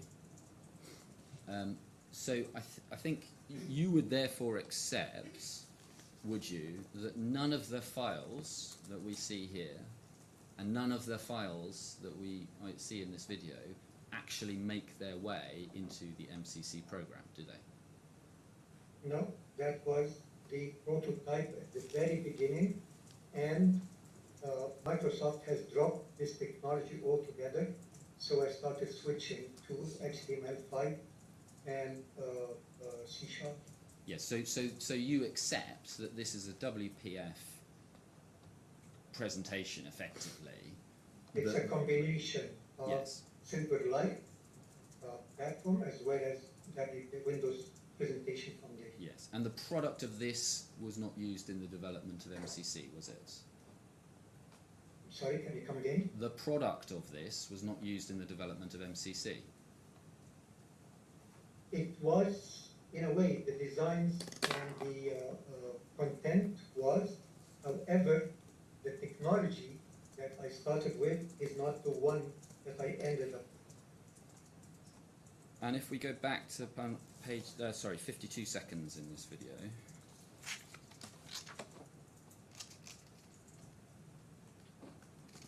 you see the screen there? That borrows elements of the design from the Medica Plus system, doesn't it?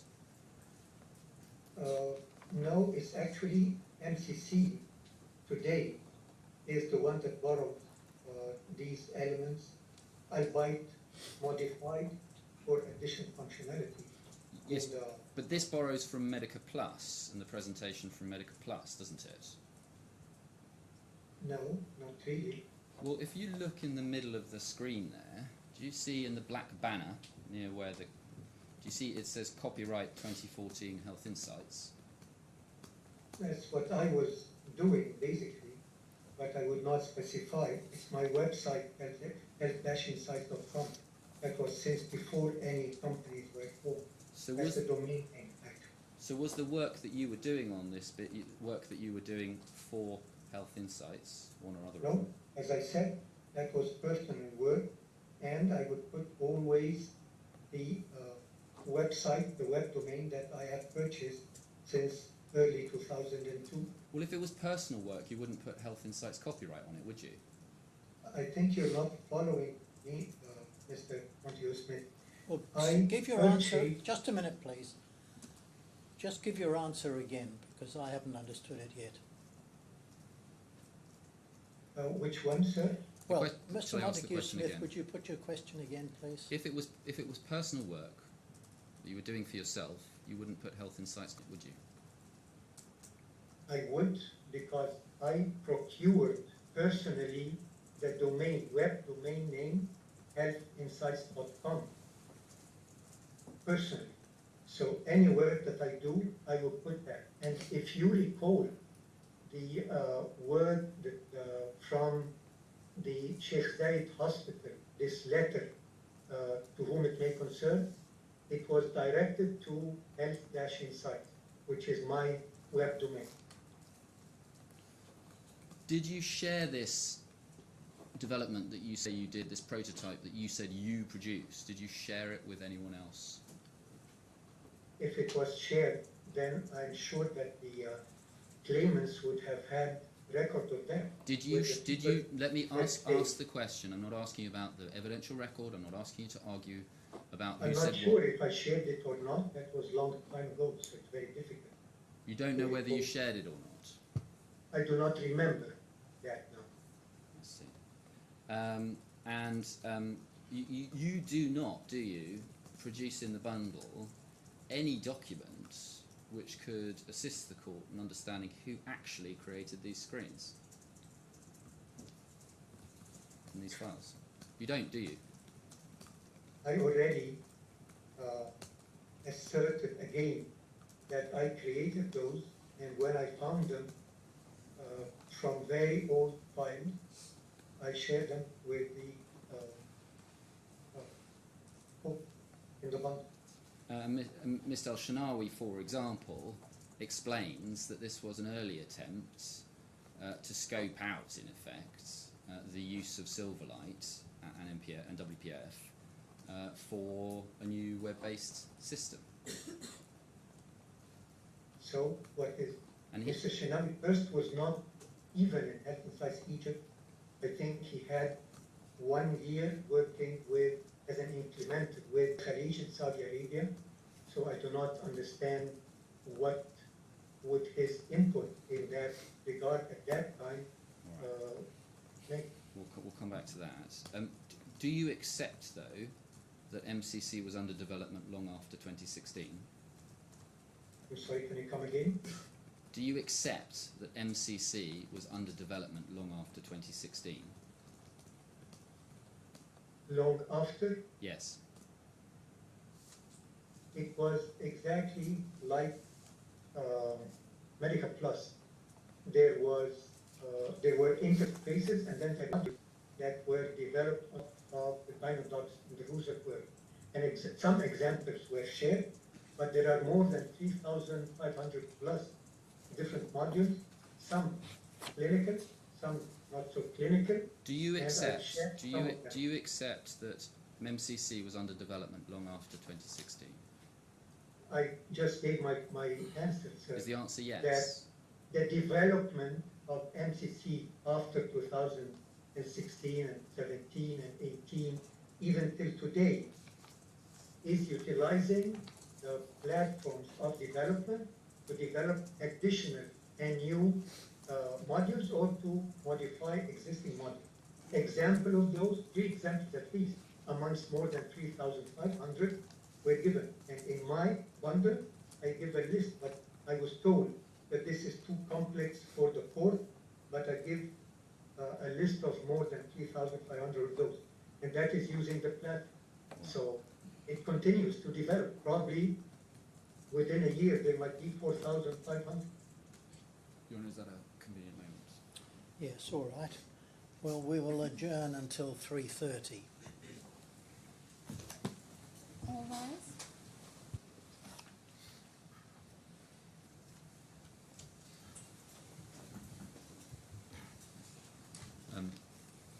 So, Mr. Shehata, I just want to understand what you say about the creation and the authoring of MCC. So, if we go to your 6th witness statement, if we go to C421, please.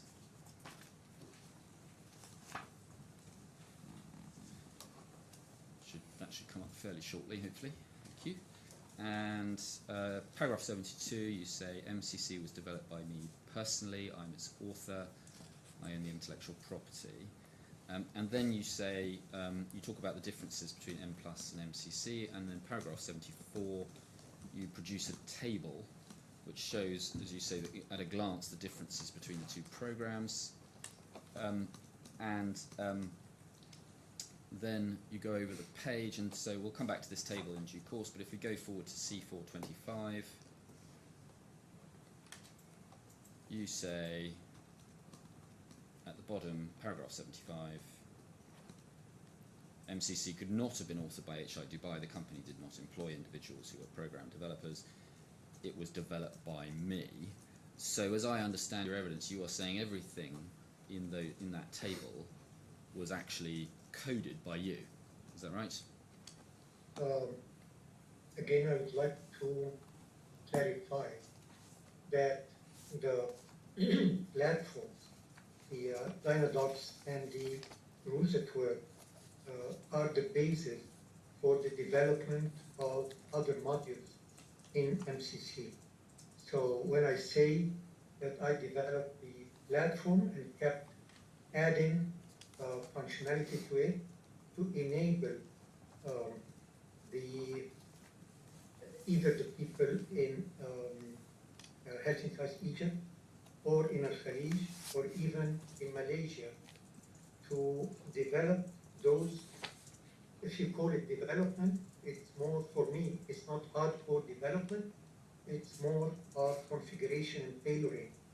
Besides some of the things that I was not able to perform through the Dynadocs and the rules at work, I developed a template of C# plus the accompanying files, and I gave those to Mr. Ahmed Saleh, and he would distribute that to the specific module consultant to change labels or to change few things within that module. And that happened in both Egypt, Malaysia, sometimes even in Saudi Arabia with the Khalij implementation. All right. Well, so just to ask the question again, is it your case or is it not your case that everything listed in the modules on the pages that we've just seen that run from page 22 of the bundle to 25 of the bundle was coded by you? Do you say you did or you didn't code those? Again, it depends on what you mean by coded. Again, I refer you to the analogy of the Microsoft Excel as opposed to the Excel sheets that people develop it using Microsoft Excel. Well, okay, well, let's take a random example, shall we? If we look at page 23 of the bundle, please. So, for example, I don't know, account payable, do you see that in the middle?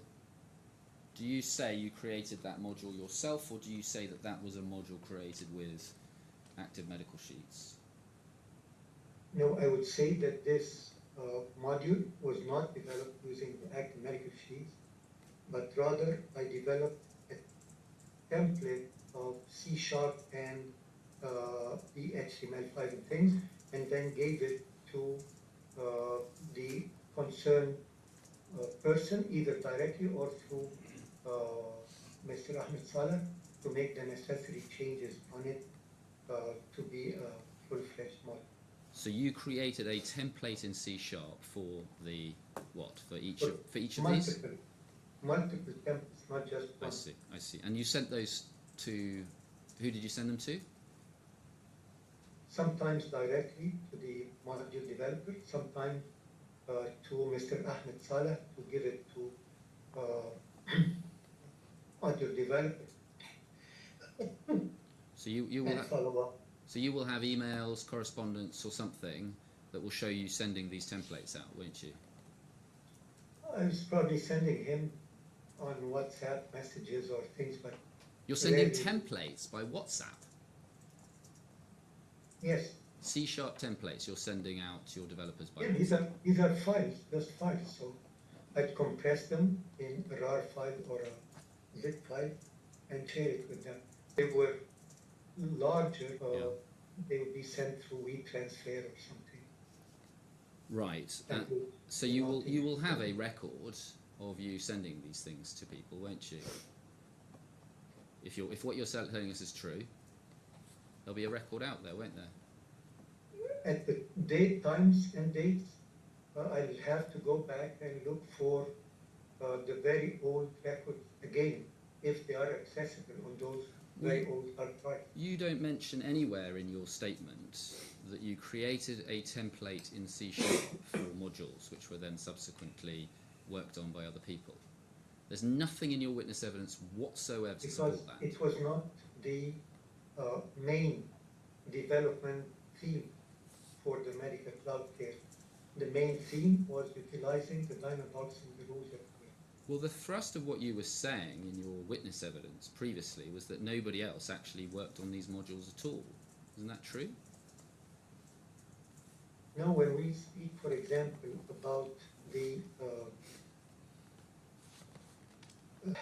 laboratory analyzer interfaces or the referral system, there was some development there. It is not a secret, it is there, but for specific clients. And So- I did not deny that. As a matter of fact. And so He's these the one who put it up. these people who are providing the assistance, once you've given them a template, these are Health Insights Egypt people, are they? Or Al-Khalij people? No, they could be any of Health Egypt, Health Malaysia, and very few times to Health Insights, to Al-Khalij. I see. As they were mostly implementers and support personnel, they were not meant to be development. Can we bring up Bundle D, tab 3, page 17, please? This is your second witness statement. You see paragraph 37 there? This is what you said. You said, MCC was developed by me personally. In doing so, I utilised the assistance of various independent programmers that I built up relationships with and had worked with in the past on the basis of work for hire. So at this stage, you were telling the court that you personally hired programmers to work for you. Was that Or true or false? No, it was true. I had contracted since very long time, since 1999 or so. One actually was the late Dr. Wael Higaz, who was actually a university colleague at the time, since 1975 to 1980. He used to develop some parts of it, especially when it came to security components himself, and I had contracts with him. You don't mention any of that in any of your subsequent witness statements, do you? That you hired independent programmers to work for you personally? Well, because at the end of the day, contract said that this is work for hire, I would be considered the owner and the author of those. Where are those contracts? I'll have to go back to the old records. So you're saying now that there are contracts out there, are there, which you entered into with in these independent people, and those contracts actually say in terms, we're working for Nasser Shehata, Nasser Shehata owns the product of our work. That's your evidence, isn't it? Mm-hmm. And you haven't produced, if that was true, you would have produced some of those contracts, wouldn't you? I was never asked to produce such contracts at any stage. You're just making that up now, aren't you? No, I'm not. I already have. But I'm not making that up. Would you accept that it is not possible for one person to code the entirety of MCC all by themselves? It depends on which parts of MCC, because some I lacked the know-how of it, such as the security and the encryption and things, and that's why I got assistance on those, actually since Medica Plus, not just MCC, from Dr. West. But just even if you had the know-how, the sheer volume of coding that would be required would make it impossible for one person to code the entirety of MCC by themselves. Well, the beauty, and obviously now I'm discovering is the curse of what I developed since the time of the Medical Plus and then in MCC, is that somehow I have, if you call it talent, in creating a platform that can then be utilized by many people to produce numerous other modules. But those modules cannot run on their own. They have to utilize the basic, what do I call it, core tools that I created, the Dynavox and the Lucifer. Well, I say that now because obviously this is coming back hitting at me for something innovative that I have developed long time, 1997 for the active medical street, and now for the Dynavox and the Lucifer. Is it coming down to this, that you say you created and owned Dynadox? Dynadox is essential for creating, was used to create modules, and therefore you own MCC. Is that essentially what you're saying? Yes. And you accept that. And Lucifer. And you accept. And he had it in rules work. Yes. And you accept that the modules themselves were built by programmers, other programmers. You accept that now, do you? Not programmers as per se. I have a list of those, more than 3,500 in my bundle. I think it's called temps_health_Asia. So they are the property, those types of modules, at least the medical ones. They should be the property of the hospital that asked for those to be developed. However, the administrative, financial ones, these types that were built using the tool, they are mine. But this would basically to expand the pool of non-programmers who can produce these types of sophisticated modules. So are you saying there are modules of MCC that are out there that are implemented in hospitals that you don't own and you are not entitled to use? Sorry, can you come again? Are you saying that there are modules of MCC out there that are being used by hospitals that you do not own? Yes, actually, mainly and mostly in Malaysia. So because people in the IT department, though not programmers, but are tech-savvy and intelligent, and they develop requirements for their own. Can I? So you say is the no. Yeah, Mr. Sorry. I'm sorry, Uh, Your Honour. I'm just trying to control the timing a little bit. And Yes, apologise. I'm just Not trying to concerned that interrupt. Mr. Shehata's all right, but I are you need feeling to, unwell? Yeah, I need to check my blood pressure. Can I do that Yes, for I think, 5 minutes? And then I think we'll take a 5-minute break to allow Okay. Mr. Shehata to check his blood pressure. If Mr. Shahada is going to leave the room, might now be a good time to just talk about progress. Yes, all right. All right, Mr. Shehata, are you going to leave the room? No. I'm having, it's here. All right, will you do that whilst I talk to council about progress? Thank you very much. We are moving slower than I'd hoped. The session, the last session was faster than the first one. The first one was very slow indeed. I'm not that confident anymore that we're going to get to the end of it by the end of Tuesday. I think it's possible, but my old friend, I think Bailey, says, well, there may come a point at which we have to make a decision and Yes. not end up in the worst case scenario of pushing everything, squeezing and compressing on the one hand, and also having to use Wednesday anyway.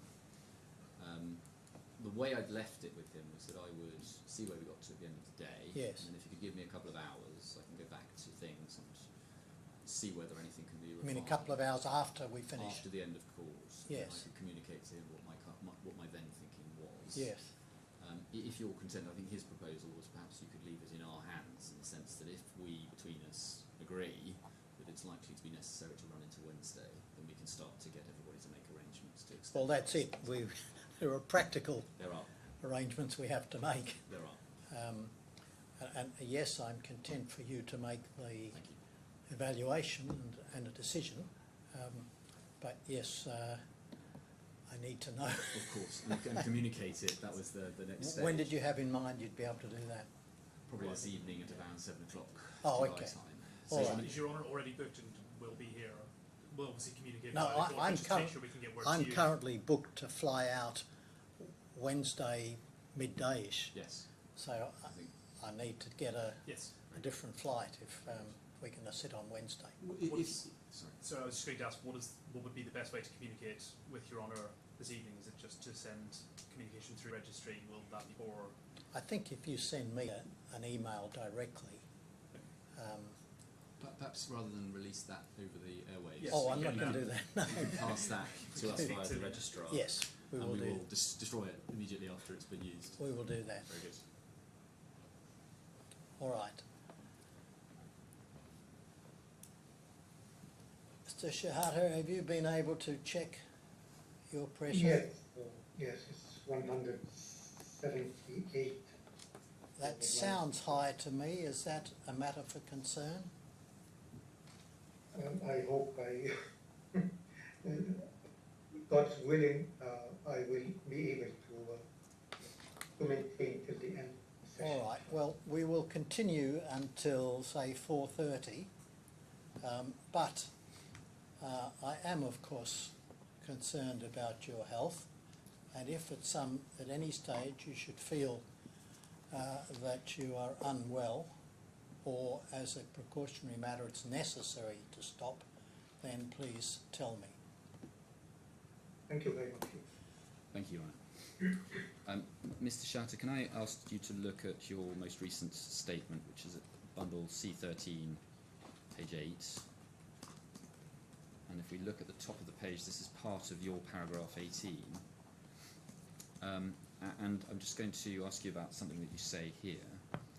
You say, 4 lines down, MCC's core modules were all created by me, short from other modules that were created using the Active Medical Sheets framework. Now, I think a few questions arising out of that, but it sounds like you are drawing a distinction between, on the one hand, the core modules, and then, on the other hand, other modules that were created using Active Medical Sheets framework, yes? Mhm. Is that fair? Yes, So is it right, therefore, logically from that, that the other modules that were created using the Active Medical Sheets framework were not core modules.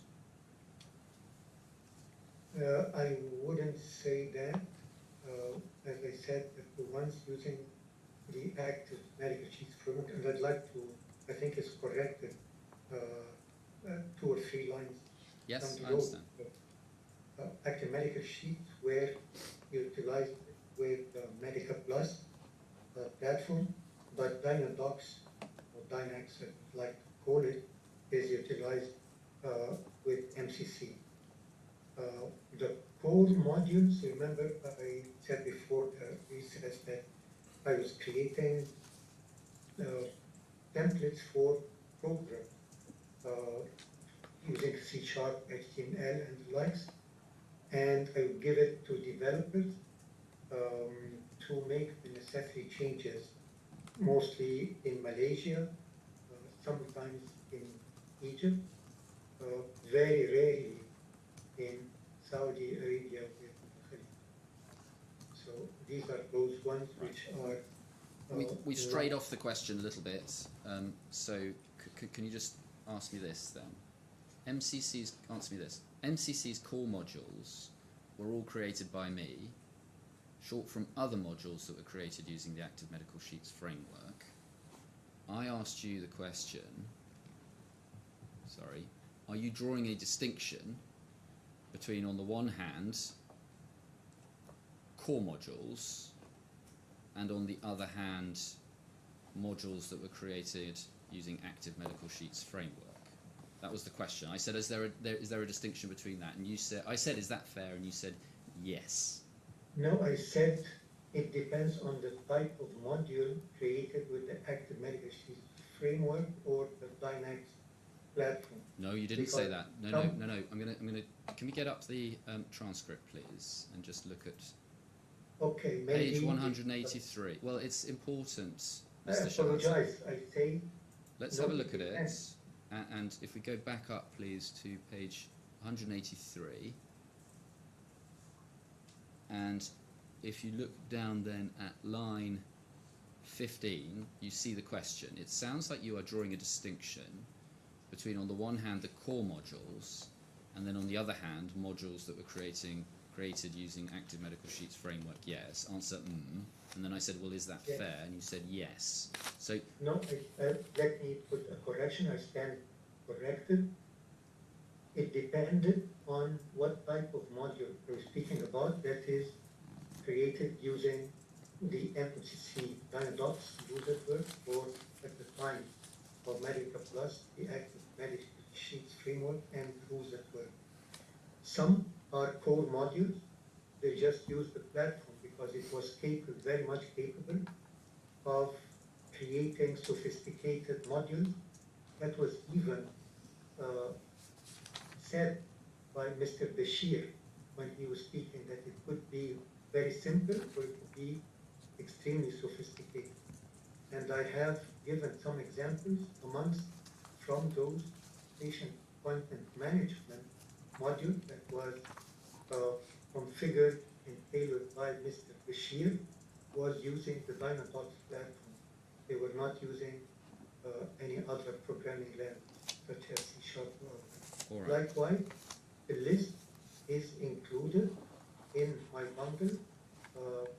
If you care to go through the 3,500 plus modules, please be my guest. Well, you don't tell us anywhere how you distinguish between core modules on the one hand and non-core modules, other than in the sentence that I've just told you and shown you. Okay. Do For you agree with that? example, No, hold on. You don't, do you? You haven't given us any explanation of what you count as core modules and non-core modules, other than this statement that we've got here in this sentence. do you want me to put that explanation? No. I'm asking you to listen to my question. You have not given that explanation, have you? Okay, so No. I No, you not haven't. specified That's the question. exactly, except in some places where I said that this is not a core module, or Yes. this is an auxiliary or add-on. Yes, exactly. So your strategy is that whenever somebody says, I developed that module, you say, well, you didn't really develop it and it wasn't really important. That's your approach to the other people's work in this case, No, isn't I it? do not have specific strategy, Mr. Montague-Smith. I just develop certain software, and I know how I developed it, and I know how other modules were developed using my platforms, and I'm just answering the question. I'm sorry that it is Well, extremely technical, it's not because particularly that's how the technical. nature of it is. It's not particularly technical. Would you agree, for example, that medical laboratory, or the laboratory module, is a core module? Yes, because it works within the workflow of the hospital. Would, As me- but it could be integrated in some hospitals. They already have their laboratory system, and they just want Medical Plus or MCC to be integrated with that third-party laboratory. So that's why it's very difficult. The system will work if another laboratory system is there. It will not, I'd say, refuse to operate. But Medica Cloud Care doesn't integrate with laboratory systems of laboratory management IT systems in hospitals, does it? it does. Where do you get this assumption from? It's a cloud-based system, so the data is Yes. stored in the cloud. Exactly. And It isn't the Medica Cloud Care system okay. it incorporates modules which can retrieve and use and access the data in the cloud, yes? Exactly. May I answer you the question? It's a bit technical. No, I haven't asked the Okay. question. I asked a short question and you said yes. Okay. Now, when you What talk did about I core say yes? modules, What did I say yes about, please? I'm going to ask these questions, and I'd No, what advise. did I say yes about? Because I did not say anything yet. You said that medical cloud care cannot work I said the Medica with Cloud Care laboratory system. sources because it's from the cloud. Listen, I didn't say yes, I said Mr. I will Shehata, explain it. Mr. Shehata, you said exactly. That was the word you used. So you were agreeing with the proposition, and I was moving on to the next do not agree question. with the proposition. No, excuse me, I do not agree with this proposition. You did agree with the Well, proposition. what he No, said, no, I did not. Mr. So- Montague-Smith said it's a cloud-based system, so the data is caught in the cloud, and you said exactly it is in the cloud. Yes, but I did not say that that means it cannot communicate and integrate with a laboratory system that is residing on premise inside the hospital. And this is the ingenuity of the system. We have what we call brokers. Those brokers are on both sides, the cloud side where the system is deployed, and a local broker. And this is in the, if you'd like me to show you the architecture, the local broker stays there in the hospital. It is the one that communicates with the local analyzers, PACS system, because PACS system is residing within the radiology department and connecting to the actual imaging modality. So naturally, it cannot be directly accessed. So Well, that's why the taking local broker the owns example, the whole. taking the example of medical laboratory, for example, MCC laboratory, that is not a program that uses Dynadocs, is it? That is not a module. Partially, in certain areas of it, it does. In other areas, it is C# developed. It's the combination of two things. Dynadocs is another. It's effectively a module of MCC, isn't it? No, it is not at all. No? No. Otherwise, it would have been licensed to work automatically once the MCC is licensed. Well, can we go to bundle it's- C tab 4, page 22, please? Actually, once the Well, hang on. Please. Just wait. cracked the licensing system of MCC, they started using both without licensing. So, if we look at page C422, this is your table. You remember I showed you this table, yes? This is where you're describing the differences between M plus and MCC, yes? Now, if we go down to page, so do you see that you list out what you describe as the modules of MCC on the right-hand side in the box that follows fast operations and onwards, yes? Yes. And if we go over the page to page 23, please, do you see there Dynax? Which line, please? Yeah. Yeah. Is that were you intending to refer to Dynadocs with that? To the creations of the Dynadocs and the runtime platform for it. Were you intending to refer to Dynadocs when you wrote Dynax? I just answered you, Mr. Montague Smith. I referred to the runtime of the Dynadocs to be able to run. Just a minute, please. Just a minute, please. We've just got a technical issue here. Mr. Shehata. Yes. Okay, is the audio working all right now? Can you see me, Your Honor, and hear me? Yes, we can hear you. It's the recording system that is. Okay. Sorry. The transcriber has been disconnected. Ah, Are they back? They are connecting now. It's not that. We're still getting transcription. There is an audio drop off. Yeah, it will back on. Can we continue? Thank you. So, you have listed here then, Mr. Shehata, as a module of MCC, Dynax. So what you were telling the court in this witness statement was that Dynax, whatever that is a module of MCC, weren't you? It's the runtime module for all the modules that were built on top. So It's different from the design.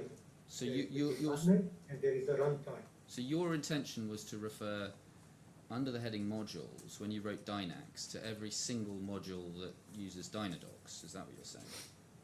The modules that use Dynadocs to be able to run. So that Dynax meant the runtime of the dynamic of Dynadocs. Right, but so why did you list it as a module then? Because it has to be there within the system to be deployed. But it's not a module, is it? It's not a modular part of the software that can be implemented and used by hospitals, is it? If you would... Can you just answer the question, please, Mr. Shehata? Yes, upwards, please. There is a part that speaks about video calls within the modules of the system. Can you... Yes, if we go back to page 22. That's the same page, I think it's, yeah, upward. There we go, in line 5. Are you talking about sixth bullet point down on the right, video call? Yes, this is not a development that I did. This is a component that I licensed as a developer to utilize within the Dynadocs. Does that mean it should not be included? Of course it should be, because it includes the feature of video calls for, especially at the time for remote consultation. In fact, if we go back to the next page, please, Dynax. That word there, Dynax, is the first time in these proceedings you have referred to Dynadocs, and is the only time in these proceedings you referred to Dynadocs until your 13th witness statement, isn't it? sorry, you saying Dynax or Dynadocs? Well, he says it's Dynax is a reference to Dynadocs. So assuming Dynax is a reference to Dynadocs, that is the one and only time in these proceedings that you've referred to Dynadocs before your 13th witness statement 10 days ago, yes? Maybe, because the first and second witness statements, I have not actually revised them because I was instructed to only revise the 6th, 7th, and 13th witness statements for this hearing. Well, Had I been told that the first and second witness statements were going to be included, I would have referred back to them and stood correct. Well, you gave 12 witness statements before this recent statement that you gave 10 days ago, didn't you? Yes, And you knew that the issue, or one of the major issues in these proceedings, was who built MCC, yes? yes, And you come before this court today and you tell the court that actually what is really critical is that you built Dynadocs, and Dynadocs is a really essential part of every module. Yes, that's effectively your position today, isn't it? yes, and I disclosed that. I'm not hiding. The first time you said that was in your 13th witness statement 10 days ago, isn't it? And I did do, nobody forced me or coerced me to mention that. It's not a secret. Your case, your position is that this absolutely critical element of your case, what, you just forgot to mention it in your first 12 witness statements? You didn't think As it I was said, important? Had I been directed to revise my first and second witness statements, I would have stood correct. Unfortunately, that did not happen. I was instructed to review only witness statements 6, 7, and 13. The truth is that Dynadocs was developed and created by Mr. Whale Sultan, wasn't it? No, it was not. And you have not produced a single email, WhatsApp, or any other communication, or any other contemporaneous document. You haven't even produced the code, which would show that you developed Dynadocs, have you? Was it expected that I would share the code for the Dynadocs with the code? I don't think so. You have not produced a single email or other contemporaneous document which supports your assertion that you created Dynadocs. Not one, have you? Why email to who, if I might ask? Well, you must have shared it with somebody. You must have told somebody about it when you made it. No, I already developed the active medical sheet framework and the rules at work, and I would be demonstrating its capability to my colleagues to show them and train them on how to use it the best way possible. And if we go back in this to page 22, and we look on the left-hand side, you don't mention active medical sheets in there, do you? Yeah, in the medical plus, I did not. I said already that I did not register it under the medical plus copyright in the US. So your position Take is... control on what exactly is being contracted for, since Ms. Hosni was the one dealing with the contracts and payments and collection. And So I needed to keep that in check. if you go up to see architecture, you can see that you don't mention active medical sheets or Dynadocs in your description of the architecture of the software either, do you? This is considered to be an underlying technology across the board. Yeah. So I'm not saying it uses HTML5 by default in its designer. But So shall I say that the HTML5 in the Dynadocs, like the active medical sheets, were producing text, plain text INI5. So I've already demonstrated several examples of. I'm asking you about how you describe the software that you claim to own. I asked you, you don't mention active medical sheets or Dynadocs in the architecture box. You said this is considered to be an underlying technology across the board. So would you accept that in relation to Medica Plus, active medical sheets was not an underlying technology across the board? No, I would say it was. So then you But would have included then- it as architecture, wouldn't you? Yeah, which witness statement is this one? This is your 6th witness statement. This one is my 6th witness This is your statement. 6th witness statement, yes. Are you sure? because I don't recall if I listed the modules in the sixth witness statement or made the comparison in the sixth witness statement. I recall that this was in the first witness statement, as you stated in the beginning. You think this is the first witness statement? Shall we go back to page 1 and you can see it's your sixth witness statement, Mr. Shehata? Please.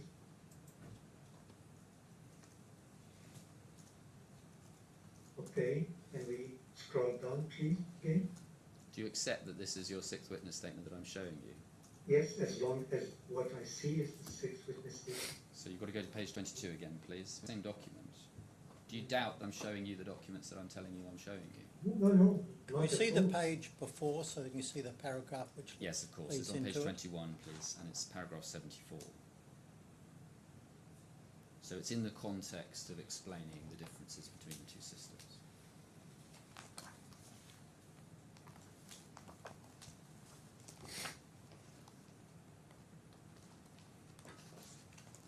Again, as I did not mention it, under the medical plus, where the active medical sheet and the rules at work were being utilized as the underlying technology to develop on top the same thing.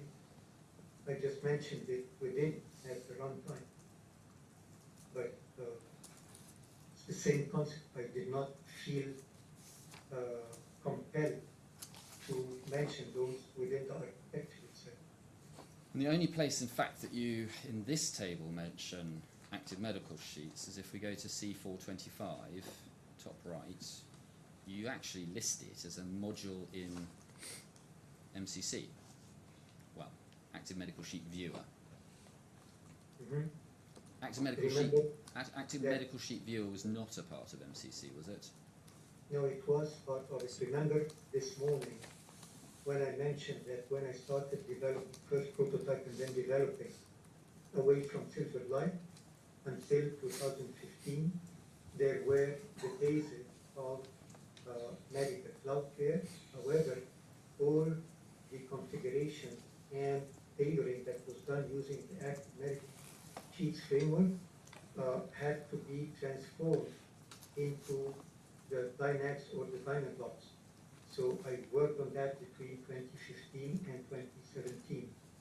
That included the conversion and the viewing of the old documents that were saved for patient medical record using that old format, which would not have been viewable in the medical record using the Dynabox. Can we go? That's what I developed this active medical sheet viewer for the old legacy data. Please, can we go to bundle C tab 13, page 8?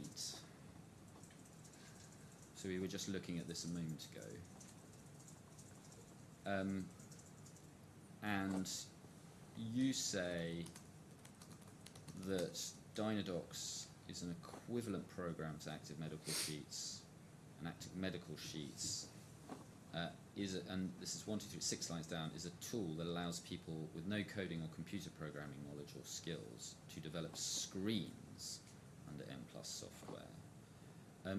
So there is more to a module of MCC than screens, isn't there? Yes, and screens are interactively working with the rest of the system. But there is an interesting point here in line number 4 in this paragraph upwards. You'll see that I mentioned Dynabox or Dynax or MCC. This is the So this is the first time, other than that table, that you mentioned Dynadocs or Dynax in these proceedings. It's in this paragraph. Yes. It's what that is. No. This is your 13th witness statement now. This is the one that you served about 10 days ago. Mm-hmm. Yeah. So this is the first time you give us this explanation in these proceedings, isn't it? If you want to portray it this way. Well, it's true or false. I mean, I'm not portraying it in any way. It's a fact, isn't it? I do not have access now to the first, second, third, fourth, and fifth witness statements to say that, because as I said, I was not instructed to review those to make any correction. Have I'd been aware of that, I would have probably made the correction, as I did with those 3 witness statements today. The truth, isn't it, is that Dynadox is not a part of the majority of the central modules in MCC, is it?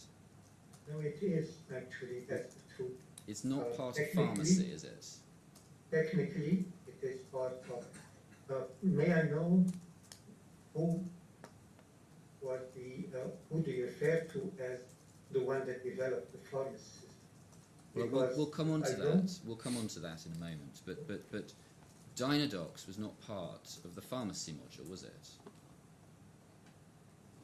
Dynadox was integral part of the MCC development. Yes, Dynadox was not part of the pharmacy module, was it?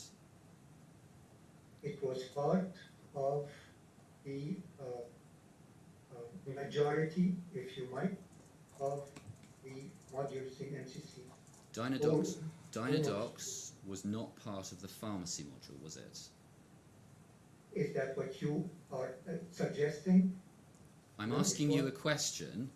Dynadox was not part of the pharmacy module, was it? That is the wrong assumption. Yes or no? Yes or no? It was part of it. So I don't know, Dynadox, the question could be yes or no, but is it not part of, or is it part of? Can you clarify that more, please, so that I can answer? I've asked you the same Okay. question 4 times, and I'm going to move on to another module. Dynadox was not part of the billing module, was it? No, it was, actually. Dynadox was part of the billing module. Dynadox was not part of the patient admission modules, was it? No, it was part of the patient admission module as well. We've talked about the laboratory. It wasn't part of the radiology module, was it? It was actually an integral part of the radiology to be at least in the listing of the orders and in the reporting of the order. Because originally, all the reporting parts of the radiology and mainly, mostly in the laboratory, were developed using active medical sheets framework and the rules at work platform. So these were transformed into the MCC as well. It was not part of the operations, system administration, or electronic medical records modules, Can either, you was it? mention one by one, please? No, I'm going to mention them all in one go, and you can say yes or no. It was not So part. that I can comprehend. Dynadox Mhm. was not part of any of the following 3 modules, was it? Operations, system administration, electronic medical records. Operations, it was definitely integral part. What was the second one? I'm sorry. And forgive me because I'm really System not administration. system administration. No, it was because this is very simple actually. Just capturing data and saving it and retrieving it. It was, and the final one was electronic medical systems. Sorry, records. It was okay. One of the things that both Ms. Wissam Heggie and Mr. Mohammed Bashir mentioned was the traditional Chinese medicine. I'm not talking about This was traditional Chinese actually- medicine. This was an electronic medical record specifically designed and tailored for traditional Chinese medicine. Likewise, there was a specific electronic medical record for the ICU intensive care unit. There was a specific electronic medical record for almost all types of specialties and requirements. Traditional Chinese. Anesthesia in Traditional. the operating system is implemented using the Dynadox. Traditional medicine, traditional Chinese medicine module and the electronic medical records modules are 2 entirely separate modules, aren't they? That's what I'm trying to explain to you, Mr. Montelos. The active medical, the Dynadox platform can design a module to be utilized as an electronic medical record. That is precisely what was done for the traditional Chinese medicine. And that was precisely what was done for several other flavors, if you might, of the electronic medical record. There is definitely a default simple electronic medical record, which is all size fits all. But when it came to specialized medical records, the Dynadox was definitely the champion there. And you can find many of those in the listing in the Excel sheet of all those. Would you accept that in making MCC, the old modules created under Medica Plus were migrated to create MCC? Would you accept that at characterization? I'm sorry, can you come again? Would you accept the characterization of the creation of MCC as migration of the old modules that existed under M+? With regards to the old clinical module, it would be. However, for the more sophisticated modules, no, it was a complete redevelopment, because simply they require interactions, as you mentioned, between the laboratory and the analyzers already inside the hospital, or the imaging system residing from the hospital and the club. So it was a completely different. So the migration, you say, was only of the simple modules, the simple M+ modules, is that right? Yes. And if we look at your witness statement in front of you, you define those, you say it allowed, just hold on, so we're looking at paragraph 18 of your latest witness statement. Last 3 lines, you say, it also allowed the migration, old modules created under active medical sheets format, which was simply plain text, accepts that the old modules created under the active medical sheets format were the simple Medica Plus modules that you have just been describing. No, that was not what I was saying. I said that for the simple, just streams with data that was captured and saved, that would be a direct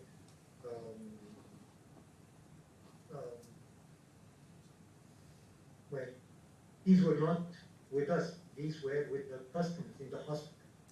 So that transformation had to be done first thing, so that they would maintain access to the patient records that included those. Do you However, for the more complex, no, what was migrated, if you might, or what was transformed to the Dynadox was only the user interface, and then all the logic had to be redeveloped from scratch. Well, you say it allowed for the migration of the old modules.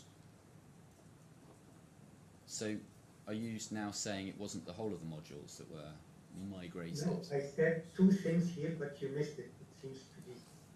I said for the simple, non-interactive, because there are very sophisticated modules as well, such as cardiac catheterization, transplantation, and the like, that could not be just transformed in a go. Just the user interface would be transformed into HTML, and then all the logic, which is the more sophisticated part, would have to be redeveloped on the Dynadox platform and the rules that were put there. So I did not say that it was not or it was.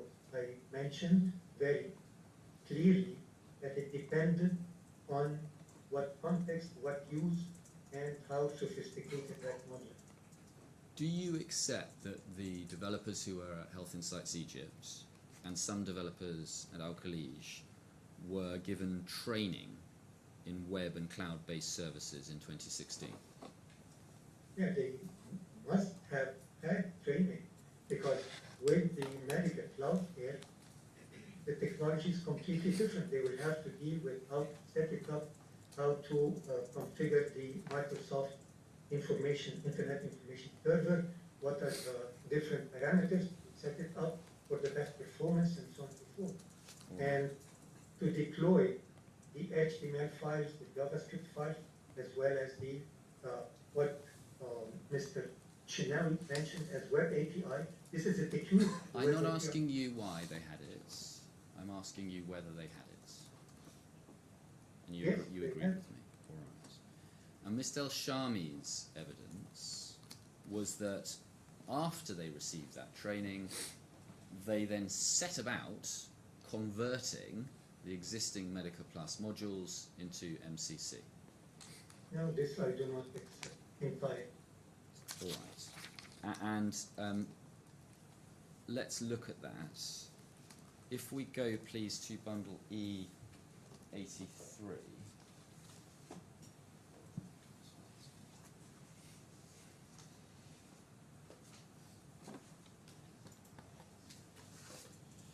Do you see there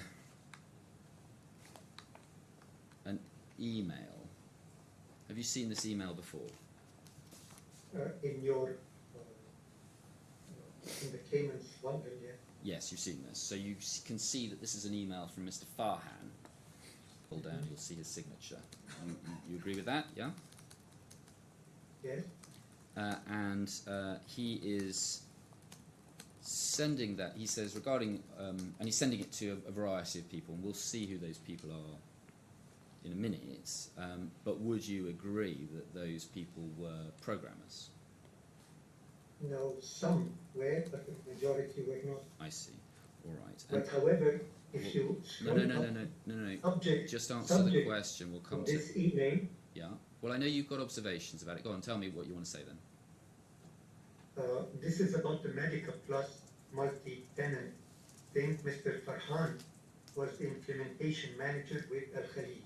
I see. He was not an employee of Health Insights Egypt. I see. So, Well, if we scroll down to the bottom of this page, do you see Mr. Farhan is signing off as Medica Plus Implementation Manager, Gulf Region? And then, you can't quite see it here, but do you see it says Health Insights Technologies underneath? Yes. And do you see at the top of the time, page? Did you see at the top Yeah. of the page? He's sending this email from a Health Insights email address, isn't he? Mhm. You accept that. So he was employed by Health Insights London at the time, is that right? No, he was not employed there, but at the time we were trying to penetrate the British hospital system, ecosystem, if you might. And Mr. Farhan has attended with me a conference in London or Birmingham, I do not recall now. That was in 2014 or so. And for him to obtain a visa to the UK, we had to get him an email on the company. But at the time, he was working always with Al Khalij since 2008, I think, up till the moment. So your position is that Mr. Monica Farhan... Smith, I don't want to go much longer, so find Very an good. appropriate time. Very good, thank you. May I show the witness Yes. report document? Thank you. So your evidence is that he never worked for Health Insights, is that right? No, he used to work for Health Insights up till 2007, as I recall. And then he moved to Al Khalij for implementation. As a matter of fact, this is really very interesting. One No, of no, the you don't have persons to... Just that were try and answer trained the to question. go to Al Khalij was actually an office boy that was attending those trainings. And he is now a project manager with Al Khalij. All right. So you're... Can we go, please, to bundle Q11? Q11.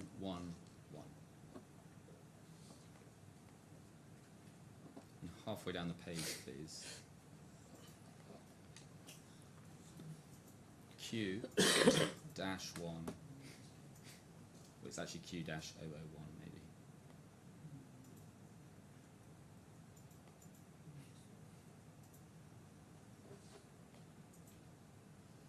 Thank you. And halfway down the page, please. Do you see there an email that you sent on the 1st of December 2013. Yes? You see that? I cannot hold on. Do you see it says Yes, from Nasser Shehata? You see that? Mhm. And do you see, Yes. and the email you say, "Dear all, in line with our partner Al Khalij concern, Mr. Thamer Farhan will be rejoining Health Insights to ensure the quality of the services." So he rejoined Health Insights at the end of 2013, didn't he? He did not join Health Insights as evidenced by the bank statements of Health Insights. He never got any payment from Health Insights Egypt. He continued his salary from Al Khalij as a Khalij employee. This was to get him on the social insurance list. Was asked by Mustafa, actually, like some of the Al Khalij employees that were put on the social security list so that once they leave Saudi and come back to Egypt, they'll have a pension. Well, no. But You never came back. He came for 2 months only, and his expertise, this actually proves what I was just saying, that the quality comes from testing.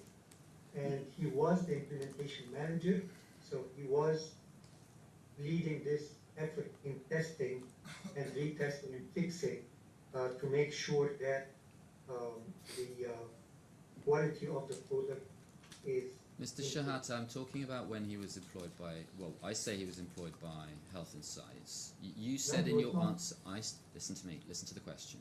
You said in your answer to me, like page 210, line 9, he never came back, and then in the very next sentence you say he came back for 2 months. Yeah, that he did not come as an employee. He came with Mr. Shafai, the executive chairman of Health Insights Egypt at the time, when I went to Germany for my surgery. And that created all those frictions amongst, between him and all the people in the company. And I mentioned in my witness statement that they did not like that. They left they had me coming back before the end of my recovery period from my surgery. And then I asked him and Mr. Shafai to go back in to Al Khalij and concentrate on what they do best, implementation and support for Al Khalij part. All right, thank you. That is as far as we're going to go today, Mr. Shehata. You may want to just stay listening for a few minutes whilst I talk briefly to counsel. Mr. Montague-Smith, you're going to talk with Mr. Doherty evening. Yes. In that discussion, I'd like you to take this into account. Yes.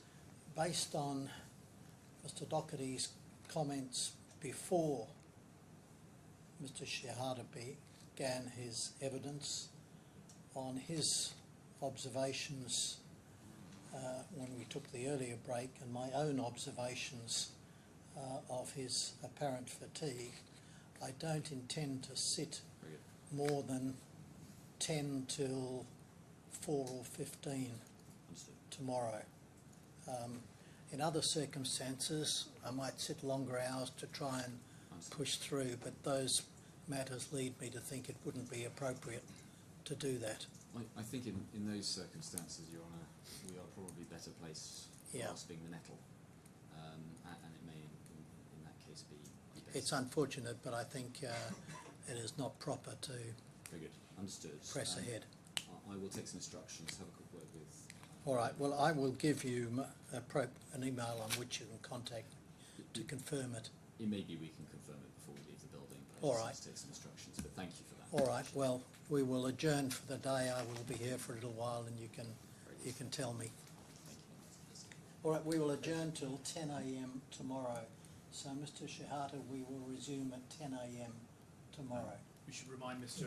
Shehata while he's on, so I'm not speaking to him. All right. I won't be able to speak to him. Mr. separately. Shehata, one of the parts of the process is that whilst you're giving your evidence, as you are now, you're not to discuss your evidence or any aspect of the case with anybody, including your lawyers. Yes, I was advised. You on were that. advised that. Good. All All right, the well, time. thank you. All right, we will adjourn Thank you. until 10 a.m. tomorrow. Thank you, Your Honor. All rise.